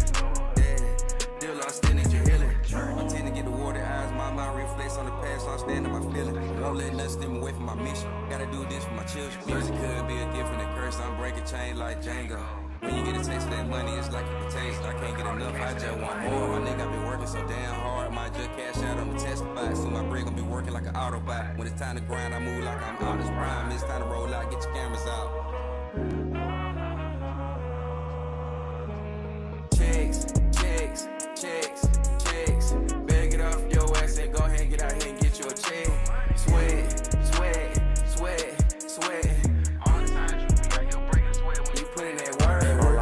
Get some money, nigga. It's enough for all that. How the hell you broke? Go get some money, man. That shit a must. I've been thumbing through this shit before I knew what that shit was. The whole series on getting money. Did that shit, man, just because.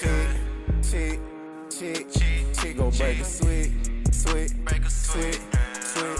I've been down so fucking long, I hustle hard, might break my neck. I'm just talking this for all the haters. Fuck you, get up off my. Ain't got no love for these bitches now. Bitch, I'm in love with the money, and I don't care about no haters, dawg. I bet you won't take nothing from me, cause this shit here too real. Yeah, this shit here too real. Man, I feel, and you not in the field. Bitch, go get a check, go break a sweat, go get a check, nigga. Checks. Better get off your ass and go ahead and get out here and get you a check. Sweat. All the time you be out here breaking sweat when you put in that word.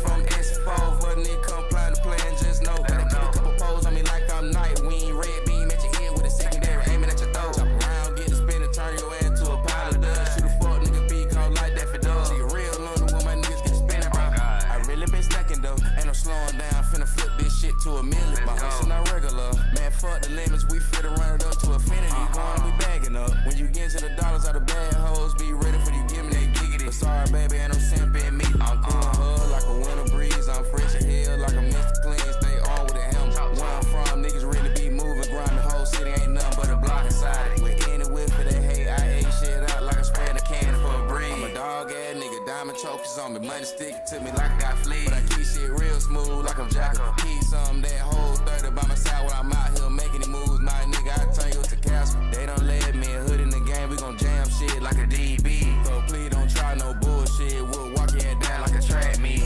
Walk that butt down like a trap meet. Deep in that piece, got moved like Jab. I'm from the east and my bro from the south. Know we stay with them double coat foes in the snap. My brother Dreco, all it taking one call. He gon' pop out that cut with that Glock and then blast. When I get on the beat, get it done, it's a house. Bro want the beat, make the play, it's a top. See my little cuz, he still locked in no shot. The baby get rich, they gon' hate that little bounce. Grew up slap boxing, you know I'm a pal. Right out the streets, then I turn to a rap. Shot of your dick tryna hop in my passenger seat.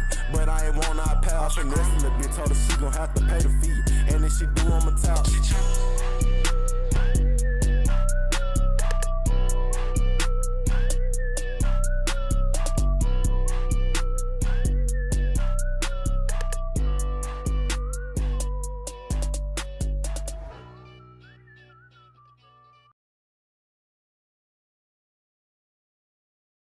All right, guys, we're back. Hold on 1 second. I got you. 1 second. Yes, guys, we are back. You're watching the Vero G Spotlight Radio Show. Your host, Vero. Yeah. Artist Dreco in the building. That was dope. I love that. I appreciate it. Thank you for the support. I'm glad you liked it. You're very welcome. I was when I heard, I was like, yeah, that is Moon 5 beat. I was like, okay, yeah. Like, yeah, facts. Facts. You're very welcome. Very welcome. So, like I said, you have the album coming out soon this year. You know, you got all the works right now. So, is there anything else that you haven't? Like, I like to get exclusive on the show. So, is there anything else you haven't told anybody else yet?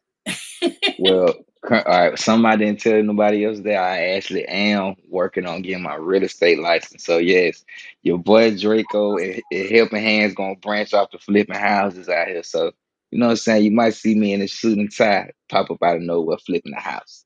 Oh, That's something that's something I'm really interested in. I plan on hopping into that next week.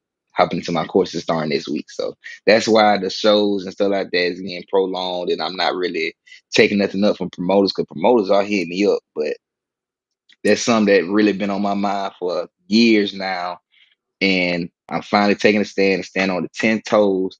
Hey, let's get this real estate license. So that's wow. something that's my next major goal. But at the same time, I'm still making music, but the next project gonna be coming out 28. I plan on naming since I got two projects. The first project, the two songs that y'all heard, that's gonna be on the project. That's gonna be called Draco's World. And I had my cover art created from a dope artist. He actually hand painted it for me, so it's dope as hell. His Instagram is Nino draws underscore. Hey, shout out to that boy Nino. Appreciate it, boy. Hey, I enjoyed it, and yeah, I'm most definitely gonna put some hits to it so that artwork can stand up with the sound. Facts. Awesome. All right, congratulations, by the way. Yes, that's big right there. Like, yeah, and it's good because in a way, like you could like do the side hustle with the music, and then you could do the real estate, and then when there's one day you do one, you do another. So it works out. It all branches in together because I do mount TVs too. So the same house that I'm moving you into, There I you can come go. back and mount. I can help. I can come mount the stuff in. Also too, I was in the military. I was at 88 Hotel and cargo specialist. So nothing happens until something moves. I can also be that guy to help you move into. So yeah, I got my hands in a lot of things. Oh my goodness, listen, man, I got my things in a lot of things. you're gonna be a busy man. That's what I gotta say. Hey, yeah, I mean, I got two little ones, so you know what I'm saying. If I want them up, I want to set them up to the best ability that I can. You know what I'm saying. So as I got breath, I'm gonna find new ways to make money. You know what I'm saying. So whatever they decide to pick up, they got a clear, open path to gain it because I want to have everything established before the day that I leave this earth, I and know. that's what my whole fuel success is about for me. Oh man, congratulations, man. Many blessings. Appreciate it. You're very welcome. And how does your family feel about you tapping into music and other things of that nature, but other endeavor? It's actually a shocker to them. It's actually a shocker because I honestly, like a couple of years ago, 2 years to be exact, I've been doing music now for 2 years, recording wise. But prior to that, it was like, nah, man, you don't do no music because I'm only known for a lot of people is just being this funny, outgoing guy. You know what I'm saying? Because I can make a side hurt, and that's just all naturally. I be serious when it happens, but you know, that's a lot of people never knew anything about the music because honestly, I didn't know about the music until it came to so here Oh, I am now with music. So they're still kind of like, what I'm saying, gravitating on like, dang, what Dre be making music too. But they're very supportive and they actually dig what I'm saying on it too because they some verified ears. If it's trash, they gonna let me know. I So feel you. They're like, listen, yeah, do this, do that, facts. Amazing. Wow, that's great. I know you got the support, and they're gonna rock with you. Everything that you're doing, that's all you need. Yep, because I even surprised my kids with it. Actually, one of the first songs my son heard was this song called "Real Love," which is actually on Mr. Bitches. When my son and daughter heard that song, they heard it from the YouTube. They didn't hear it from the album Mr. Oh, Bitches, but okay, yeah, okay. they got introduced to it from the YouTube channel, not the EP that I dropped all platforms. No, But no, no, no, no. that's actually one of their favorite. That's actually one of their favorite songs that I made. And when they heard that and they actually liked it, it really touched me in the place where I'm like, dang, I might actually be, what I'm saying, making some noise with this. I love that, Cause, and that's what's cause about. they'll. I'm No, no, sorry. I'm Go sorry. ahead. No, no, no. Go ahead. You just continue. I'm sorry. Oh no, it just touched me. It just touched me in a way that I'm like, dang, I might actually can do something with it because my kids too now they hear a song that they don't like, turn that off or whatnot, But yeah, I actually been getting a lot of feedback, even from random people. Like, I pretty much start off going off the old school route, just walking up on people, hey man, what I'm saying, listen to this for me, tell me how you think it sound, because I wanted a random person output because I didn't want to go to someone who actually knows me and they only like it because it's me. You know what I'm saying? So I wanted to get some random ears on my sound and stuff like that. And hey, I haven't came across not one negative aspect of it at all. Everyone who I came across likes it. So hey, I'm just gonna keep going since I know I can gravitate ears that way. Just keep going. I love that, and Just it's so keep right. going. And you're so right about that because a lot of times, like I said, you try different things, and but I'm always like, it's something that you click with, as they say. Then you just keep working with it. Yep. Find out what works and what doesn't. You know what I'm saying? And so far, whichever route that I want to go about it, when it come down to getting it out there and seeing what people like and stuff like that, everything I done came across, it worked. So Very true. only thing I can say, the only thing I tell myself is, hey, just keep doing it the Draco way. It's working. So I whatever you feel in your spirit, do it, man. It ain't leading you wrong. I love that, and that's as true to what you do, and just keep pushing. That's the main. Facts. Definitely, definitely. Now on the show here, we usually like have the artists, if it's up to them, kind of put a little something for the viewers watching. If you want to like spit something, a bar or something, or bars as they call it, if you want to get something for people, to people like, oh yes, I want to get his Oh, music. I'm just saying. I mean, it ain't nothing to it. I mean, what you want me throwing a beat or something, or you want me to just go Oh, acapella? whatever you want to do that you feel comfortable Because with. I necessarily didn't come prepared for that one. You know what I'm saying? But hey, You see, I always throw them. hey, on God. But Yeah. hold on, let me pull my notes up right quick. I ain't gonna All just right. go on top of down my acapella like that. Hold on, pull my notes up. No problem. Yay! I'm excited. Awesome, awesome. Yeah, everybody. So you're gonna see first, do exclusive for us guys on the show. I'm so excited. Can't wait to see, what he got for us right now on the show and give us a exclusive. Yeah, I'm excited. Anyways, if you guys also have any comments, any questions, also for our guest for tonight, please do so. Now the chat is open. Um, and definitely support his music, everything that he's doing right now. So definitely go support him with that in mind as well. Wait, is he there? I don't know.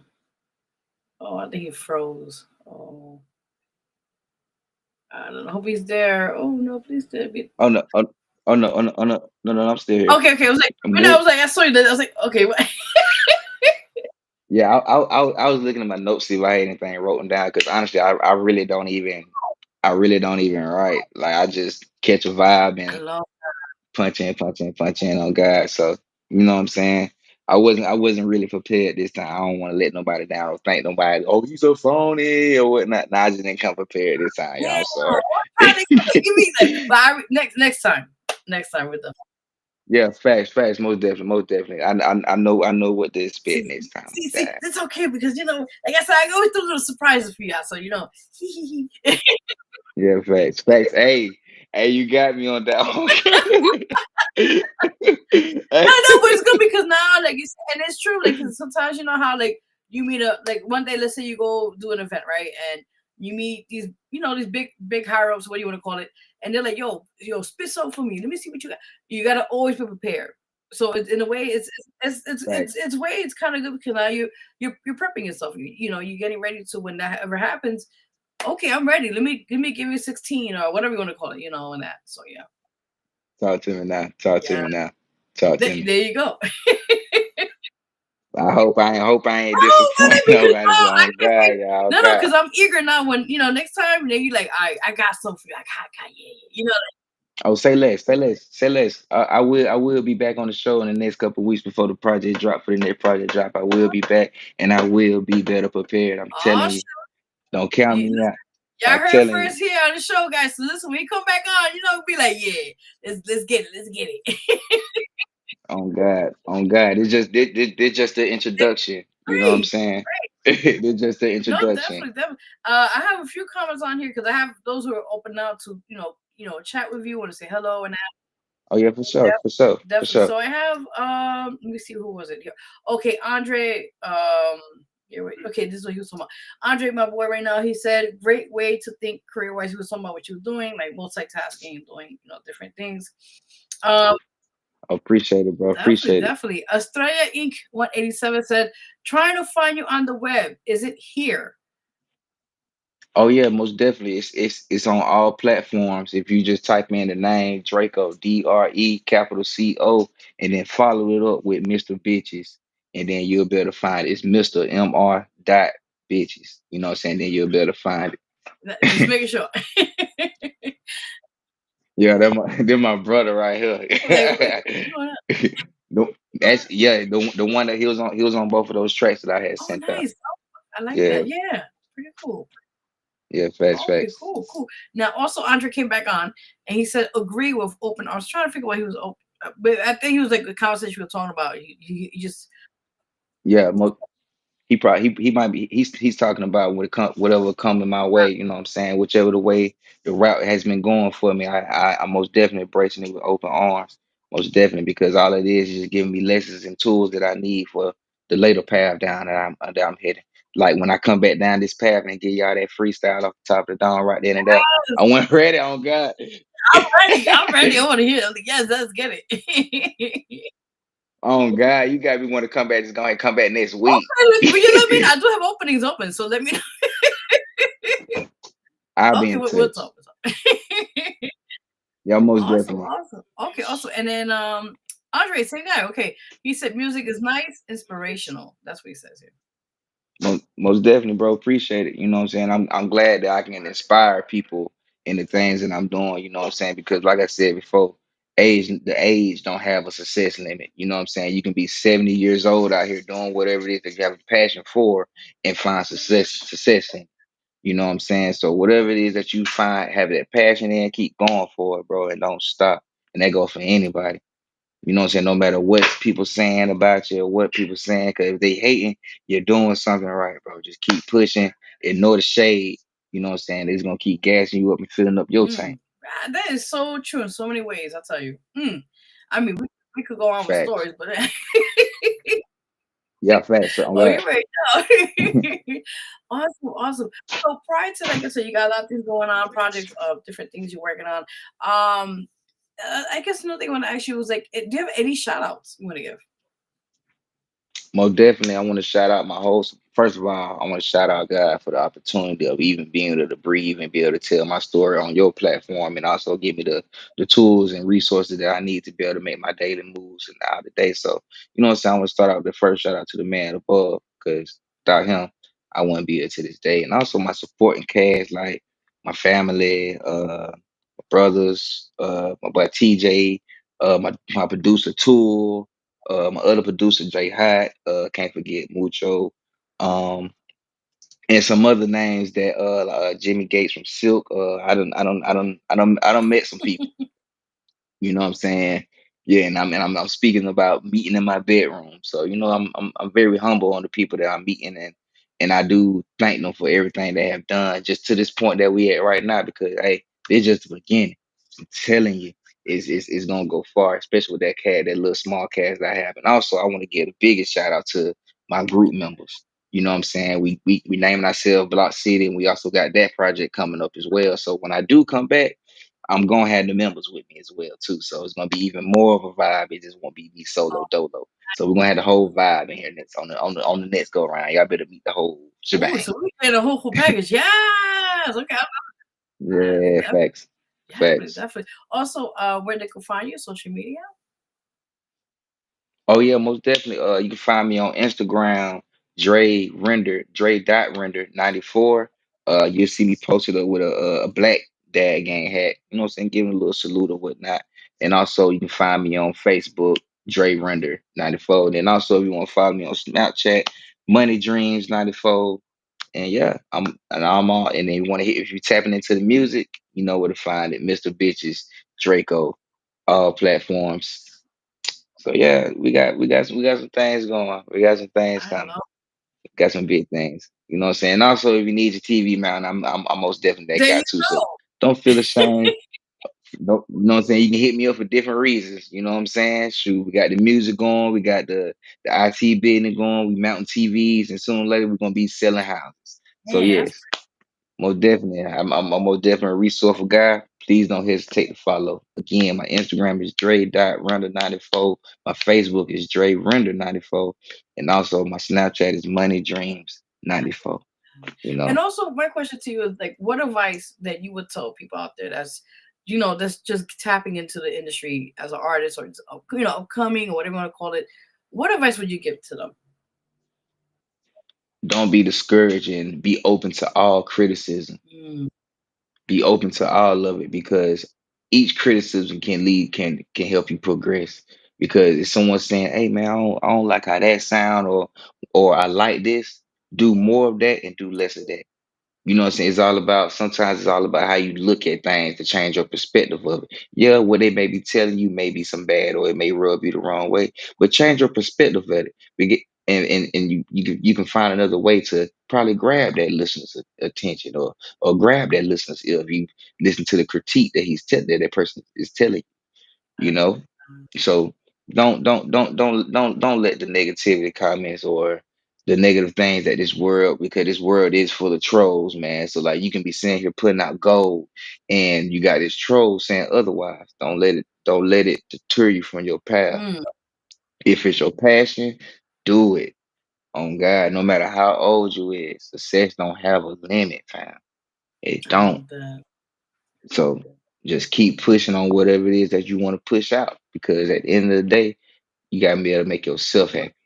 You gotta be able to, you gotta be your biggest fan. You know what I'm saying? Always. It all starts with yourself before it goes out to anywhere else. I love that. Well Facts. said. I tell you, and it's very true because a lot of times, we always get distracted. We always, and that's another thing I notice a lot of times too. When you always put things up, and then people always want to like kind of bring it down. You're like, what's right? Exactly. Exactly, because you know what I'm saying, a lot of those people themselves, they be having that less encouragement themselves to be able to go do the things that they truly want to do. So you think if they don't have the courage to go do it, you think they're gonna want to see the next person doing it? Nah. Cause the only advice you're gonna get out of them is, oh nah, you're too old, man. Oh nah, that ain't sounding like what everybody else sounding out. Nah. The sheep herder don't chase the whole crowd. He chases after the one that done left the herd.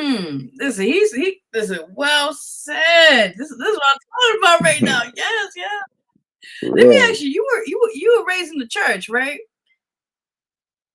Not necessarily. I wasn't necessarily raised in the church, but I am familiar with the Oh, church or whatnot. I was raised around spiritual beings, I would say. Like my grandmother and my mother. I tend to hung around when I was coming up. I hung around the older crowd, like my older cousins and older my uncles and stuff like that. I hung around them. But of course, I had my homeboys and stuff like that. But on a regular, I was with them. You know what I'm saying? So a lot of me internally and the things I went through transpired in life is what is brought out this guy Oh today. wow, God bless. Because Yeah.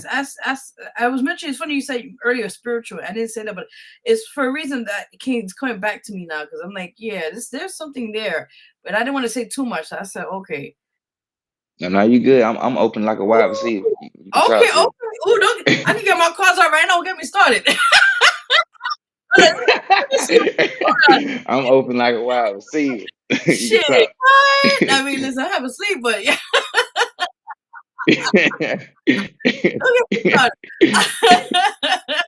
No, no, no, no. But yeah, for the most part, like I see greatness in you. You got a lot of potential. You're Appreciate welcome, it. man. You're Thank welcome. you. And I do believe, like I said, we're all here. And I mentioned with the other guests too, but I think we're all here for a purpose in this life. We're all here to do something good. Thanks. And even though we gone through certain situations and certain things that was like a left field, but we tend to go now to the correct path in that sense. And now we know our calling in life. Mm-hmm.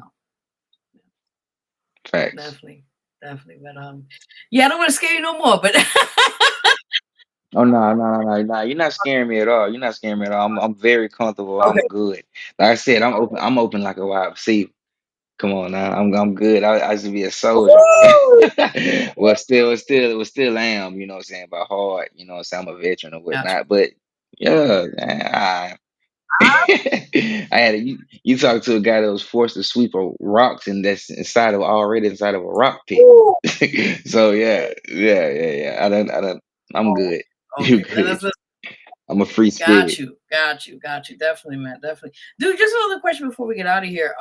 Do you have a tendency sometimes seeing colorful, like rainbow colors around your way? Sometimes, like What do you mean? okay, like sometimes like if you go somewhere and you tend to see like a rainbow or like colorful colors, like going with this like with different colors. So like it's Mm, hard to, but all it's right. it's like if like you go somewhere and you see like the rainbow, but it's like the colors of the rainbow, like different colors and stuff.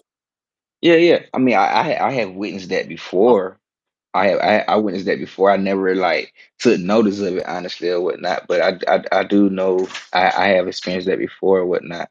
Even when like certain times, I remember this one time was at my at a family member's house and the kids was out there playing and stuff like that. It had literally just finished raining, but we had this little sprinkler thing going on, right?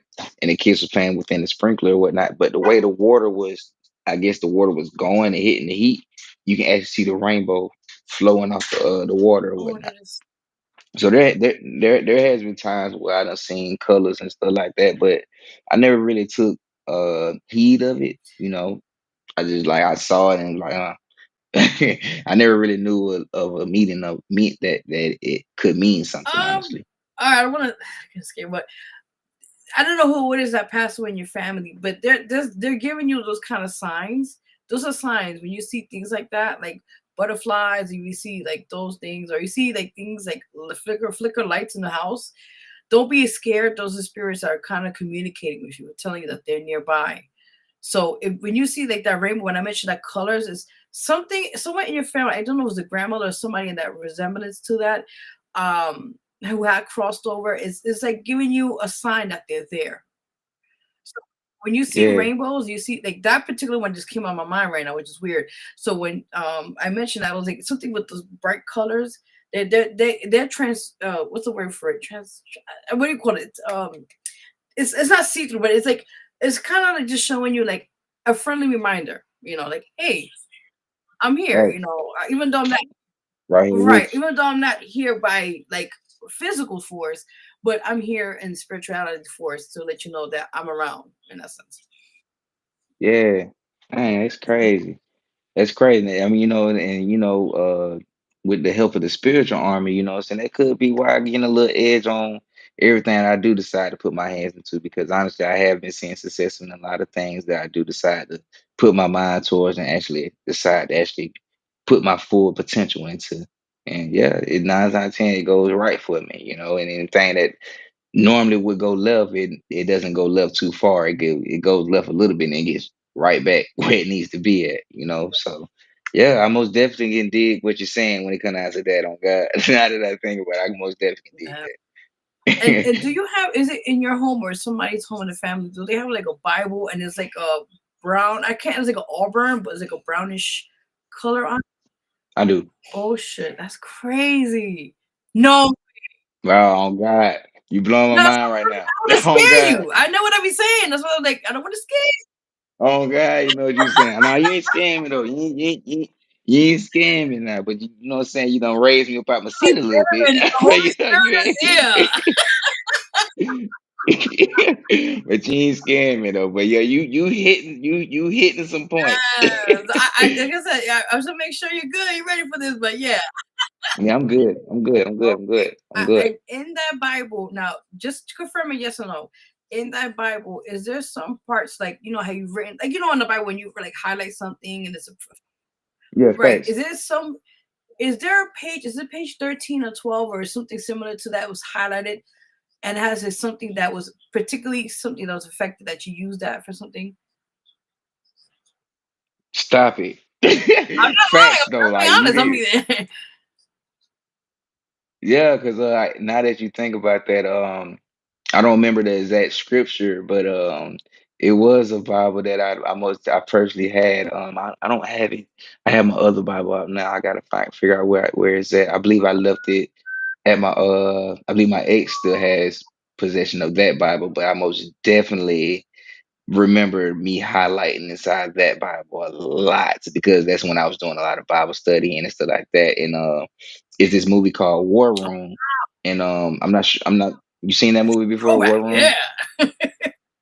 Yeah, I actually created me a war room when I was standing up there in Tennessee, and this was around the time when I was getting out the military, and with me getting out, we didn't have nowhere to stay.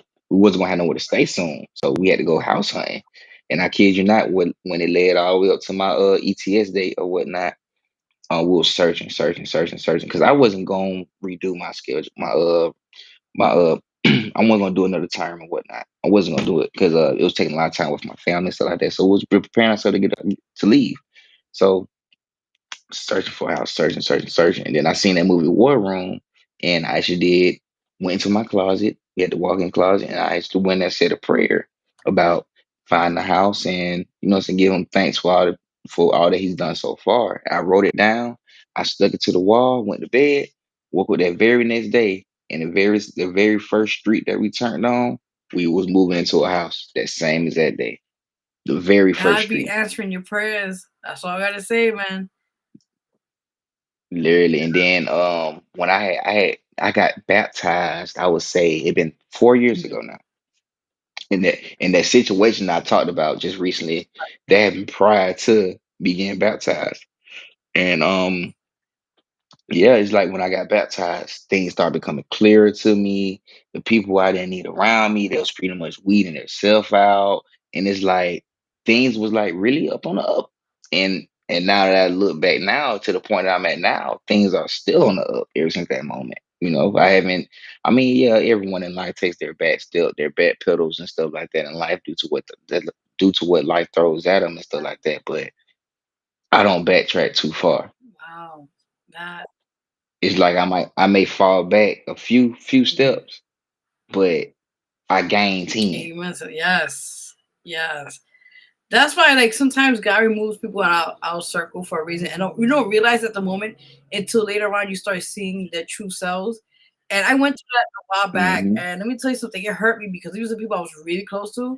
So right, so Exactly. that's why I realize now, looking back at that time, it was fun times until now that I'm alone and I only have like like a few people that I really like hang out with and stuff. And I realized God always show you things, and sometimes you don't know at the moment. So later on, Hmm. you look back like this is why this happened. And now, like you said, with your situation, now you know why certain things have happened, and now with the blessings you have received from God, doors are opening now. Doors are opening. Exactly. Doors are open, and then something I highly believe in as well too. Um, Lil Baby had shared it on his Instagram one day. He was like, just because that door is closed don't mean it's locked. Just give it a push. Mm. And then yeah, that's some true stuff. You know what I'm saying? Because like me, like I said, I can use music as an example all day. I never seen myself making a song or people actually liking my sound or anything like that. That door right there was closed for me, but it was never locked. All I had to do was push it open and give it a little effort. That's right. That's right.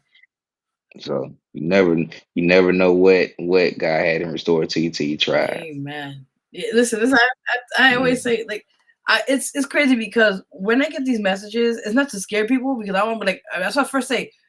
You like, I always say, make sure. I Right, mean, right. I just want. when I no, I'm good. I'm sorry. Well, when I was inside the waiting room or whatnot, it was saying that you can be pulled at any time and please be ready. So yeah, the warning's already there. The warning's already there. You never know. On the other side. Yeah, facts. I just didn't think it would be this. I ain't think you're gonna be hitting on top of the head like this on God. Yeah, this here is wild.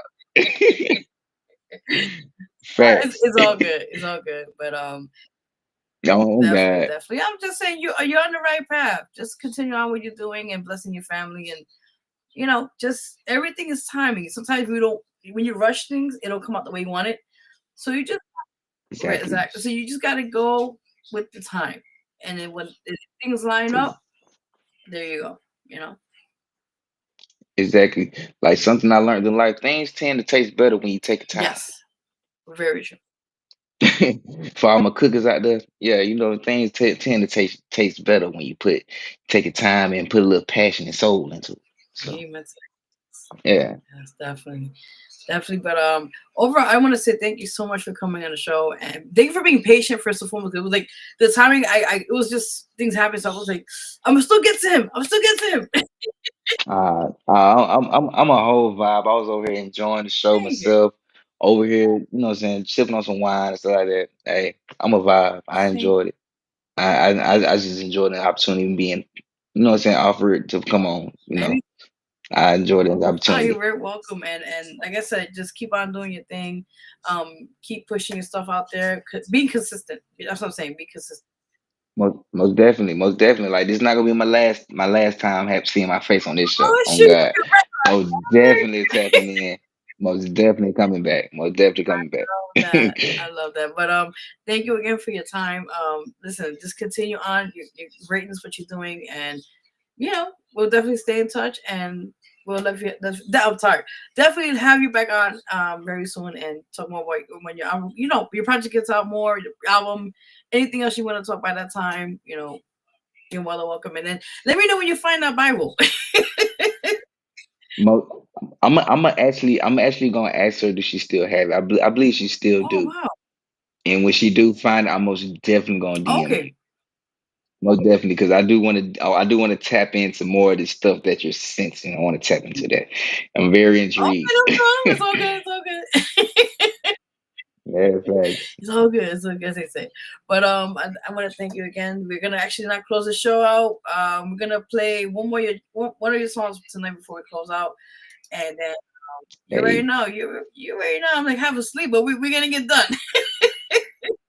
talk to me now. Hey, don't forget, y'all, man. Mr. Bitches, all platforms, everywhere, any way you can think of is the Dreco, DRE, Mr. Bitches, Miss MR. Don't forget the dot, bitches.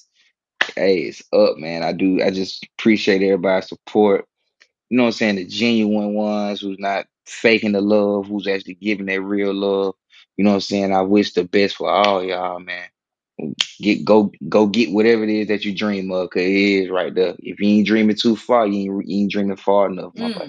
Well said. Well said, right here. You ready to go. You ready to go. So before we close out the show, we're gonna play. I like the Jagger song. I'm loving the beat. I mean, I already know the beat before prior, but I like both songs, by the way. But I'm just saying. Yeah, facts. Yeah. I'm glad you like it. I'm glad. I'm glad you like it. We gonna let that thing slide. On God. like, I was like, oh shit, okay. Right, just make you want to get up out your seat and just go I was like, crazy. okay, listen. I mean, they got the cameras off. I was like dancing a bit in the corner. I was like, all right now, but yeah. Yeah. Hey, if y'all like that, if y'all like those two songs, the next project gonna go Yeah. crazy. And I'm gonna send you a personal track for the ladies too. Ooh, Got okay. you coming. I got you. I'm gonna slide it to your email. I Oh got shoot! Well, we can play dirty and clean versions on here because it's online, so it's okay. Okay, bet. Say less. Say less. But I will have both versions cooked up, and also too for my clean music listeners, I will be dropping projects for y'all too. So yeah, if y'all don't want to hear the cussing and stuff like that, I will have it to the point where y'all can vibe out as well too to the clean versions. Telling Well, you, got y'all too. you already know, man. Yeah, yeah. Awesome, awesome. So we're gonna close out with your song, like Jagger. Like Yes, Jagger. yes. Featuring Hood Baby. Am I saying it right? Yes. Yeah, hood baby. You good? Yeah, I'm working. I'm like still having sleep, but we got it. But stay tuned with this. Hold on, and then we're gonna close out. So just let me play one more time. All right. I bet I ain't going nowhere. I'm right here. We Okay. vibe. Cool. Let me put that on mute though. All right. Hold on.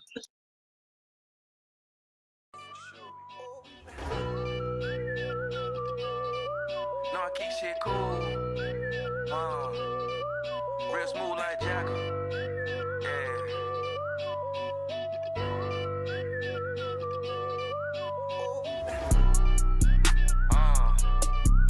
In another one. Let's go. Yeah. In another one. Yeah. Let's go. Yeah.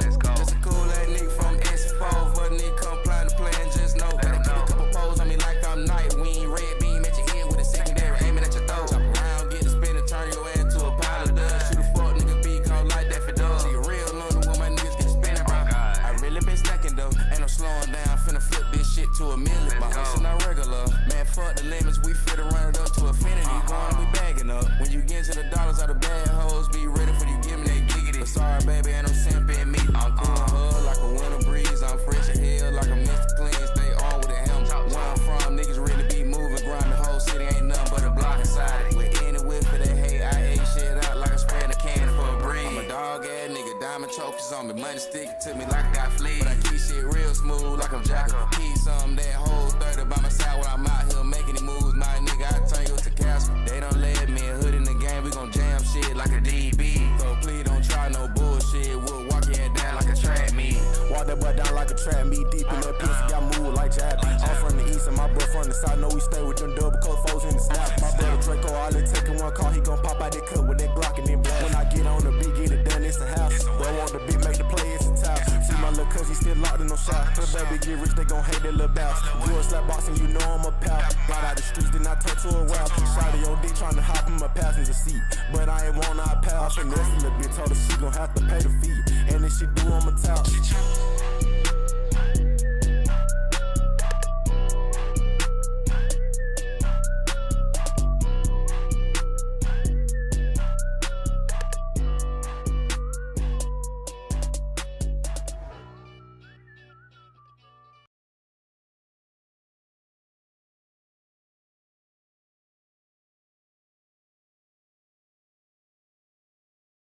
I'm back. Let's You already go. On God. You already know, man. You already know. But again, I truly appreciate you get your time. Thank you for tuning in and being a part as well of the show. Most definitely. Most definitely. Hey, I appreciate it. I appreciate the opportunity. Also, too, I am on Discord too. I want to throw that out there too. 'Cause I did see on the side somebody said something about connect with them on Yeah, I was trying to Discord. figure that out. I was like, I don't know what that means, but Yeah, I see it over there on the side. My Discord is Dome Checker 94. So I am a gamer too. So, but I am an Xbox gamer. I know it's a whole war between PlayStation and Xbox. I'm not sure if it's still going on, but I am an Xbox gamer. I play 2K, Madden, Call of Duty, Battlefield. Hit me up, man. On God, I'm planning on starting a Twitch too, y'all. So yeah. there's a lot of things going on. There's a lot of things. I should have got there earlier then, but yeah, it's a lot of things going on. That's what's up. Oh, I That's said, what's up. You already know. yeah, facts. Y'all know what's going on. Yeah, this is all good. It's all good, as they say. But prior to that, I want to thank you. I also thank our other guests tonight on the show, Artists Obeast. Check him out. He's on all platforms as well. Yourself as well, Dreco, and also check out the lovely you saw international award-winning model or hostess Brittany K, who's her trauma, her testimony, and also her trauma, what she went through, and all you guys have amazing stories. So this is why we do what we do here each other week on the show, and you guys to be heard and continue on what you guys are doing. Most definitely. Before we do get off, I do want to give your flowers to you. You know what I'm saying? You're a perfect host. I dig what you're doing. Keep doing what you're doing. You know what I'm saying? You touching a lot of people. Actually, you in a position where I'm working to try to be. So hey, kudos to you. Kudos to you. Keep going. Keep going. Hey, man. Much love, man. Sending my blessings back to you. And I'm gonna take them open arms. There you got it. Thanks. Awesome. But thank you again for coming on. We're gonna finally get out of the show. It's like the 4 hours. I need to sleep. Yeah, I'm gonna do some late night recording and taking in tonight myself. Oh, shoot. Well, listen, do your thing. Just get your vibe doing with the music. Do what you gotta do and make it happen. Yes. Oh yeah, we're gonna keep pushing like our tires stuck. We're gonna keep going. We ain't gonna stop. Definitely same here. Oh, definitely. We got a comment. Hold on before we get out of here. Hold on 1 second. Yeah, she must be a fan because she knows I usually do my show. She knows.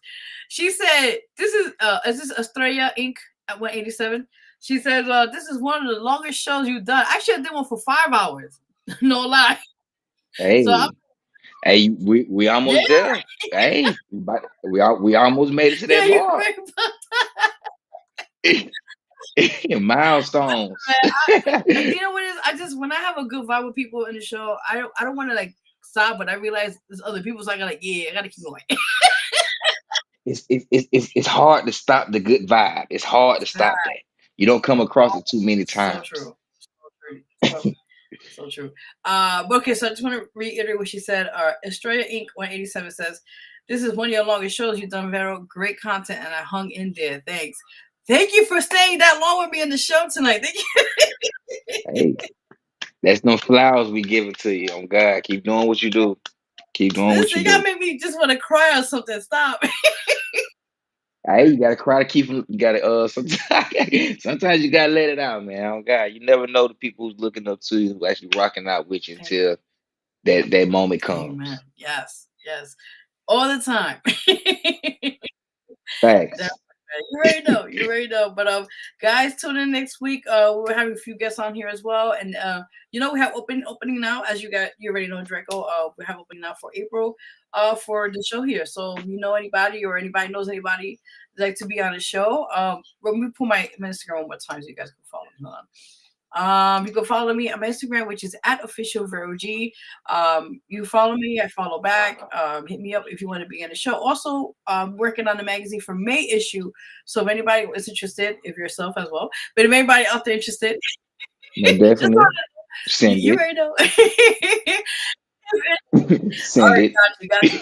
If anybody else is interested to be on the show, I mean, not show too, but I meant to see the magazine.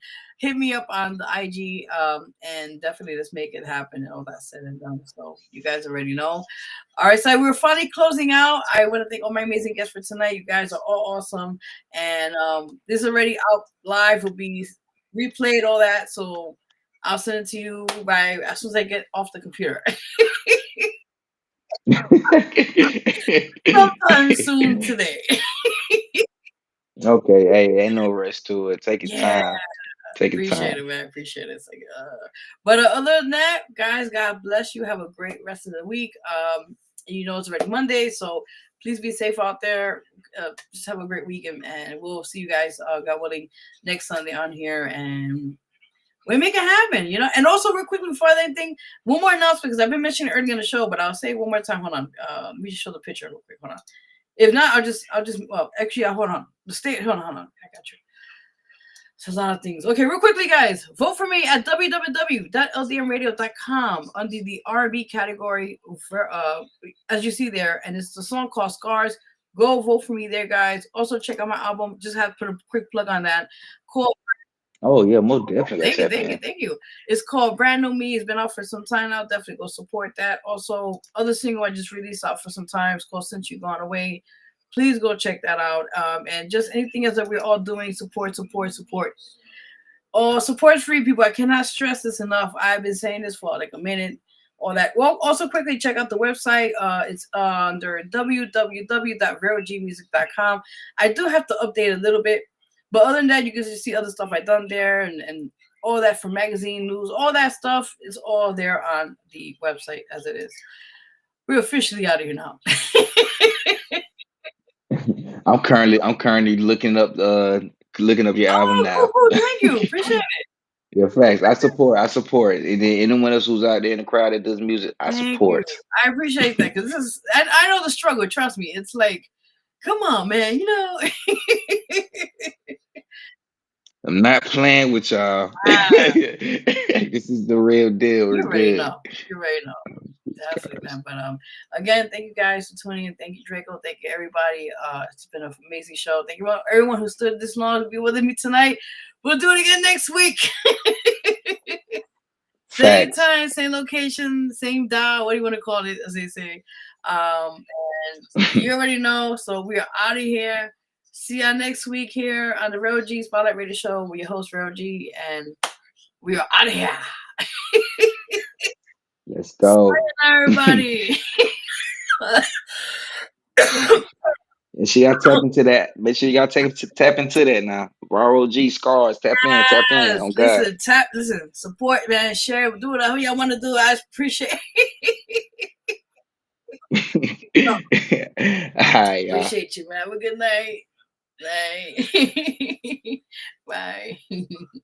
Awesome, guys. All right, we out of here. Thank you all for tuning in. God bless you all.